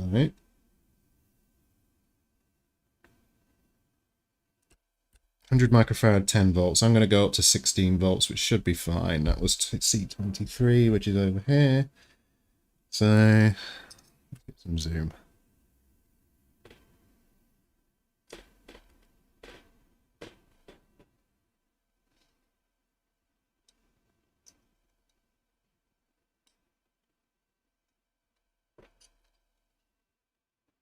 It's alright, the bot shouts out Jason as well, Phil. Okay, that's 23. 20 is also 100. That is.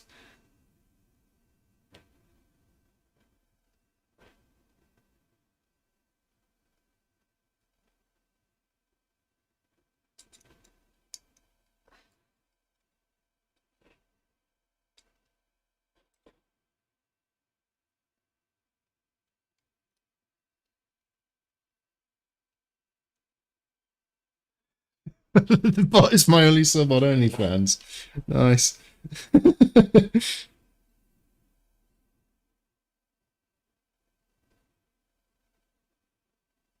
C24 is there. What the heck is C24? 10 microfarad at 25 volts. Do I have one of those? I think I do.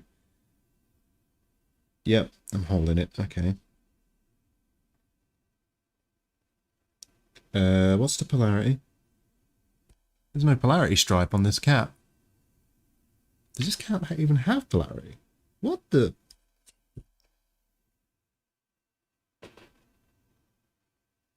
What?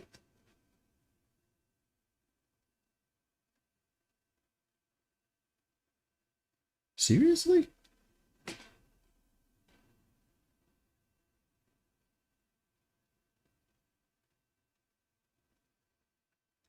Did I buy caps? Did I buy wrong cap? I think I might have done. Well, didn't I did dumb goof?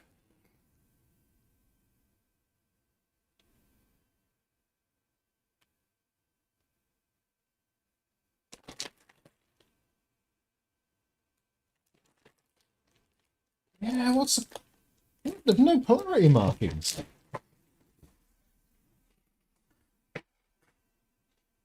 It should have polarity, yeah. It's an electrolytic. I don't see the market. Am I just being blind or something? Like, there's no stripe. Let's look at this under the scope.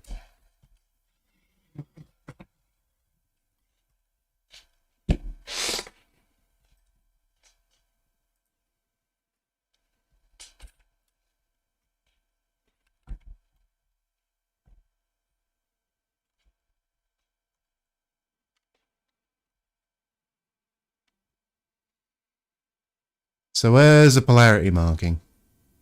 Ah, come back.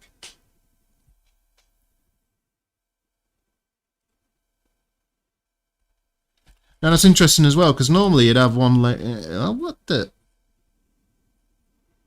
Wait, no, that's just positive 85C, isn't it?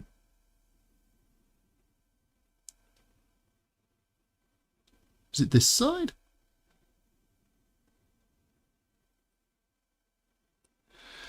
Statistics. Let's have a look. I think I snipped it off a. Yes, yeah, you're right. One leg is longer than the other. They're on a strip, and I snipped it straight off the strip. So it would be the side with... It'd be the side where the red text would be the long side.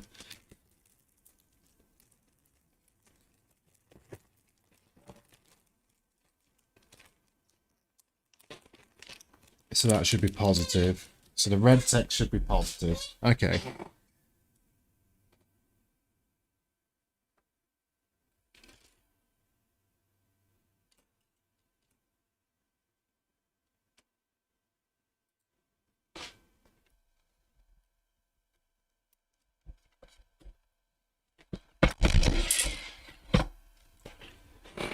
Repairs on a budget. Just grab yourself one of them.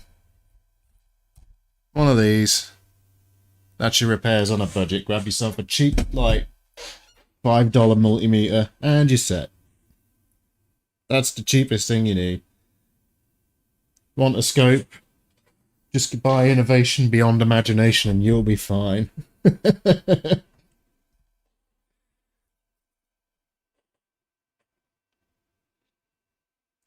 microfarad at 25 volts. That one.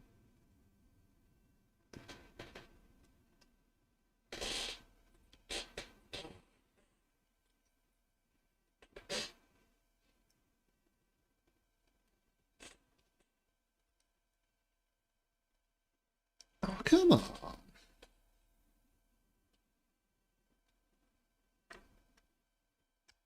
There we go. There we go. Come on. There we go.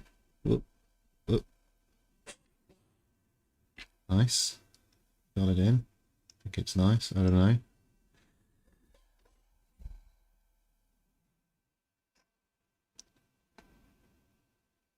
Cheap multimeter, cheap soldering iron, and some ideas on how to troubleshoot. Yeah, pretty much. Pretty much. In fact, I'd argue, like, it's a good idea to do a little bit of research on that sort of stuff up front first, right? Like, in general.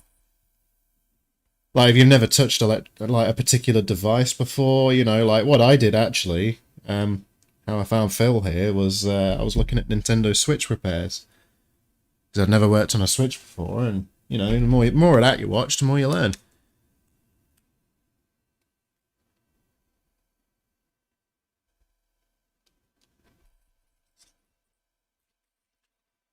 Now, that, Phil, would make for a really cool little video.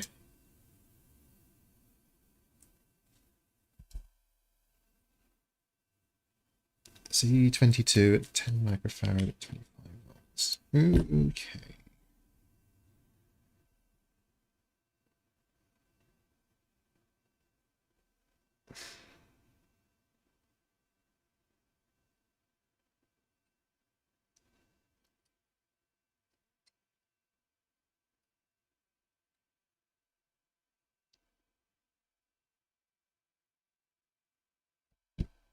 What else we got?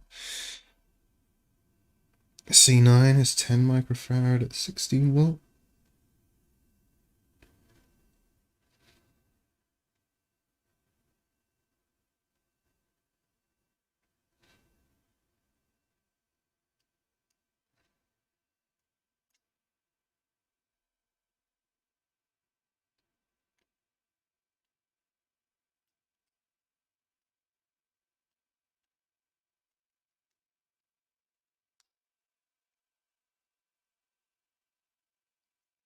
Proud, is it? No, that's okay.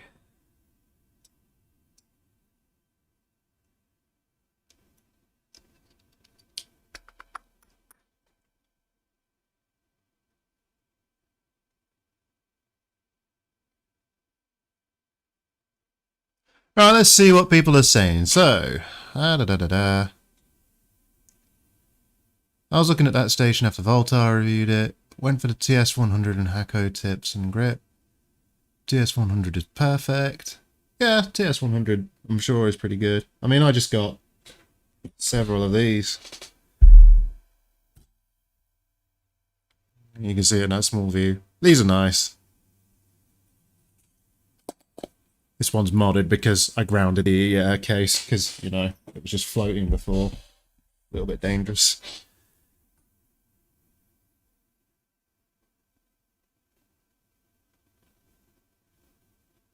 Oh man, Wise Pods, that sucks. That really sucks. That really sucks. I feel sorry for you, dude. At least I didn't get your backup stuff, right? So, C1 is... Did I not mark C1? No, I've only got 2 left.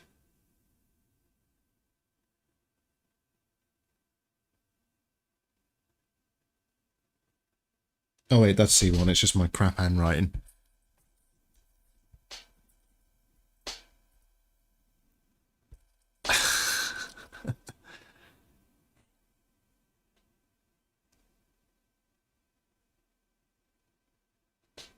$22.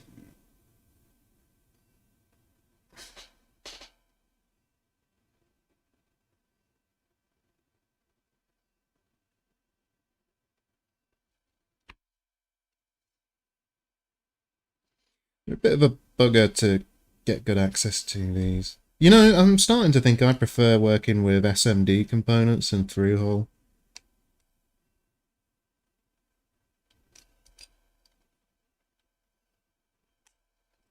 Things seem faster.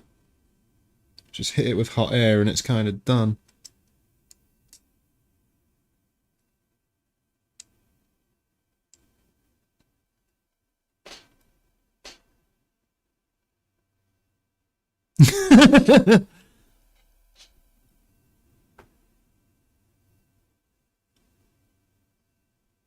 Alright, Phil, take care. Thanks for dropping in.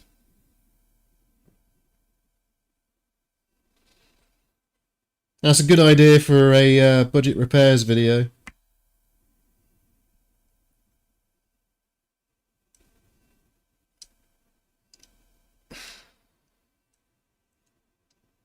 Come on, last cap.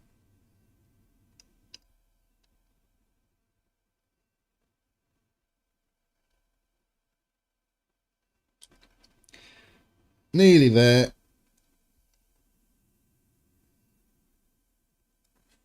Might solder these under the scope, actually.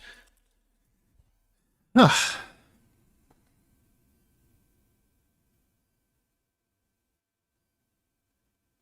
How would you know they were out of city if you didn't get them on CCTV?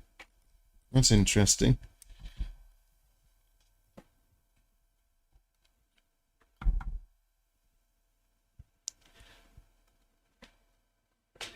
Ah, yes, you soldered them. You can power down. Right. There we go. Let's get soldered.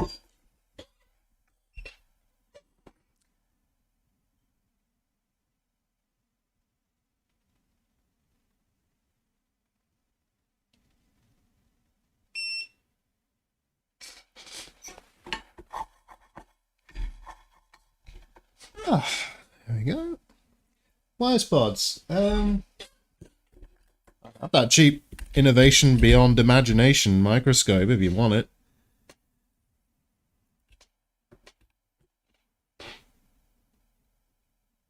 It's not the best, but you know, might help you out.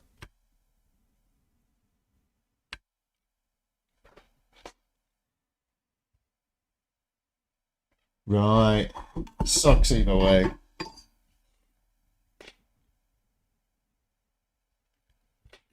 Ah, come on, there we go. Can we get that into focus? Yes, we can.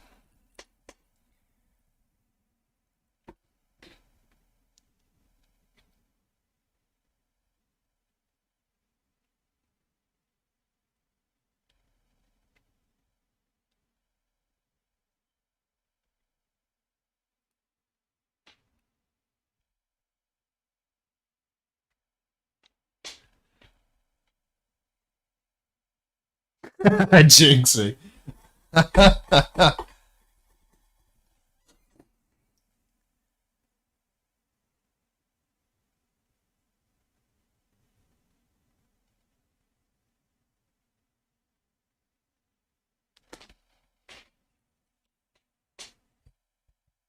Yeah, that's an interesting point. How would you know somebody's from the area? I mean, if I saw an English guy on CCTV, I'd have no idea where they're from, other than the fact that they might be English. And then even then, I wouldn't be sure that they're even English. You know. Odd. Odd. Very odd. Oh, there we go. That's alright. Yeah, another solid. And delicious.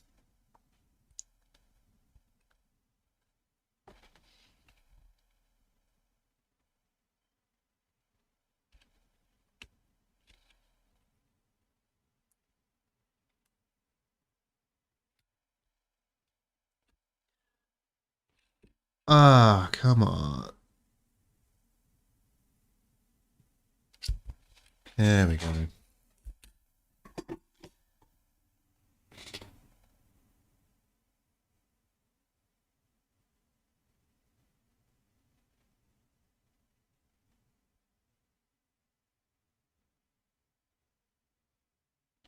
Yeah, it sucks, doesn't it? I mean, it. Oh god, have I forgotten it? Oh yeah, that's just a big cat. Never mind. Yeah, getting stuff stolen always sucks.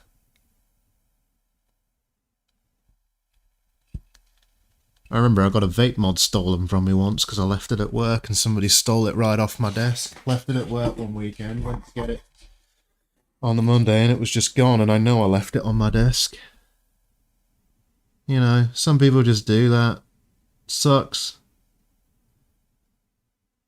But it is what it is, you know.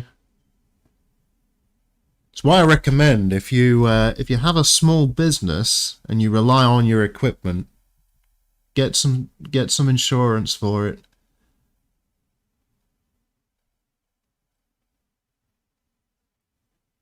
Not that I could tell you which insurance firm to go with or anything like that. Oh, we're getting blurry again, aren't we? There we go.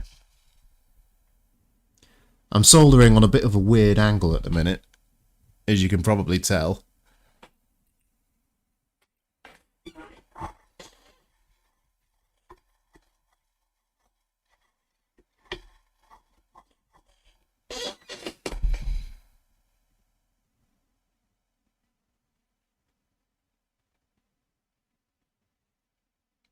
Damn, Kit. Oh. Oh, damn. Oh, man. Some people.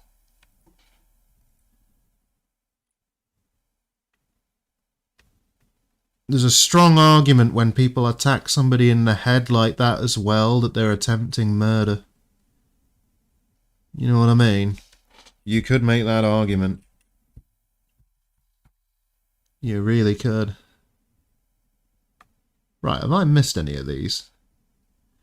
Alright, we've got solder joints there. We've got solder joints there. Have I missed any capacitors? Capacitors? No, no, I don't think we've missed any of them there capacitors. Except the big one. We'll get the big one in.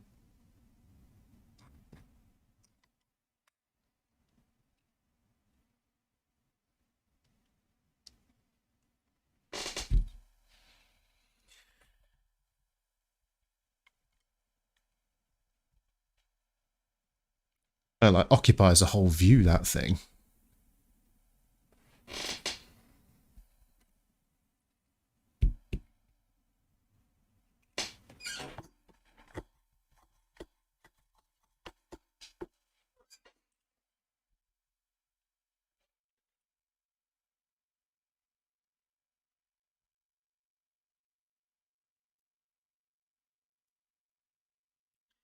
Yeah, to be fair, I've been jumped before thinking about it. I remember I lived in Nottingham back when I was a student, probably, oh gosh, must have been 10 years ago now.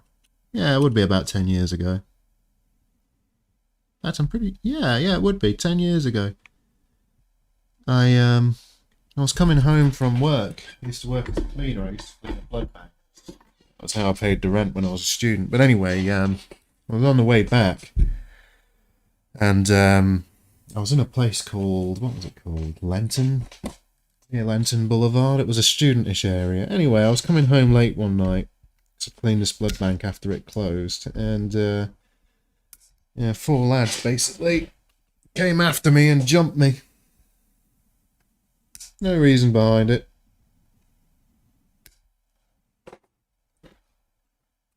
But yeah, it was like 4-1. And then I went and got my mates, and we went after them, and we chased them through the estate, and they ran like Billy-O when they had a 1-for-1 match. They wouldn't go for it. It's quite funny, that, actually. They ran into a pub to get away. They were that scared. Fun times. That was many a moon ago.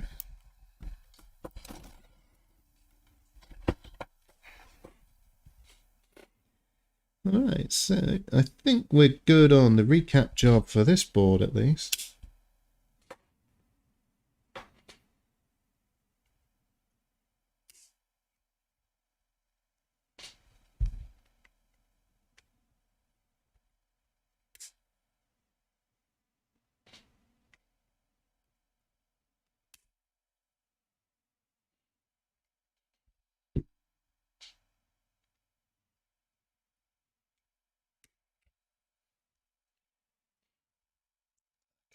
Like, yeah, get rid of that. Yeah, of course they never fight alone. You know. And that's why they single out somebody on their own as well.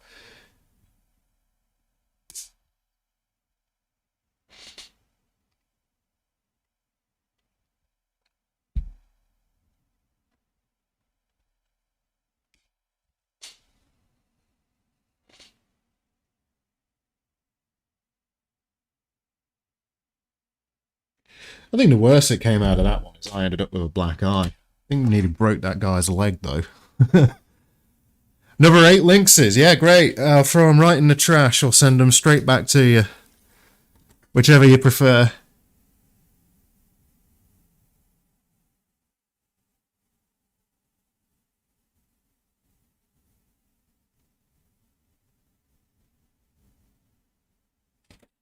Oh man, Kit, yeah, you get this sort of behaviour, don't you? I know exactly the sort of behaviour you're talking about as well.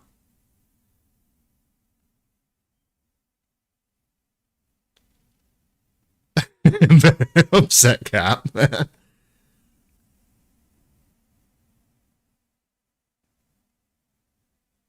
Wait, walk your cats round the block? Okay. Oh, indoor kiddies, I guess. Alright, well, I think we're recapped on this thing. I think it all looks okay. Yeah. Yeah. So that's done. The RF modulator's done, so I guess we can start reassembling it a bit. Oh, actually, no, wait. Which side is bottom?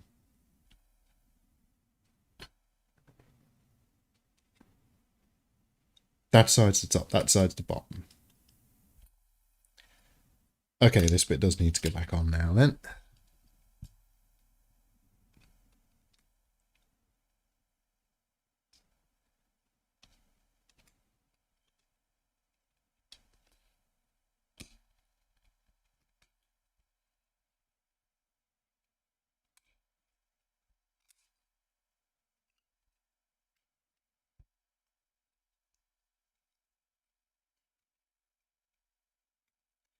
Ah, Lincolnshire. Yeah. You know, to be fair, the kind of people that are likely to jump you in the street these days are the kind of people that sort of talk like, "You what? Oi, bleeped! What you bleeping looking at?" See, I managed to not swear too.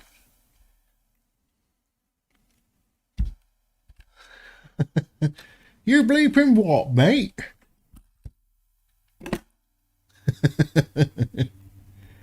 Oh dear.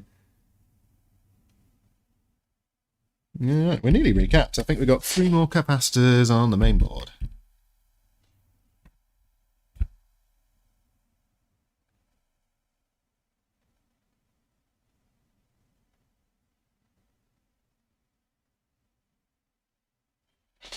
Yeah, getting stuck, Nick. Sucks. You know, really does. Absolutely sucks.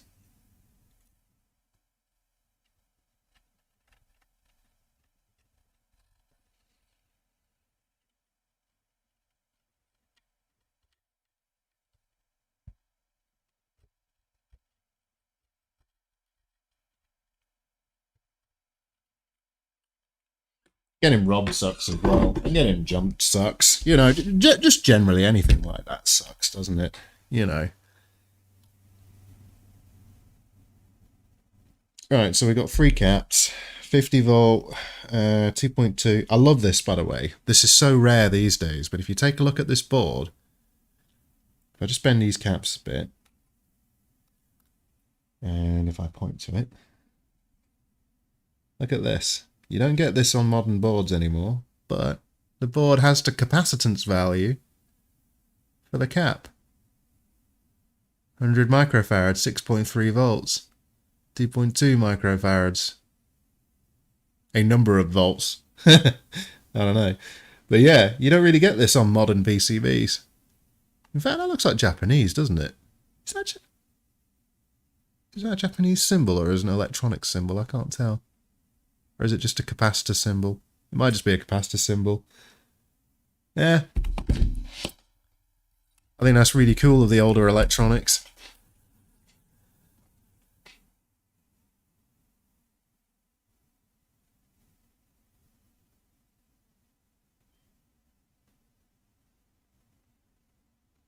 Let's look at chat.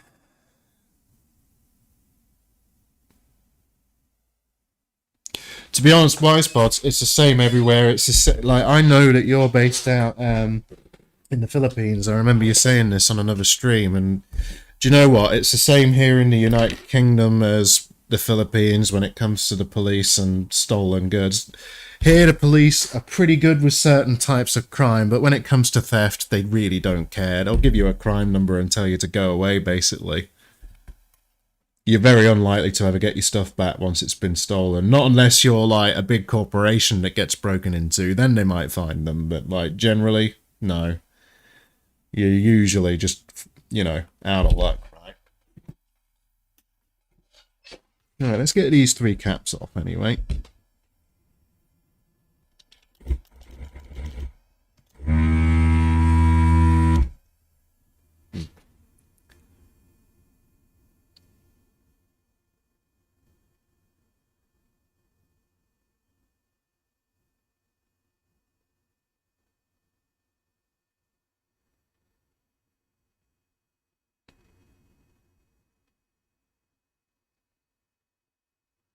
Yeah, and RB King, I don't think it really matters where somebody's from. You know, people will be people, and violent people and thieves and criminals will be violent thieves or criminals, you know. Where they're from's kind of immaterial, honestly. It's just how people are, isn't it?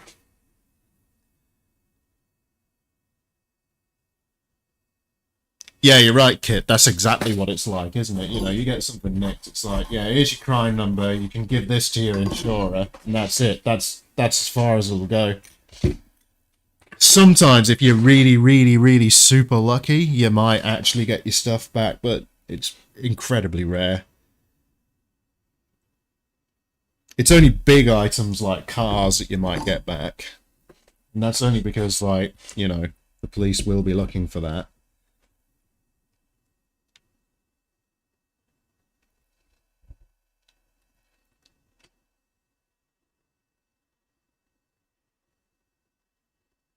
Oh man, that sucks. Kanji text. Well, you know what? Don't let it get you down. That's the thing. Don't let it get you down. You know, you can always get another one set up that way, or even make it better. You know, go at it and improve it. Make it even better than it was before. Spite them. Make yourself feel better about the work you've done as well. You know, be proud of what you've done. Sort of say, yeah, my stuff was stolen, but you know, it sucks. But you're given 2 options, aren't you? You can either lament the loss and be sad about it, and you know, get depressed and down. And don't get me wrong, everybody feels that way sometimes, but like that's the way it is. But the best way to look at it is you go, you know what? It sucks that it happened, but I'm gonna pick myself up. I'm gonna carry on, and you know, you'll get there, right? You'll build it back. And you'll build it back better. Also, that's like an American political slogan. That's not what I meant, but you know what I mean. You can do it. The same goes for anybody who's been assaulted or anything else. These people take pleasure in either upsetting other people or what, you know, various things they take pleasure in, but don't let them get you down. Just laugh. Laugh at the ridiculous of it all. Move on.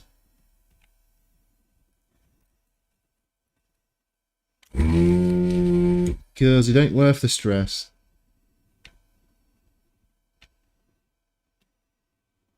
It's not working so.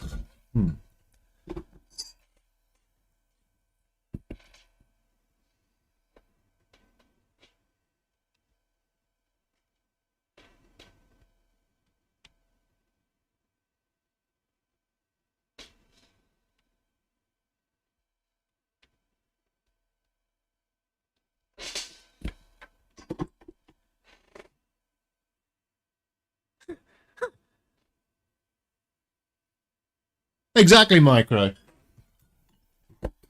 Now, if you want Churchill's speeches, I'll have to adjust the way I talk a little bit. I'll have to waffle a bit more, a little bit like Boris Johnson, but not quite, because he's not Churchill. You know, you'll have to pick yourself up, old chap, and don't let it get you down. Just pick yourself up, look at yourself in the mirror, have a laugh, and say to yourself, these people aren't worth my time. Maybe have a little bit of a laugh at it. Move on. And remember, they will never take you alive.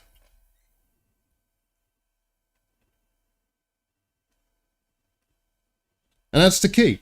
That's the key. Come on, Cap. Come out. Come out. Call myself Captech. Can't even get a capacitor off the board. Thing is, Wise Pods, it may take you more time. It may take you more of an investment, but you can do it. You can do it. Just remember to fight them on the beaches and in the air with growing vigor.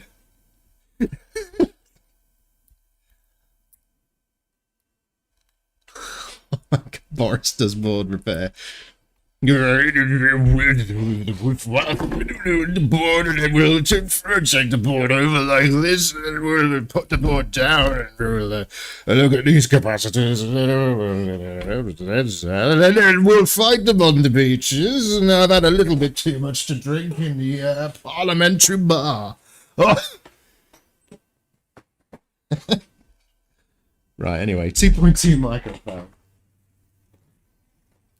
I'll tell you, it's becoming the impressions channel now, isn't it? 2.2 microfarad. Nope.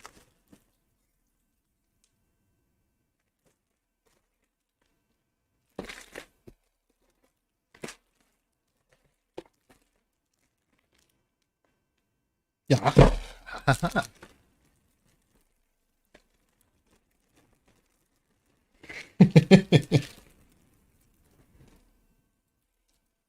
Oh, heck. If you ever played the new Doom games, like Doom and Doom Eternal, I can even do the demon voice. Well, that one's a bit rough on the old throat box.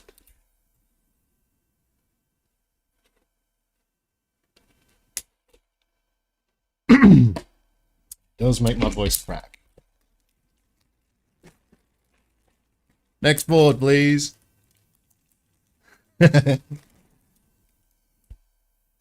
Alright, take the next board, please. We'll look for the 100 microfarad at 6.3 volts.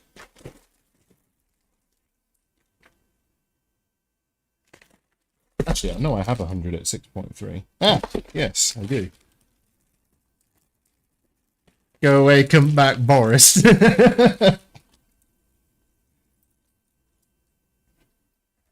We're tailing capacitors, and then we're the right honourable gentlemen.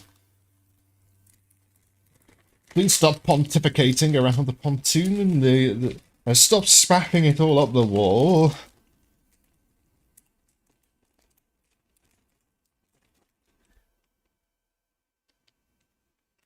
BFG division. I can do the demon. Slayer, reaved across the hordes of hell, destroying them,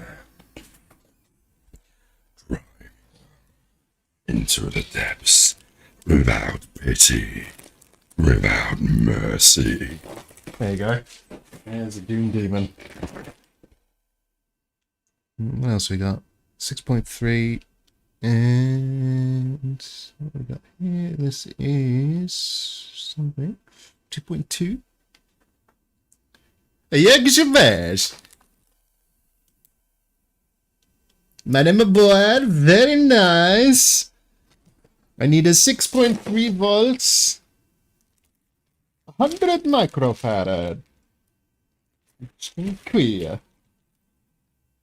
I love how he wait. Well, I got 100 microfarad. I love how he mixes up like different languages as well. It's like Yiddish with Polish and a few other things. 106.3. 2.2 at 50. What's the last one? 1 microfarad, really? Oh, 50 volts at 1 micro. Okay. No. No.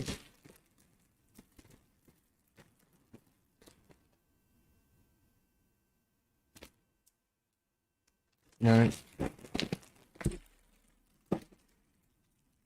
Dr. Claw. I don't know Dr. Claw. What's Dr. Claw from? Sounds familiar.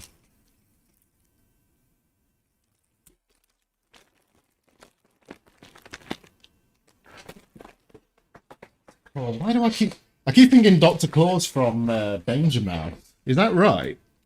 Am I right? Is it Danger Mouse?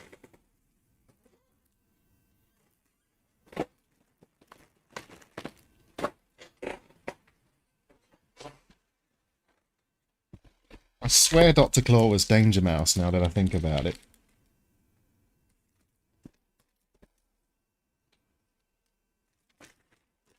Am I right?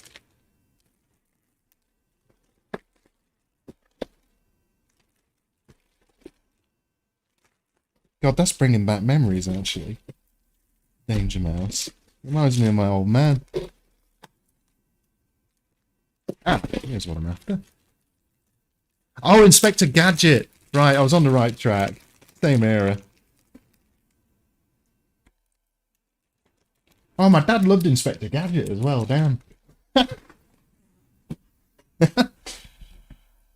Ah, it really takes me back. What we got? We got 2.2. You are a liar. You are not 2.2, but you are 2.2. I'm not sure of the polarities on those. Okay. So it's got to be negative, positive. Positive, negative, so...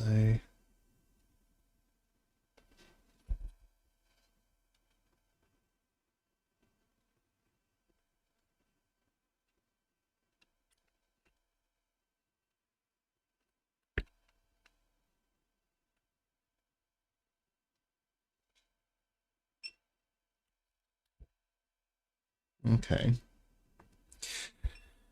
Let's try all these caps for a bit.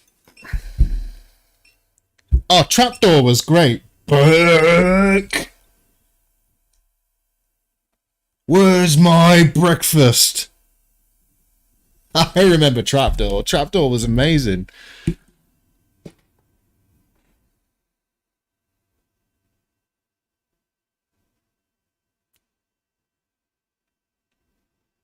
Oh. Needy swore.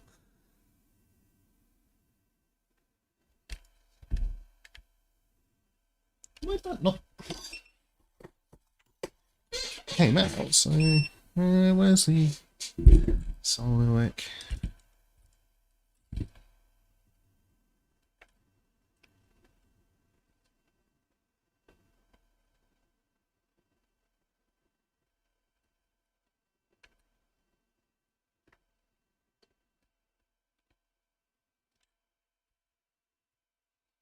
If you remember Burke, Where's My Breakfast, you definitely watched Trapdoor.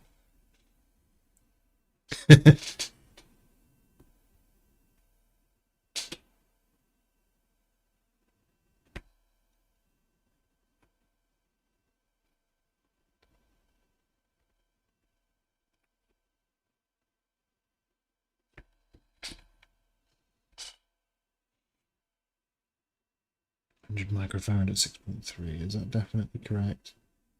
Yes.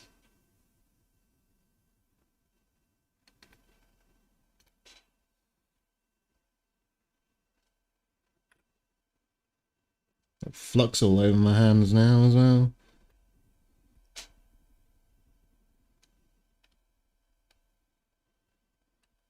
God, I'm silent now because I'm basically having flashbacks from like watching Trapdoor as a kid.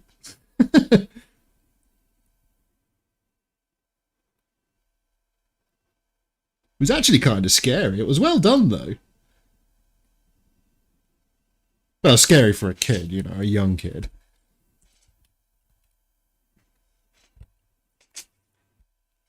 Classic TV, though.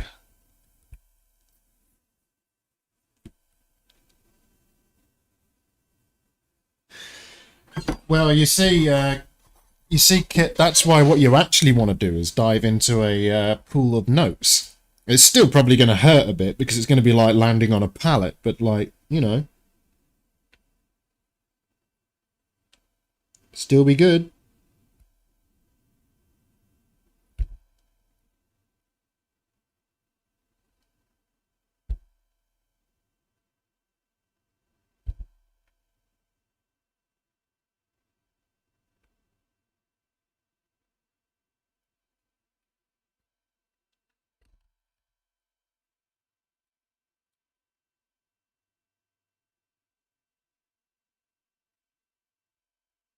Question for you folks watching, by the way.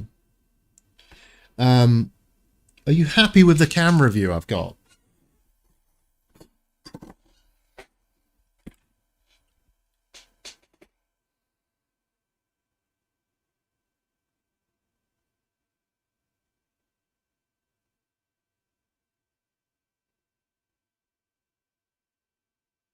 Some of them were ahead of their time, yeah.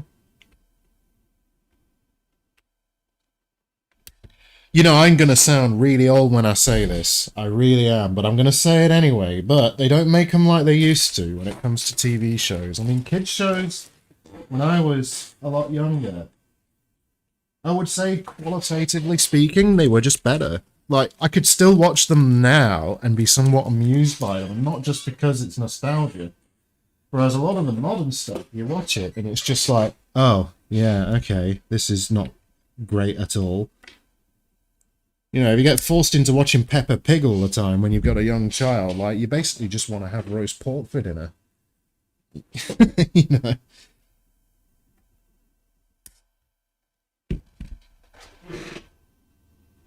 But my point is, I think a lot of the older shows, they kind of inspired a lot more critical thinking early on. And a lot of shows now, they're kind of throwaway, and it kind of started back in the era of things like Teletubbies and so on. It was kind of like a sort of era of dumbing down kids' shows, and they really did dumb them down quite a lot. Like, I remember as a kid, you know, 3 or 4 years old, it was fairly common to have things on like the Thunderbirds. And don't get me wrong, the Thunderbirds wasn't like, I don't know, the best show out there. It was decent enough. But the point was, it was somewhat educational. Somewhat, don't get me wrong, it's not that educational, but yeah.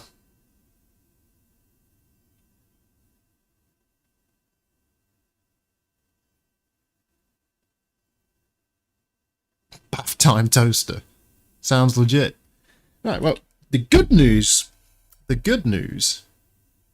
we've recapped this board. You know, we've got the 2 caps there and the 1 cap right there. That's this board recapped. That's all the capacitors on here. We've got that recapped.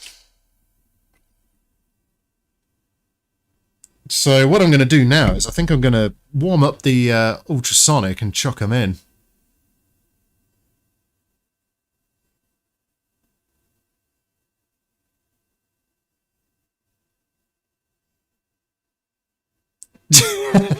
There's no fear in today's cartoons. Oh, I like that. No Skeletor or the Shredder.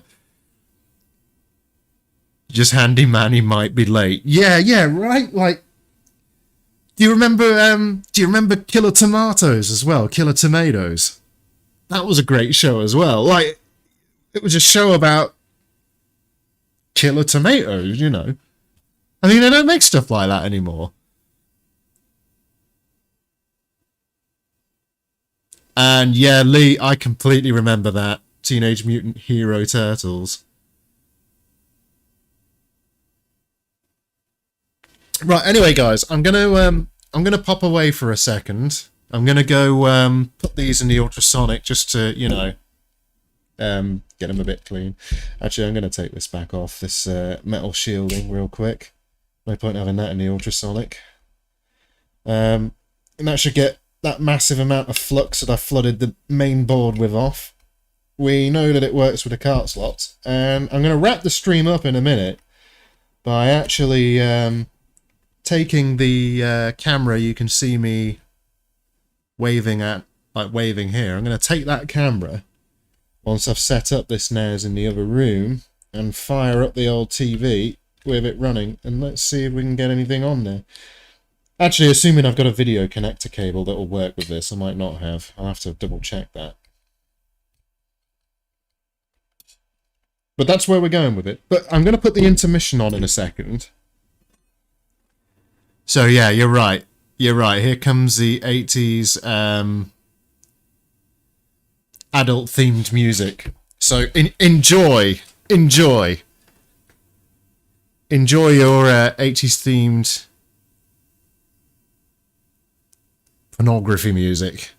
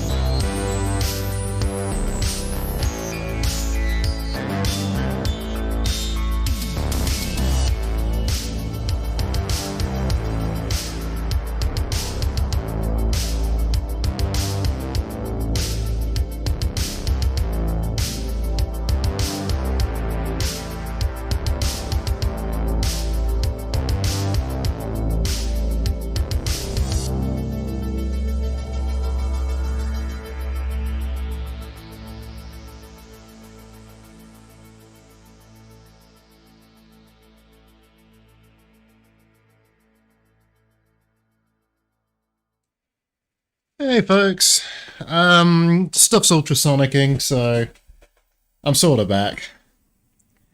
Sort of back. I'm keeping an eye on the chat though. I'm seeing what you're all saying on my fancy dancy monitor there.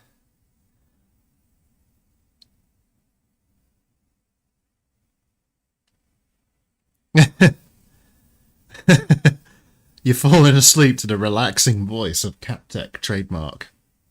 Copyright, all rights reserved, limited.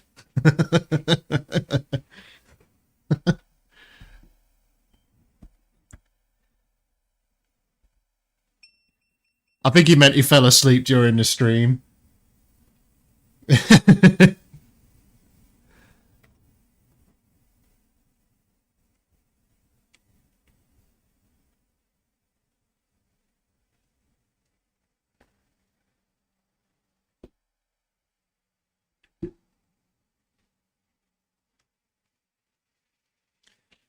I kind of want to touch the... I want to touch this cap, but I'm still sort of afraid it's still got charge and I'm going to get shocked. It's just one of those, like, moments where it's like, should I? Should I? I shouldn't. I should just throw that away.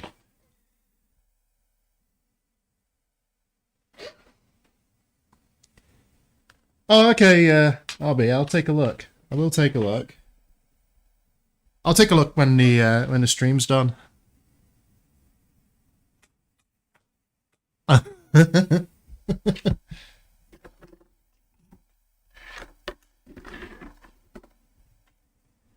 Oh, what was that guy's name? There's a gamer who streams, and he's got a really rough sounding voice. I forget his name. Loads of people were simping on the guy.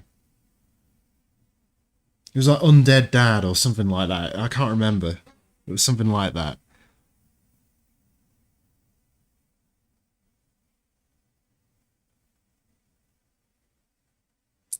Out of curiosity, Wisepods, what sort of prices are you looking at where you live for things like innovation beyond whatever it was?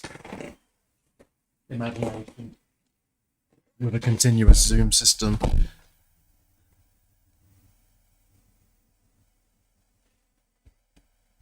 I mean, this might even still have battery power. Let's have a look. Had it running forever, but... any kind of social media? No, actually I don't. The only thing I'm really on is Discord. What am I on? I'm on Discord. I have an email address as well. You can find that on the About page on the YouTube channel. I actually updated that today as well, so you can get hold of me there. You can get me on Discord.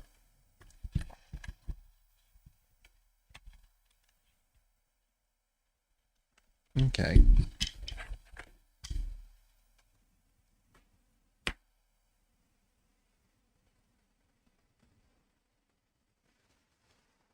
I know, right? Like, it's just weird, isn't it? Like, you're like, I get these like, I get like the urge. It's like when you're in a moving car and you just get the urge to. I wonder what it'd be like if I just opened this door while it's moving. You know, it's like the weirdest thing, right? Let's see if the power works. I'm not sure if it does. Maybe there's no power. Yeah, I think the battery's dead. Let's get the power on though. Wait, let's. I mean, this little scope, it's not bad. Like, you can move it up and down. Obviously, I suppose.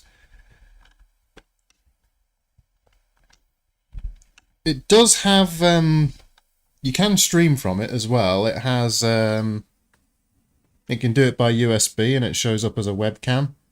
Oh, I didn't realise I had a memory card in this. Huh. Okay. I just found yet another memory card. 10k plus pesos. I mean, I know that it's probably not a good idea to touch lava, but like, surely you've looked at lava and gone, what does that feel like? I mean, the answer is burning death, obviously, but you know, there's still that desire. There's still that what if? What if I grabbed that burning lava? Right?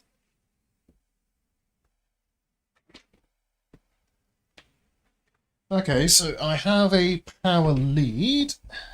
Let's put that in. Maybe I can demonstrate innovation beyond imagination while we wait for the ultrasonic cleaner. 10k plus pesos. What would that be? I don't really know what that would be in relation to pound sterling, to be honest, or US dollars. I mean, I can work with either, but there we go. Plug that into the old personal computer. No, we've got something. Okay.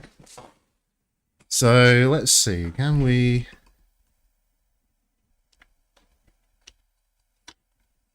get something in focus? What have I got I can put in focus? Let's go with this scavenged NES.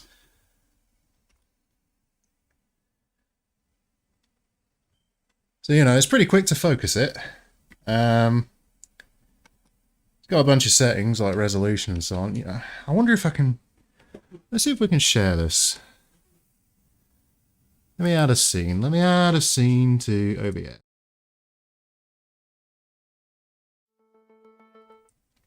You'll get me back in a minute. Sorry about that. Let me... That's fine, that's fine, that's fine.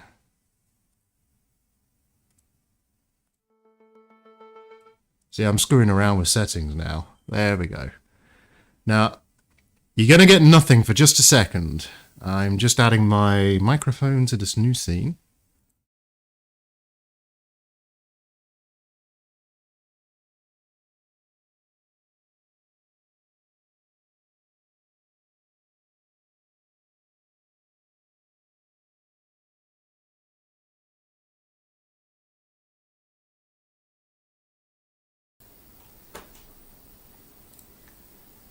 So we should have some audio. Let me just add noise suppression. So we've got noise suppression.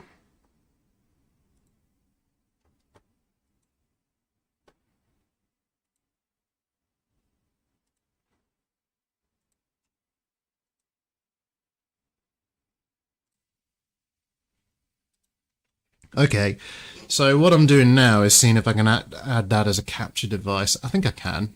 I can't remember how I did this before. Video capture device, maybe?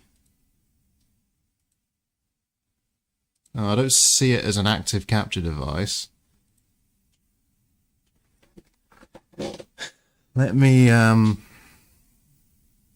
flip back over to this for a second.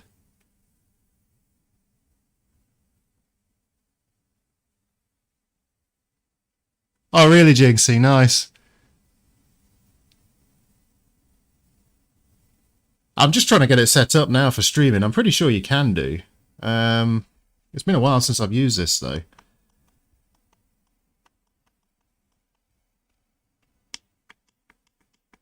I'm sure you can.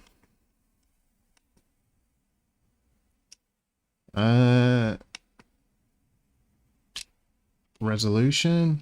Let's go with full HD. High dynamic range. That sounds like it should be on. Exposure. 0. We don't care about the date stamp. What else? No, I'm pretty sure you can capture it, Jinxie. I'm sure I've done it by myself. I'm sure I have.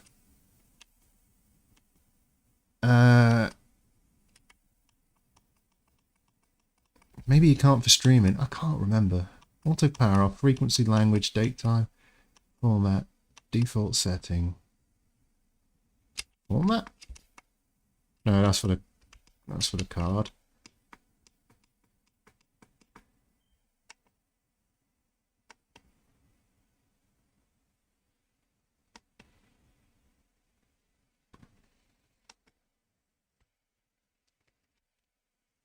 I seem to recall that there's 2 modes for this thing.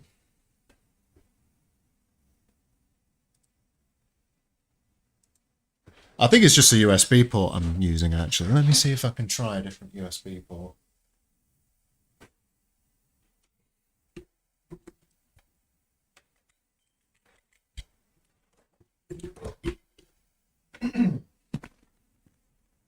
Yeah, so when you start it, you get three options: mass storage, PC camera, record mode. So if I set this to PC camera, there we go. I've set it to PC camera. It's setting up device. Now I'm going to switch to the scene I just made here.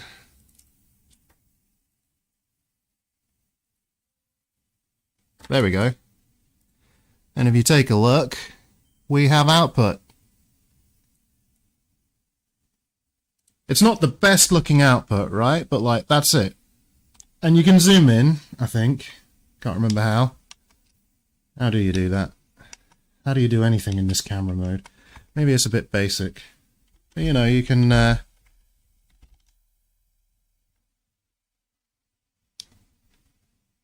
Yeah, so there you go. I mean, it does work. It's not the best, but it's not the worst.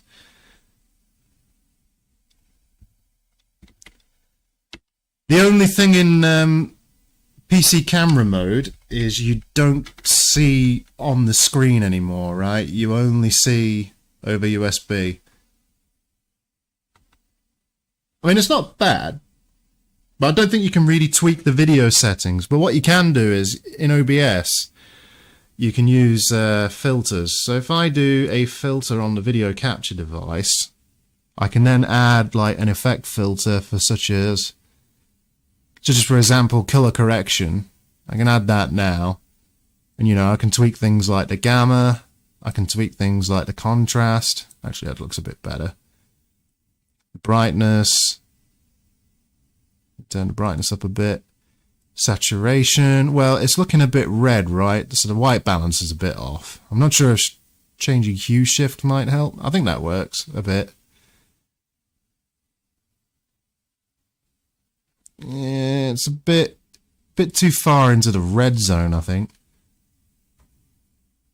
But yeah, there you go. That's how you get this thing working. You know, it's pretty responsive. I mean, I don't care about this particular board. Let's see if we can do anything on it while we're messing with it. Because, like, you know, this really is a cheap camera. Well, better yet, actually. Just bear with me. I've got something to mess with here that's meant just for this. So if I grab one of my practice PCBs, I think I have some practice PCBs, do I? Yeah. So when I was learning to solder,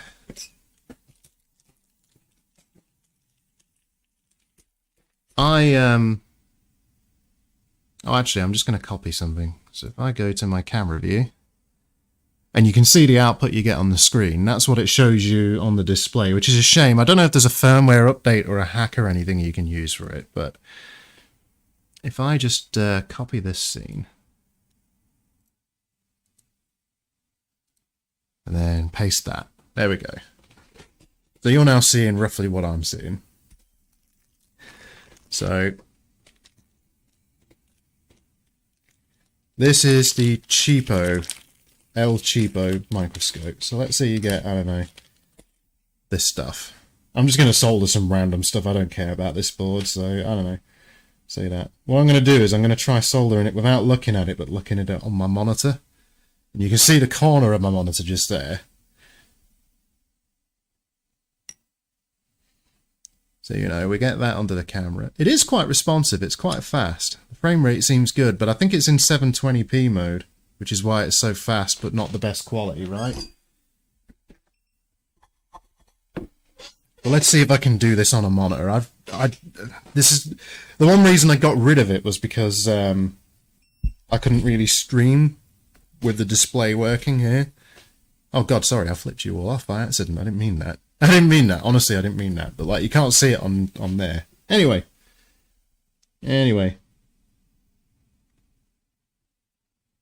So that's one, and I'm looking at. Yeah, okay.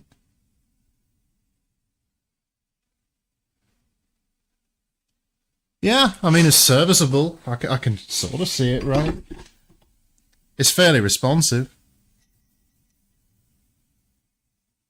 You know, you'll have to mess with it and get the settings right. I don't know how well it'll work for streaming and so on, and you don't get depth perception on it, which is probably my biggest gripe with it.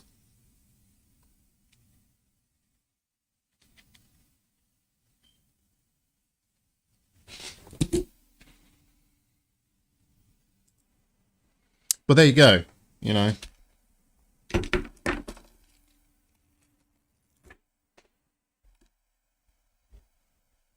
That's it.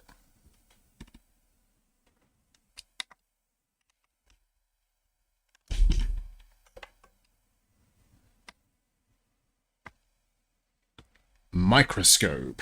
But there we go. I'm not almighty, by the way. I'm basically a clown.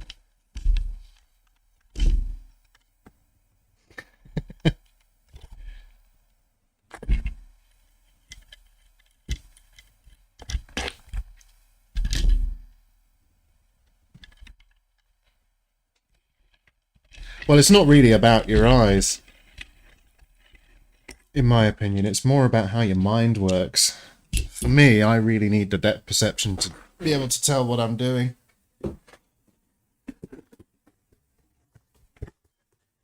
But there we go. That is innovation beyond imagination. I always have to double check that. Let's get that back on there.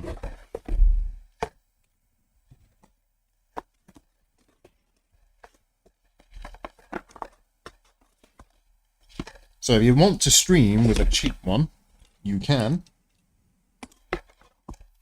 It's not terrible for what it is.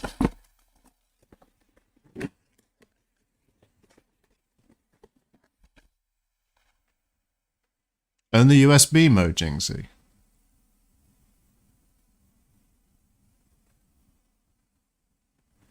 £10k pesos is £370. Good God! For one of these?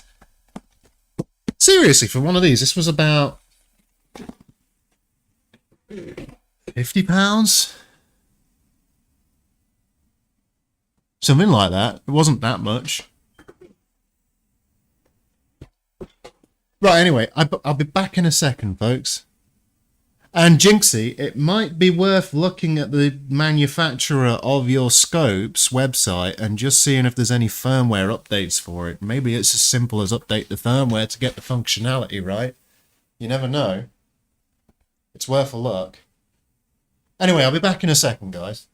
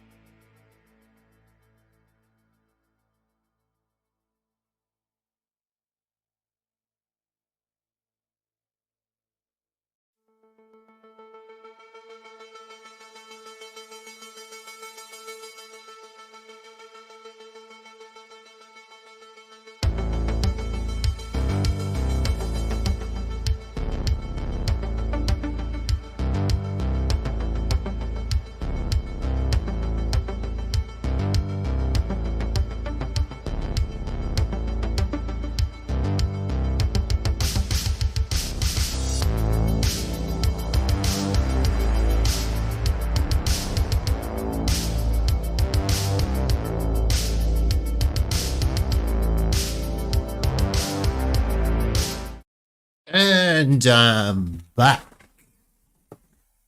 209. Ouch. That's a lot of pennies. That's a lot of pennies. That's many pennies. Many pennies. So this is still a bit damp.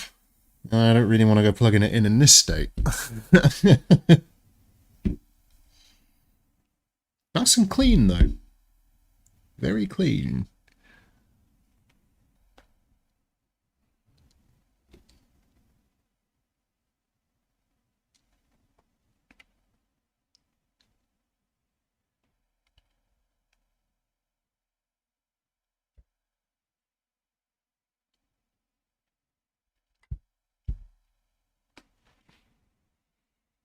Let's see if we can accelerate the drying a bit.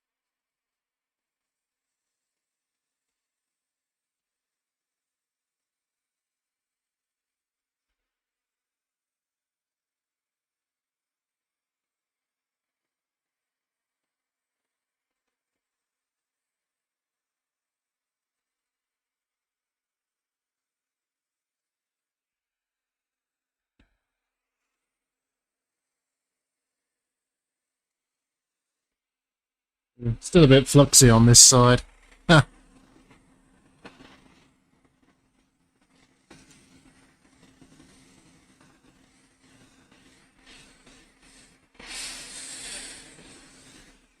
Yeah, you know, wise spots. I can believe that. Like, the good microscopes can be kind of pricey, right? Like, they really can be. Like my one I'm using here that you can just see in shot here, like that one. That was about £200. Actually, it was a bit more because of shipping.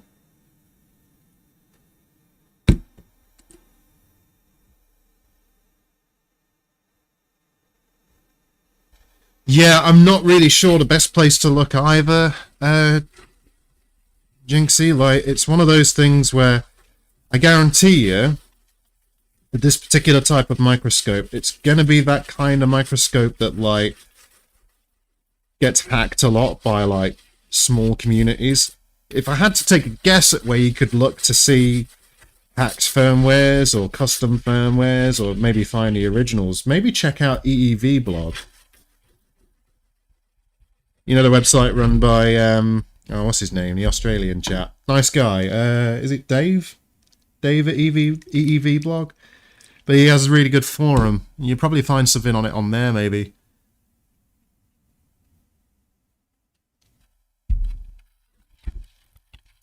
I'm surprised it would cost so much, WisePods, because, like, AliExpress prices are relatively inexpensive. My guess would be, then, that it must be the,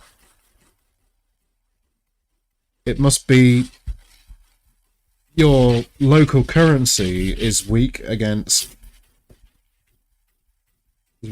things like the US dollar, which makes it more expensive for you.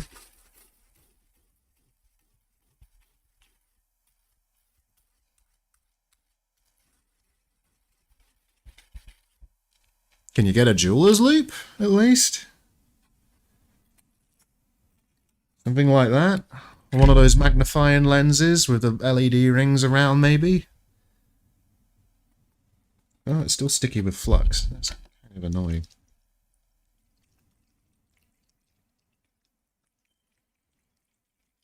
I will say this is a very clean PCB now. EEV blog, so it's electronics engineering video blog. EEV blog. I think it's eevblog.com that you want to look at, Jinxie.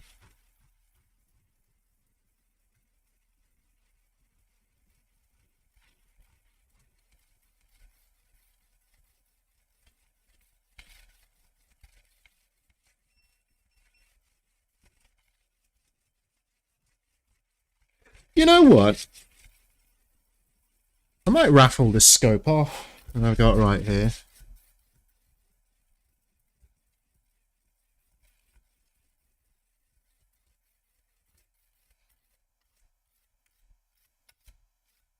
Or if you do want it, Wise Pods, if you pay the shipping, you can have it.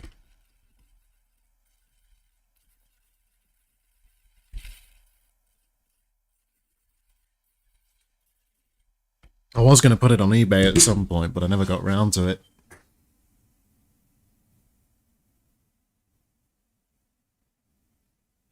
Oh, that's interesting. Strange. Anyway, there we go. So, that's much nicer now.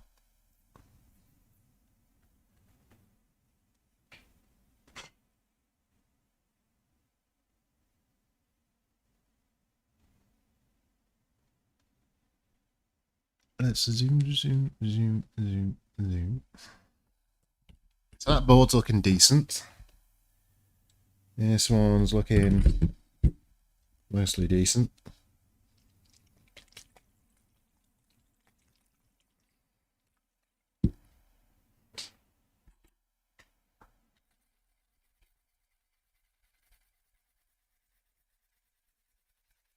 Well, I don't know. I've never looked, Wise Pods. I've never looked.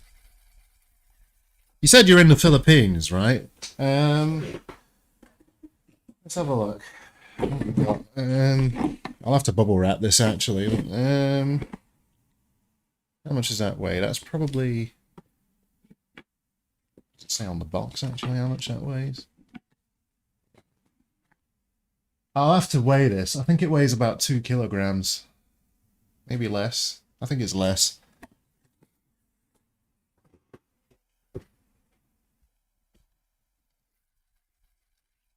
Basically, the cost will be based on the box dimensions and the weight. So... Well, I'm going to let that dry. Let me weigh it for you. If I can find my scales.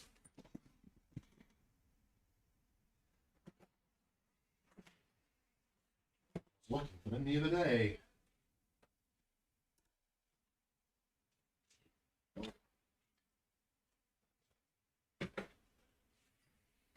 No.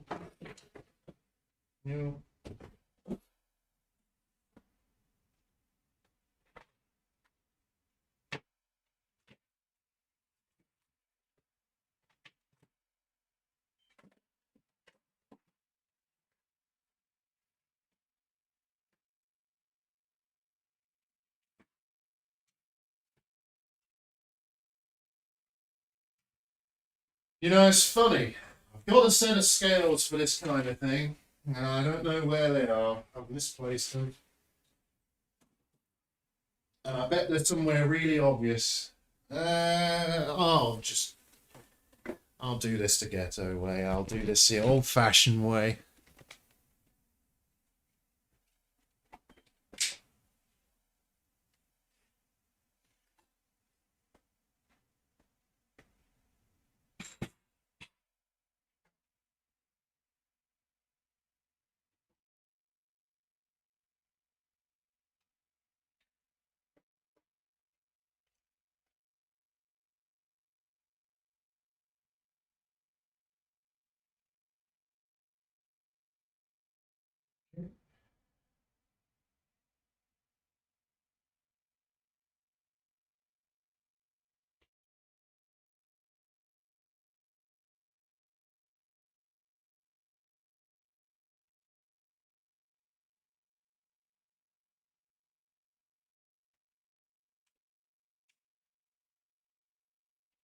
Weighs about 1.2 kilograms.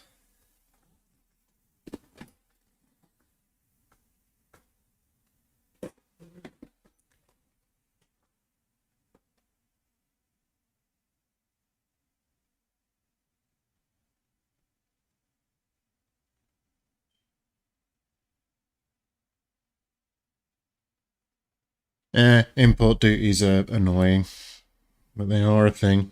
They are a thing to be aware of.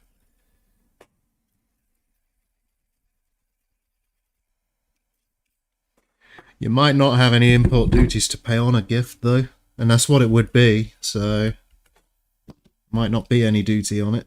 Depends on the rules in your country, I don't know. Couldn't say.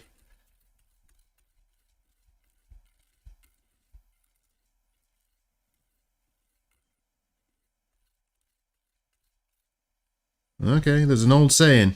There is an old saying. Don't look a gift horse in the mouth. It's an old English saying, but it's a particularly good one.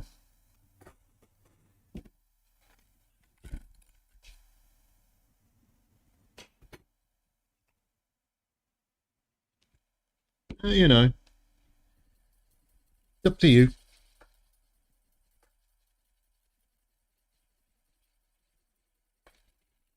There we go.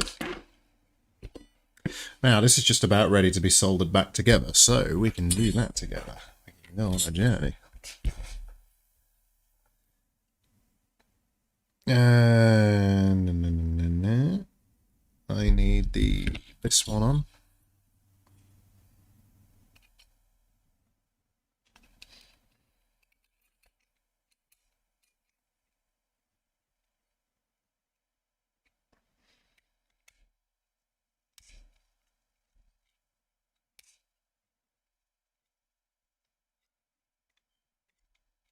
Here we go.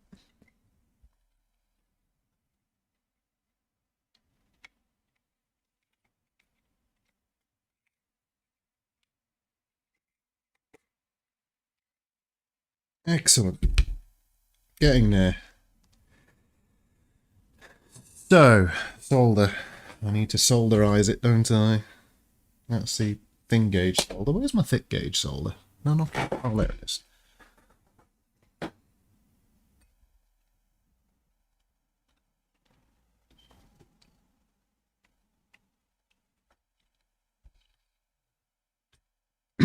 Excuse me.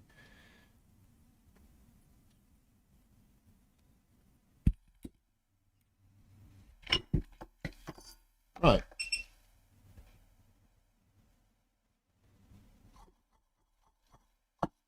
Let's get the old gal soldered back on.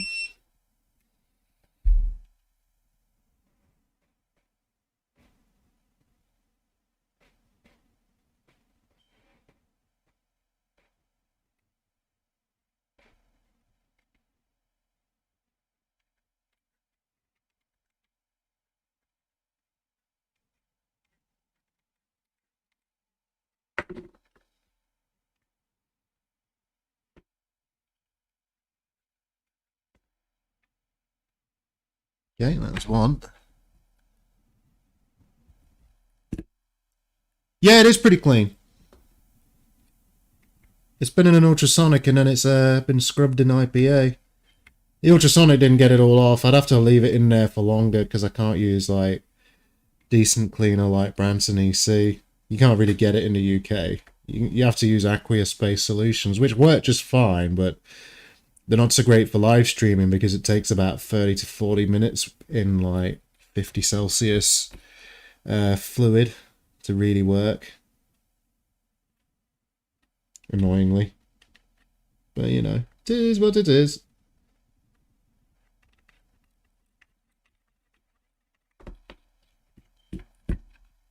So as you can see, this is just to give the this is just to basically give it some physical rigidity again.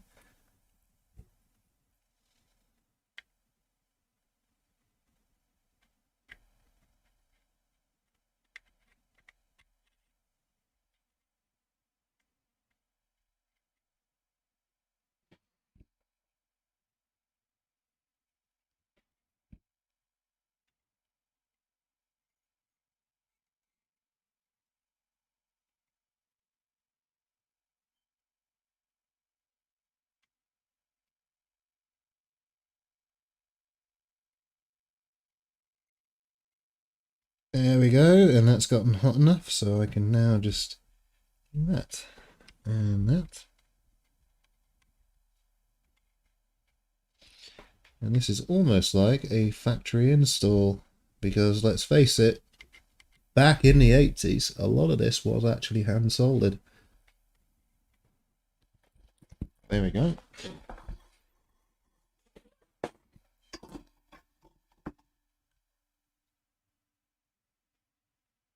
Yeah, that looks pretty clean. That's pretty solid. So now it's just the electrical connections on top. Them. These are easy enough.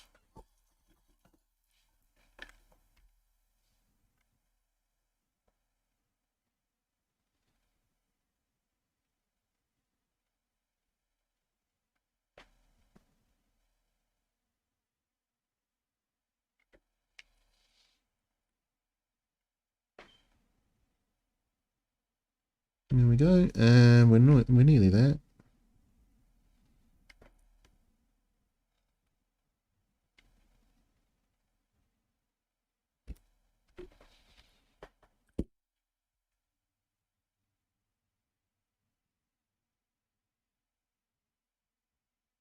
Now I'm pretty sure I nearly desoldered one of these SMD components when I use a desoldering gun.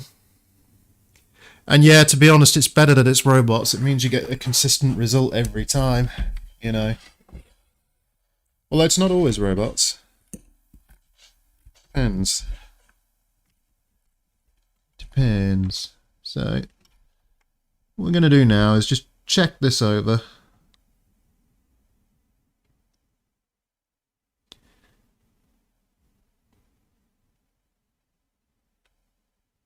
I mean, it's looking pretty clean. But what I'm looking for, any surface mount components that might be missing bits of solder, right? Is that supposed to be bridged? Oh yeah, I haven't even put a soldering iron near that, so that's not my work. Okay.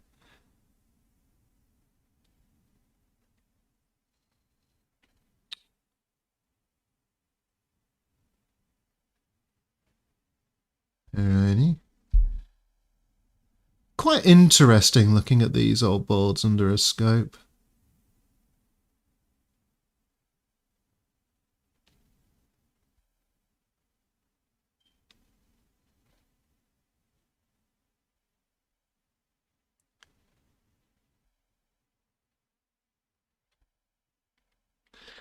Is that a reflection or is that bad solder?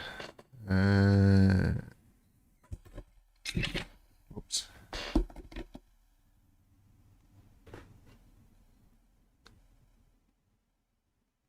It's just a reflection.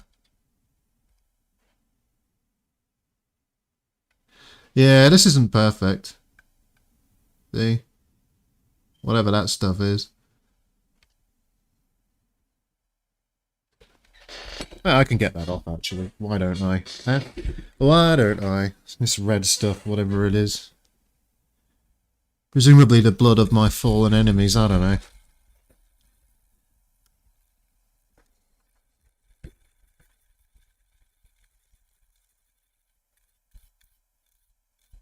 But yep, board looks good to me. You know, all the solder joints on there look okay. I don't think I've messed anything up.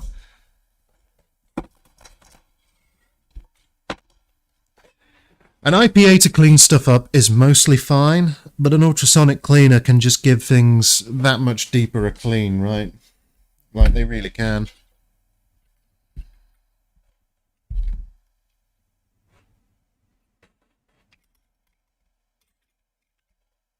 Yeah, it's a Mitsumi. They're all Mitsumis. Okay.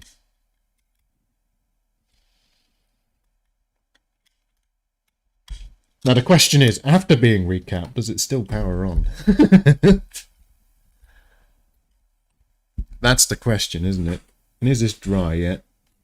It's certainly sticky still. Can you hear that? Can you hear my finger sticking to it? That's flux. This is going to need another clean, I think. A much more thorough clean. I probably will do that after stream, but like right now, we should be good. I think this is dried. I think.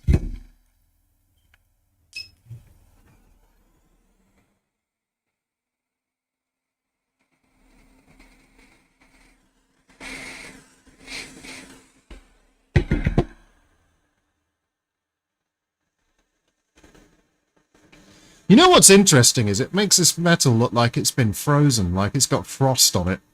I'm pretty sure it's probably thermal grease from under this 7805 regulator. Probably. What's that? Is that water or is it alcohol?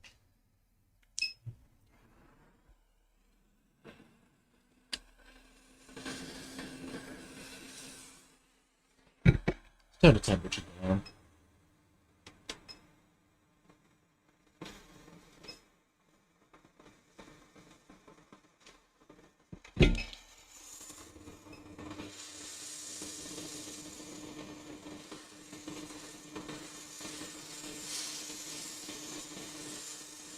It should work. You know, it's only capacitors.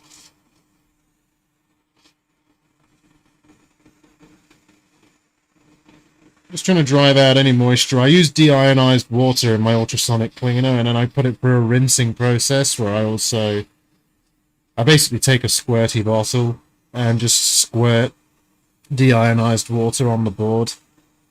The idea being that it'll disperse any leftover cleaning detergent. And then afterwards I usually give the board a quick brush in IPA.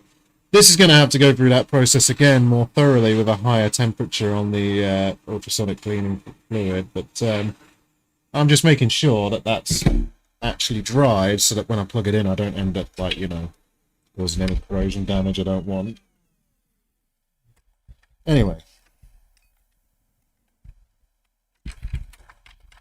That has now been recapped. So let's grab a cartridge connector.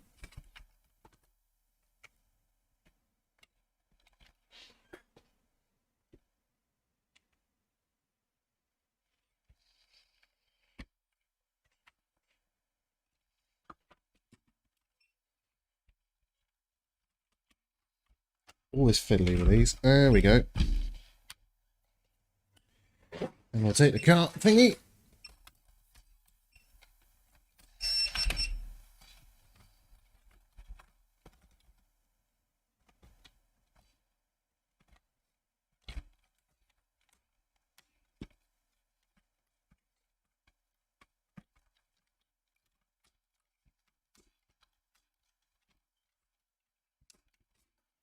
Because what I might have done is just broke the console, you see. We never know. You never know. I might have made a mistake. I mean, we got it working, and we switched all the caps, and the caps didn't strictly need to be changed, but they probably will do sooner or later anyway, you know. So.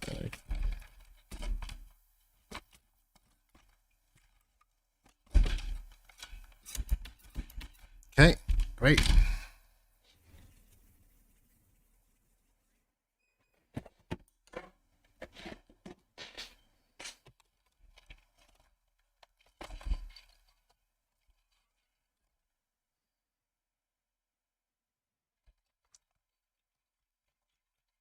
I think that's a third party one.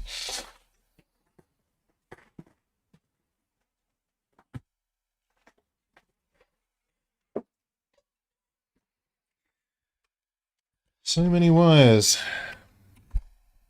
So many wires.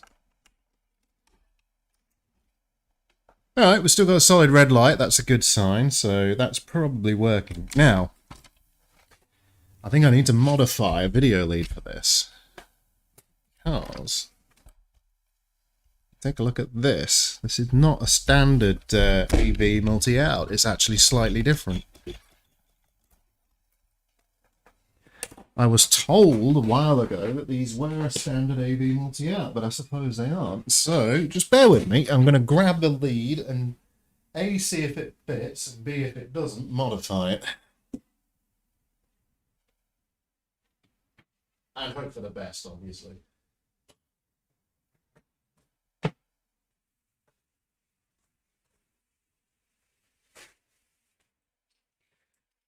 because I got one of these. Probably successful, we don't know. I need to be able to hook it up to a TV, but these French NES systems have a completely different connector. If you take a look at a more standard PAL unit, they have that video out, which is composite, I think, whatever it is. Also has RF.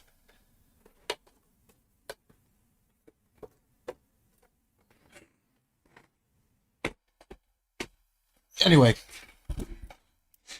so we got this multi-out, and this is from a SNES, Super NES, so we can see that that is different. You see how there's a ridge here, but otherwise, I think it's the same form factor. So, because I don't care about this lead, because I've got a few of these and they're dirt cheap, I'm going to do the classic butcherize it. So, we just move theirs out of the way.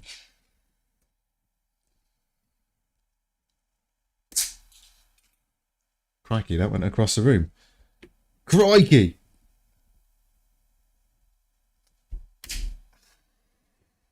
Here we go.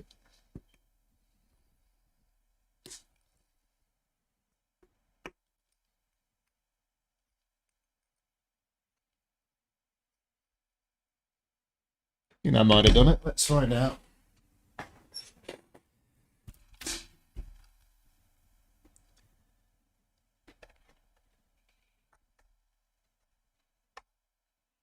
Nope.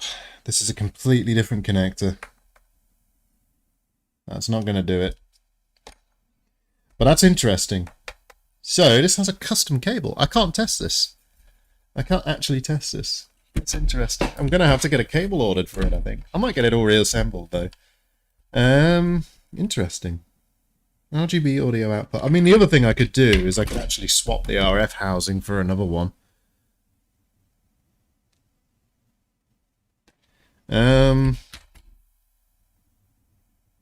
It is janky, but I don't think it's the same connector. I thought it was. I was told before that it was. But it doesn't appear to be. It appears the AV multi-out is a evolution.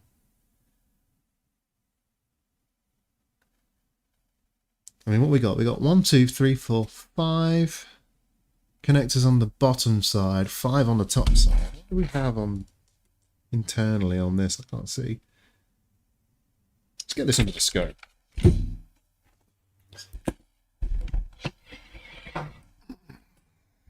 Because that's supposed to have RGB output, and I don't believe it.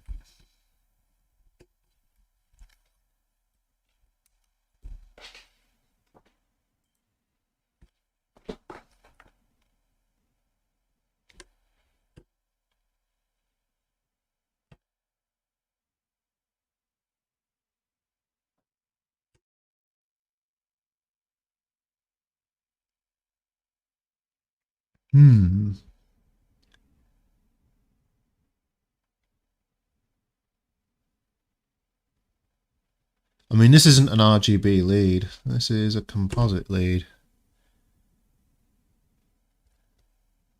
Nah, this ain't no innovation one. This is my good scope. This is the one I like to use.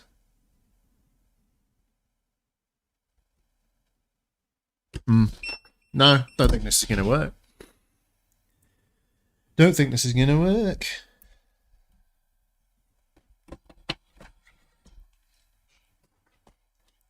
Try as I might.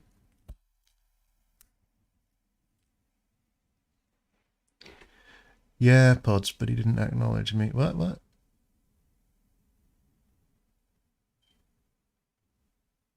What's going on, Jinxie? Did I miss a message? Maybe I missed a message. I don't know. Maybe I did, maybe I didn't. You wish you could stream this long, holy crap. Looks good. Is it the time that's the problem, Jason? I mean, I imagine it would be, right? Anybody getting a decent amount of time to dedicate to something like this, it's difficult to get a big time slot, right? Like, I know this. For me, I don't have children at the minute, so that's that's a big bonus in terms of time. Yeah, I can understand time being the factor.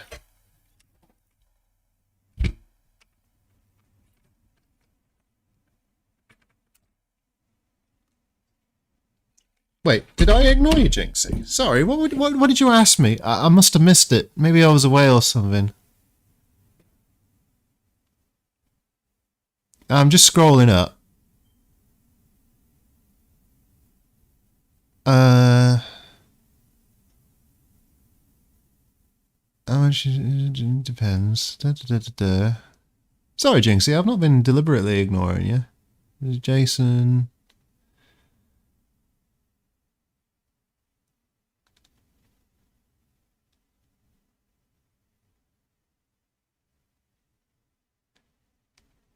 Jinxie, you're gonna have to ask me whatever it is you asked, because I don't see it. I actually don't see it. Oh, right. Right. Oh, good. Nice. Awesome. Awesome. What did you have to do? What did you have to do? I'm curious.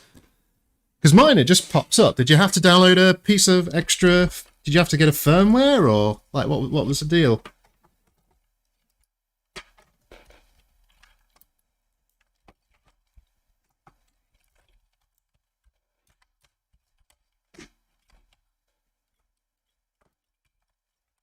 But yeah, I wasn't deliberately ignoring you, Jinxie. Honestly, I wasn't.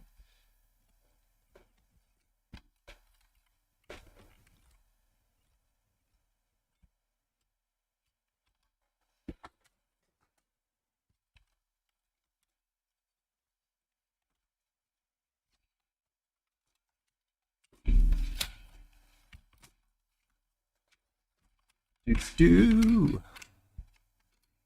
I'm keeping an eye on the chat as best I can right now so that I don't miss a message. Was it EEV blog that you found the info on? It would have been my first guess as to where to look, because like EEV blogs full of like, you know, people that like hacking and tinkering and playing with things. It's a fantastic forum, and Dave runs a really good ship too. And that man, he's so full of beans, and he's so enthusiastic about what he does, and he comes across as genuine that way as well.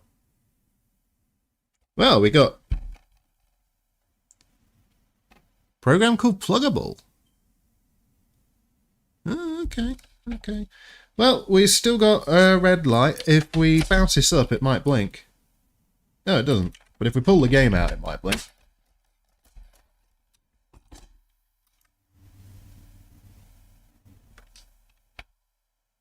Yeah, we're all good. So we're recapped. Everything else. What I am going to do, by the way, this shell, I'm not doing it now, but this shell is a bit yellowed. You can probably see that. It's dirty.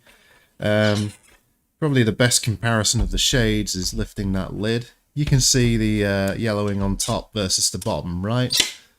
Particularly if I flip it over and you look at the inside. There's yellowing. I'm going to retrobrite this.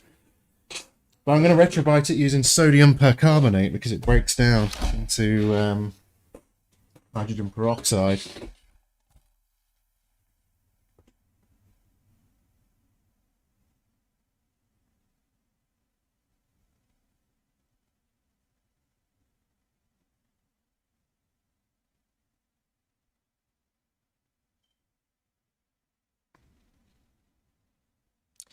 My boy will love it though. Right, okay, so let's put it right. I downloaded a program called Pluggable.